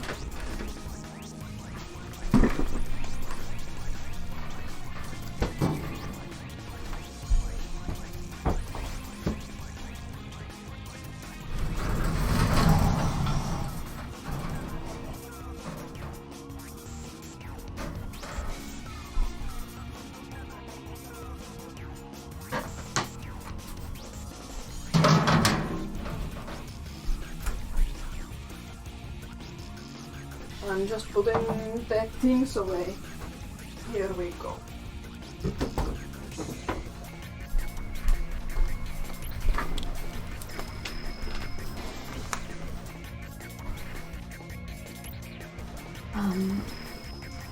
Something small here. Give me a number. I'm going to look at my list. First number I see between 1 and 100. 22. 22 is My Little Pony. I drew a pony last time, so not that. I don't feel like drawing another pony in this space. 42. That's Vocaloid. 34. Oh! Another donation! Scoots, you were donating. Thank you. That's going to finish this stream then. Nice timing.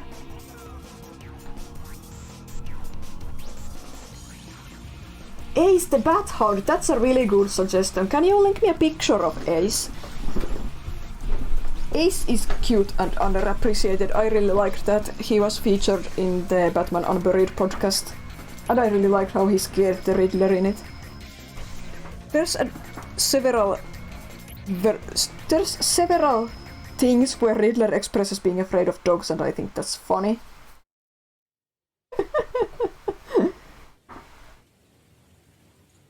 Here we go.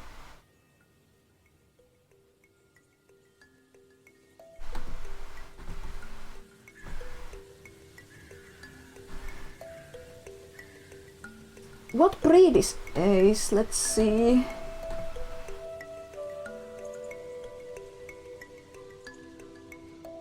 Yeah, always different breeds, yeah. Pick one, just pick one.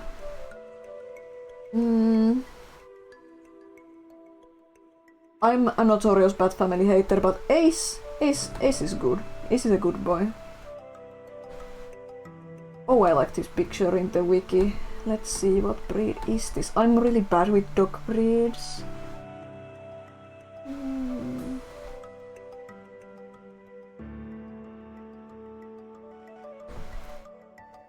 Well, I'm just going to draw a doggo that vaguely looks like that. German Shepherd or Doberman. I think this is the Shepherd. Yeah, this is the Shepherd, not the Doberman. Wasn't there something in the Super Pets animated film that something The Rock had a strong opinion about Black Adam's pet dog or something, so Ace's breed had to be changed for the film because of that? Something stupid like that? Gee! Oh my god.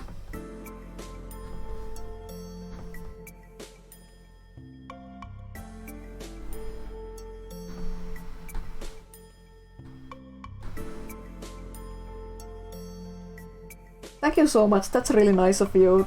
That's so nice of you. No request, that's just more money. That's really sweet of you. Okay, I'm actually going to look for a reference on my phone, because drawing dogs is difficult. I'm pretty...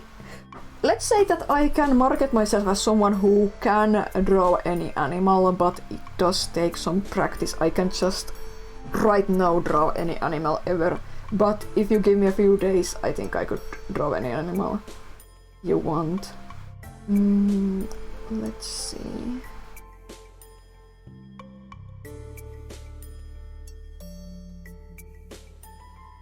Yeah, German Shepherd, that's the one in the... Here's a cute photo of a German Shepherd. I'm going to make a... that doesn't fit. That's a lying pose. I'm going to find a sitting pose and draw that. German Shepherd sitting.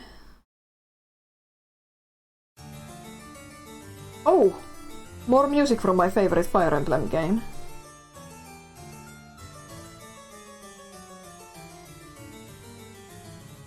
That's a good dog picture. So, I loved Fire Emblem 9 growing up. I played it a lot. Yeah, the GameCube one. Fire Emblem 9 Path of Radiance. This is the theme song for a character called Oliver. The so-called Oliver arc in the game was my absolute favorite part of the whole game growing up, so I always had a save file copied which started at the start of the Oliver section of the game, so I could always replay those chapters because I enjoyed them so much. It's a little mini story arc about this semi-disturbing, semi-pathetic, semi-hilarious villain character called Oliver and one of my favorite characters in the game called Rayson.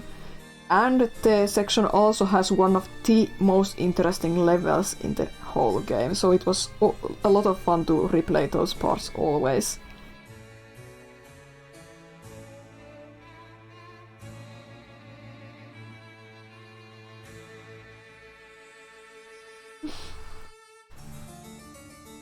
Snows. This song is in Smash, right? At least one of the Smash games. I know it was in one of the Smash games because we made custom levels where we had this music as a joke.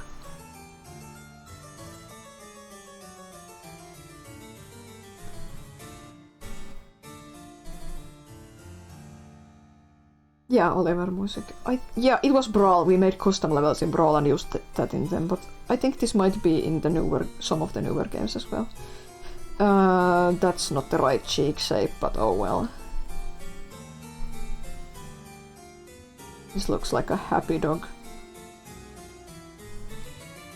Guys, I think Ace isn't actually for fighting. I think it's just a therapy animal for Bruce.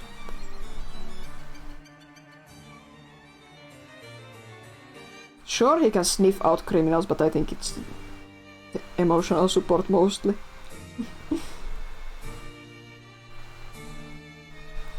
Doesn't really look like a German Shepherd, looks kind of weird. Oh well, it's super tiny.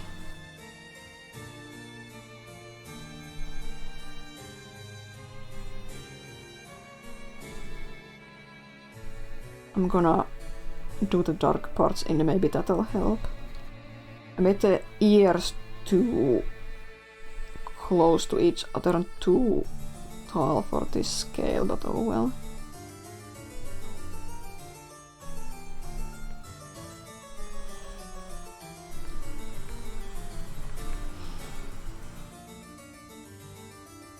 I really love Fire Emblem Path of Radiance. I actually replayed it last year. I forgot about it. I tend to forget I replayed it last year because I spent so much time playing Zelda and Sonic. But yeah, it's really good. It holds up super well.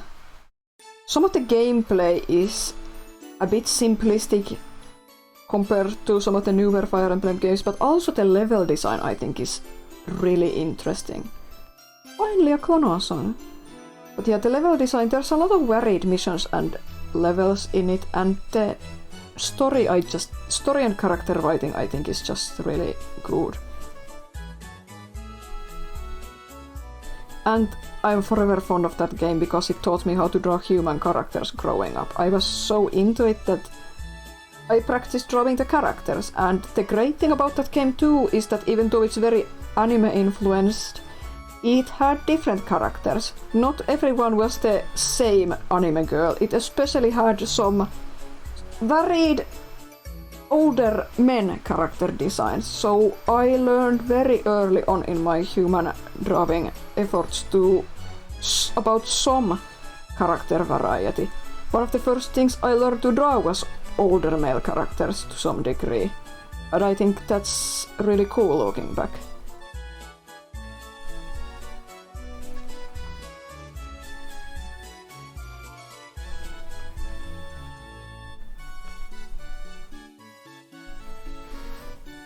This song is so cute. Klonoa, no! I'm Klonoa for believing in Klonoa 3. I guess the song is a bit clownish, but not as clownish as the actual clown level song. Okay, that's not that bad. That's not that bad.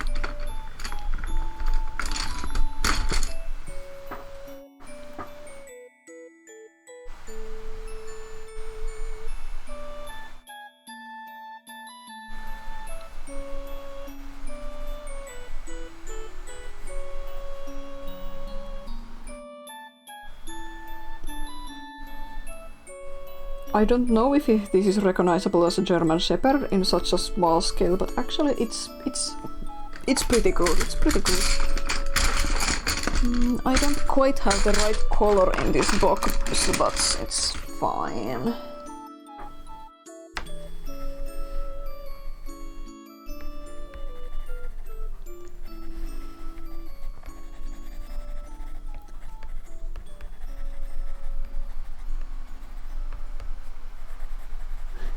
He's so tiny! Some more Animal Crossing music. I think this is another song that I played at the start of the stream.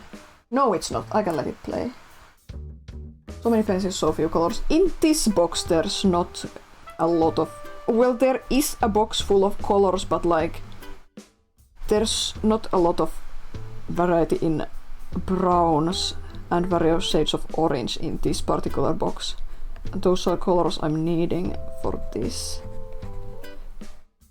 This particular pencil box has better pinks and some great purples and reds and even blues. But the browns, yellows and oranges are kinda lacking.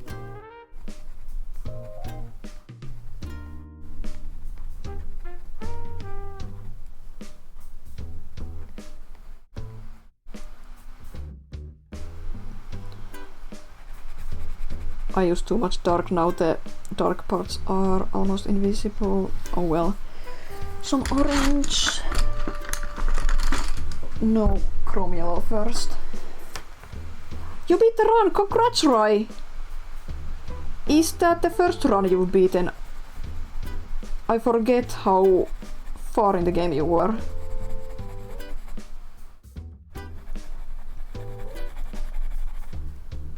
Wow, he's overly yellow now.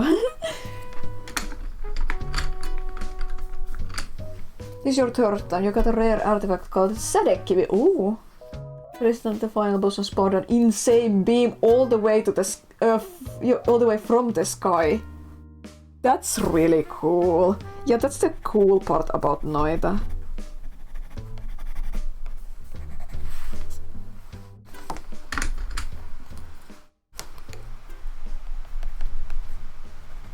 I'm going to end the stream soon too, right? So no need to start another run.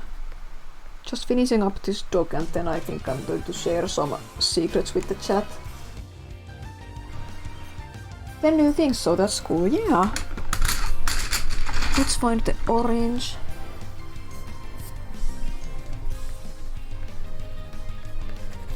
Yeah, there's no great color in this box for the dog, so but this is adequate as a base color. And then pink tongue.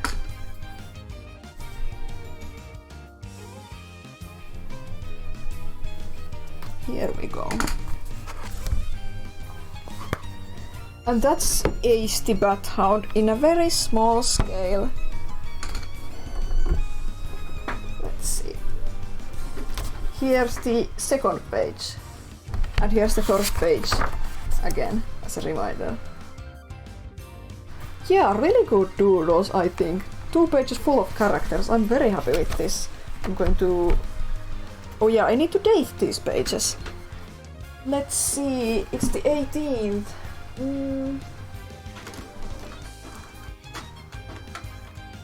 Marker, here we go.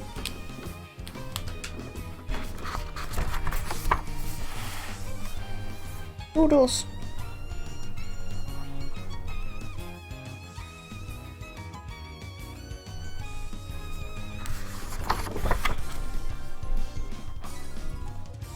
Doodles.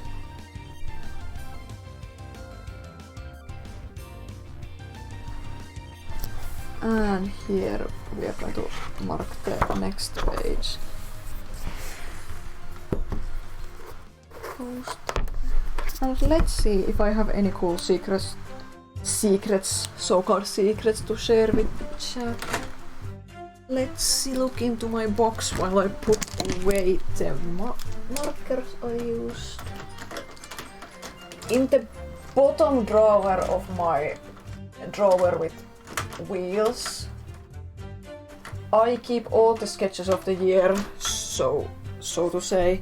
I clean it out once a year, all my loose paper sketches and VIPs and whatnot. I clean it at some point in December every year. Let's see if I have anything interesting there to share. I'm not going to show more sketchbook pages, those are for Patreon super supporters only. But I might have something interesting in my box. Let's have a look.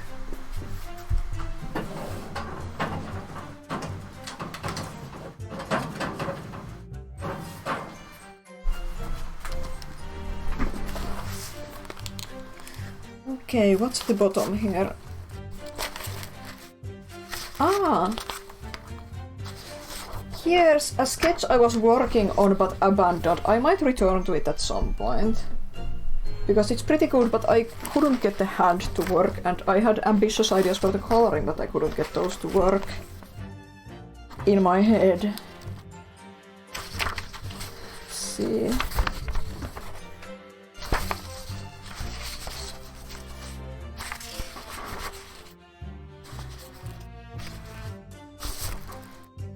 Here's a lot of sketches for the Splatoon thing I was involved in recently for the Splatoon design.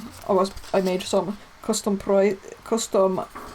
art for people who paid big bucks to make the Kickstarter happen. The frog who lost everything. Here is one of the many sketches for the octopus piece I said I've been working on for a long time that I finished yesterday. I abandoned this sketch, but this is one of the sketches. Here's a tiny thumbnail for a piece I've been working on for a couple of years again. I really want to make this work, but it hasn't been working out. But maybe soon. Here's a thumbnail for a recent short design and other thumbnails.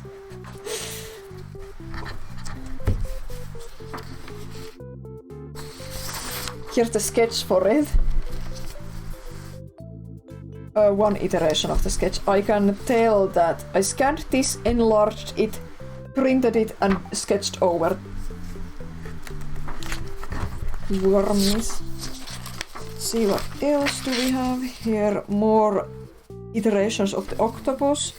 Here's the worm thing. I scanned this and made this the thing. I drew it on watercolor paper so I could get that colored pencil texture. Here's my sketching for the recent Sectonia piece.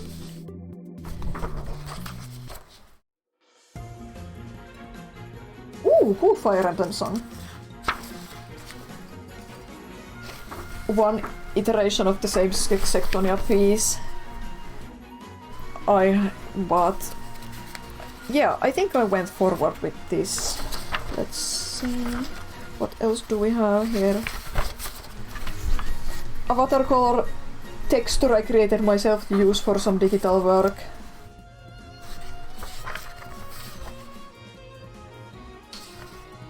I think this song is in Smash, one version of it at least. I'm not sure if this is the Smash version or if this is from Fire Emblem Echoes. Here's the Waluigi sketch. The initial thumbnail for it. It started out as an attempt to draw Princess Peach, believe me. Here's a printed out version of a small thumbnail of a magical hamburger. This is a work in progress, I mean. This is decent. I have sketched over the printed enlarged thumbnail here, but I'm returning to the drawing board with this. I think I can make a better composition. Here's Waluigi poses. I don't actually like to use a regular pencil for sketching a whole lot, but I do use it sometimes, mainly when I'm thumbnailing or directly working on a sketch for an illustration that's going to be finished.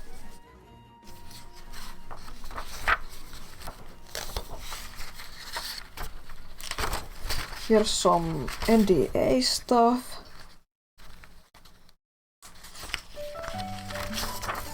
Here's some more NDA stuff actually. Some of the stuff on the paper. Here's the sketch for the Waluigi. Scanned the best small thumbnail. Enlarged it digitally under the rigid frame.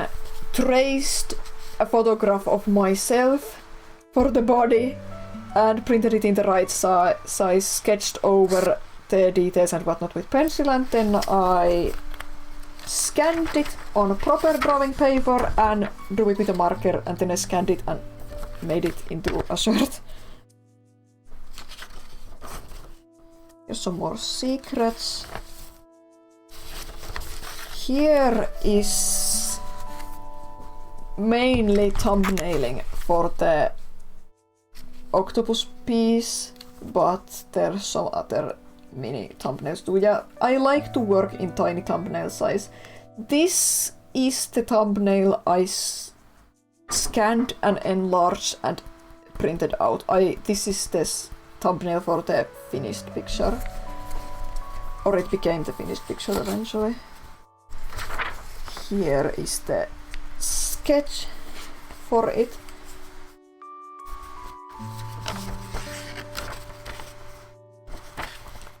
See more secrets. I do so much of my doodling and sketchbooking in sketchbooks nowadays that loose paper is mostly for thumbnailing and stuff like this, which is nice. I've cut down on how much paper I waste, so to say. Nice to contain that stuff to sketchbooks. A lot of the idea stuff and whatnot. And funny doodles. Okay, yeah. Here's the sketch for Fecto Elfilis from the latest Kirby game. This is... I submitted as a short recently. I haven't heard back from it. I hope it will be taken in as a short. Here you can see the iteration super well. I drew this in a small size in my sketchbook. I drew a bigger sketch. This time I didn't scan it and print it out. I just drew a bigger sketch. I cleaned it up with a marker, which I don't always do. I scanned it, edited it, printed it out again, sketched over, and I traced it on proper paper and drew it with a marker, and then I scanned it and turned it into a shirt. Wish me luck in getting it printed. And here's my OC on black paper to test it out. I haven't dared to actually draw anything on black paper yet, but I tested it and I can blend colors pretty well on the black paper. So yeah, that's everything not secret in my drawer. Everything not secret in my drawer at the moment. So thanks for staying here for the whole stream or the end of the stream.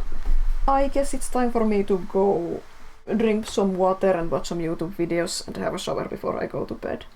I'm going to put the music away now that it ended. No, the music ended! Music ended for real now. Thanks for tuning in, everyone. It was really fun. I've been wanting to do another art stream. I can never be a full-time streamer, but I think it's nice to stream every once in a while to practice my speaking and try to become more confident in talking and making stuff. So thanks for tuning in and thanks for all the donations. That's way more donations than I expected. I'm really grateful. They're going towards my lamp, so hopefully by the next time I do an art stream I will have a proper desk lamp. I forget the stuff at the back of my Tarantoplas's head is like hard, so it makes a sound. But yeah, I'm going to be going. Thank you so much for being here. I'm going to go offline right about now.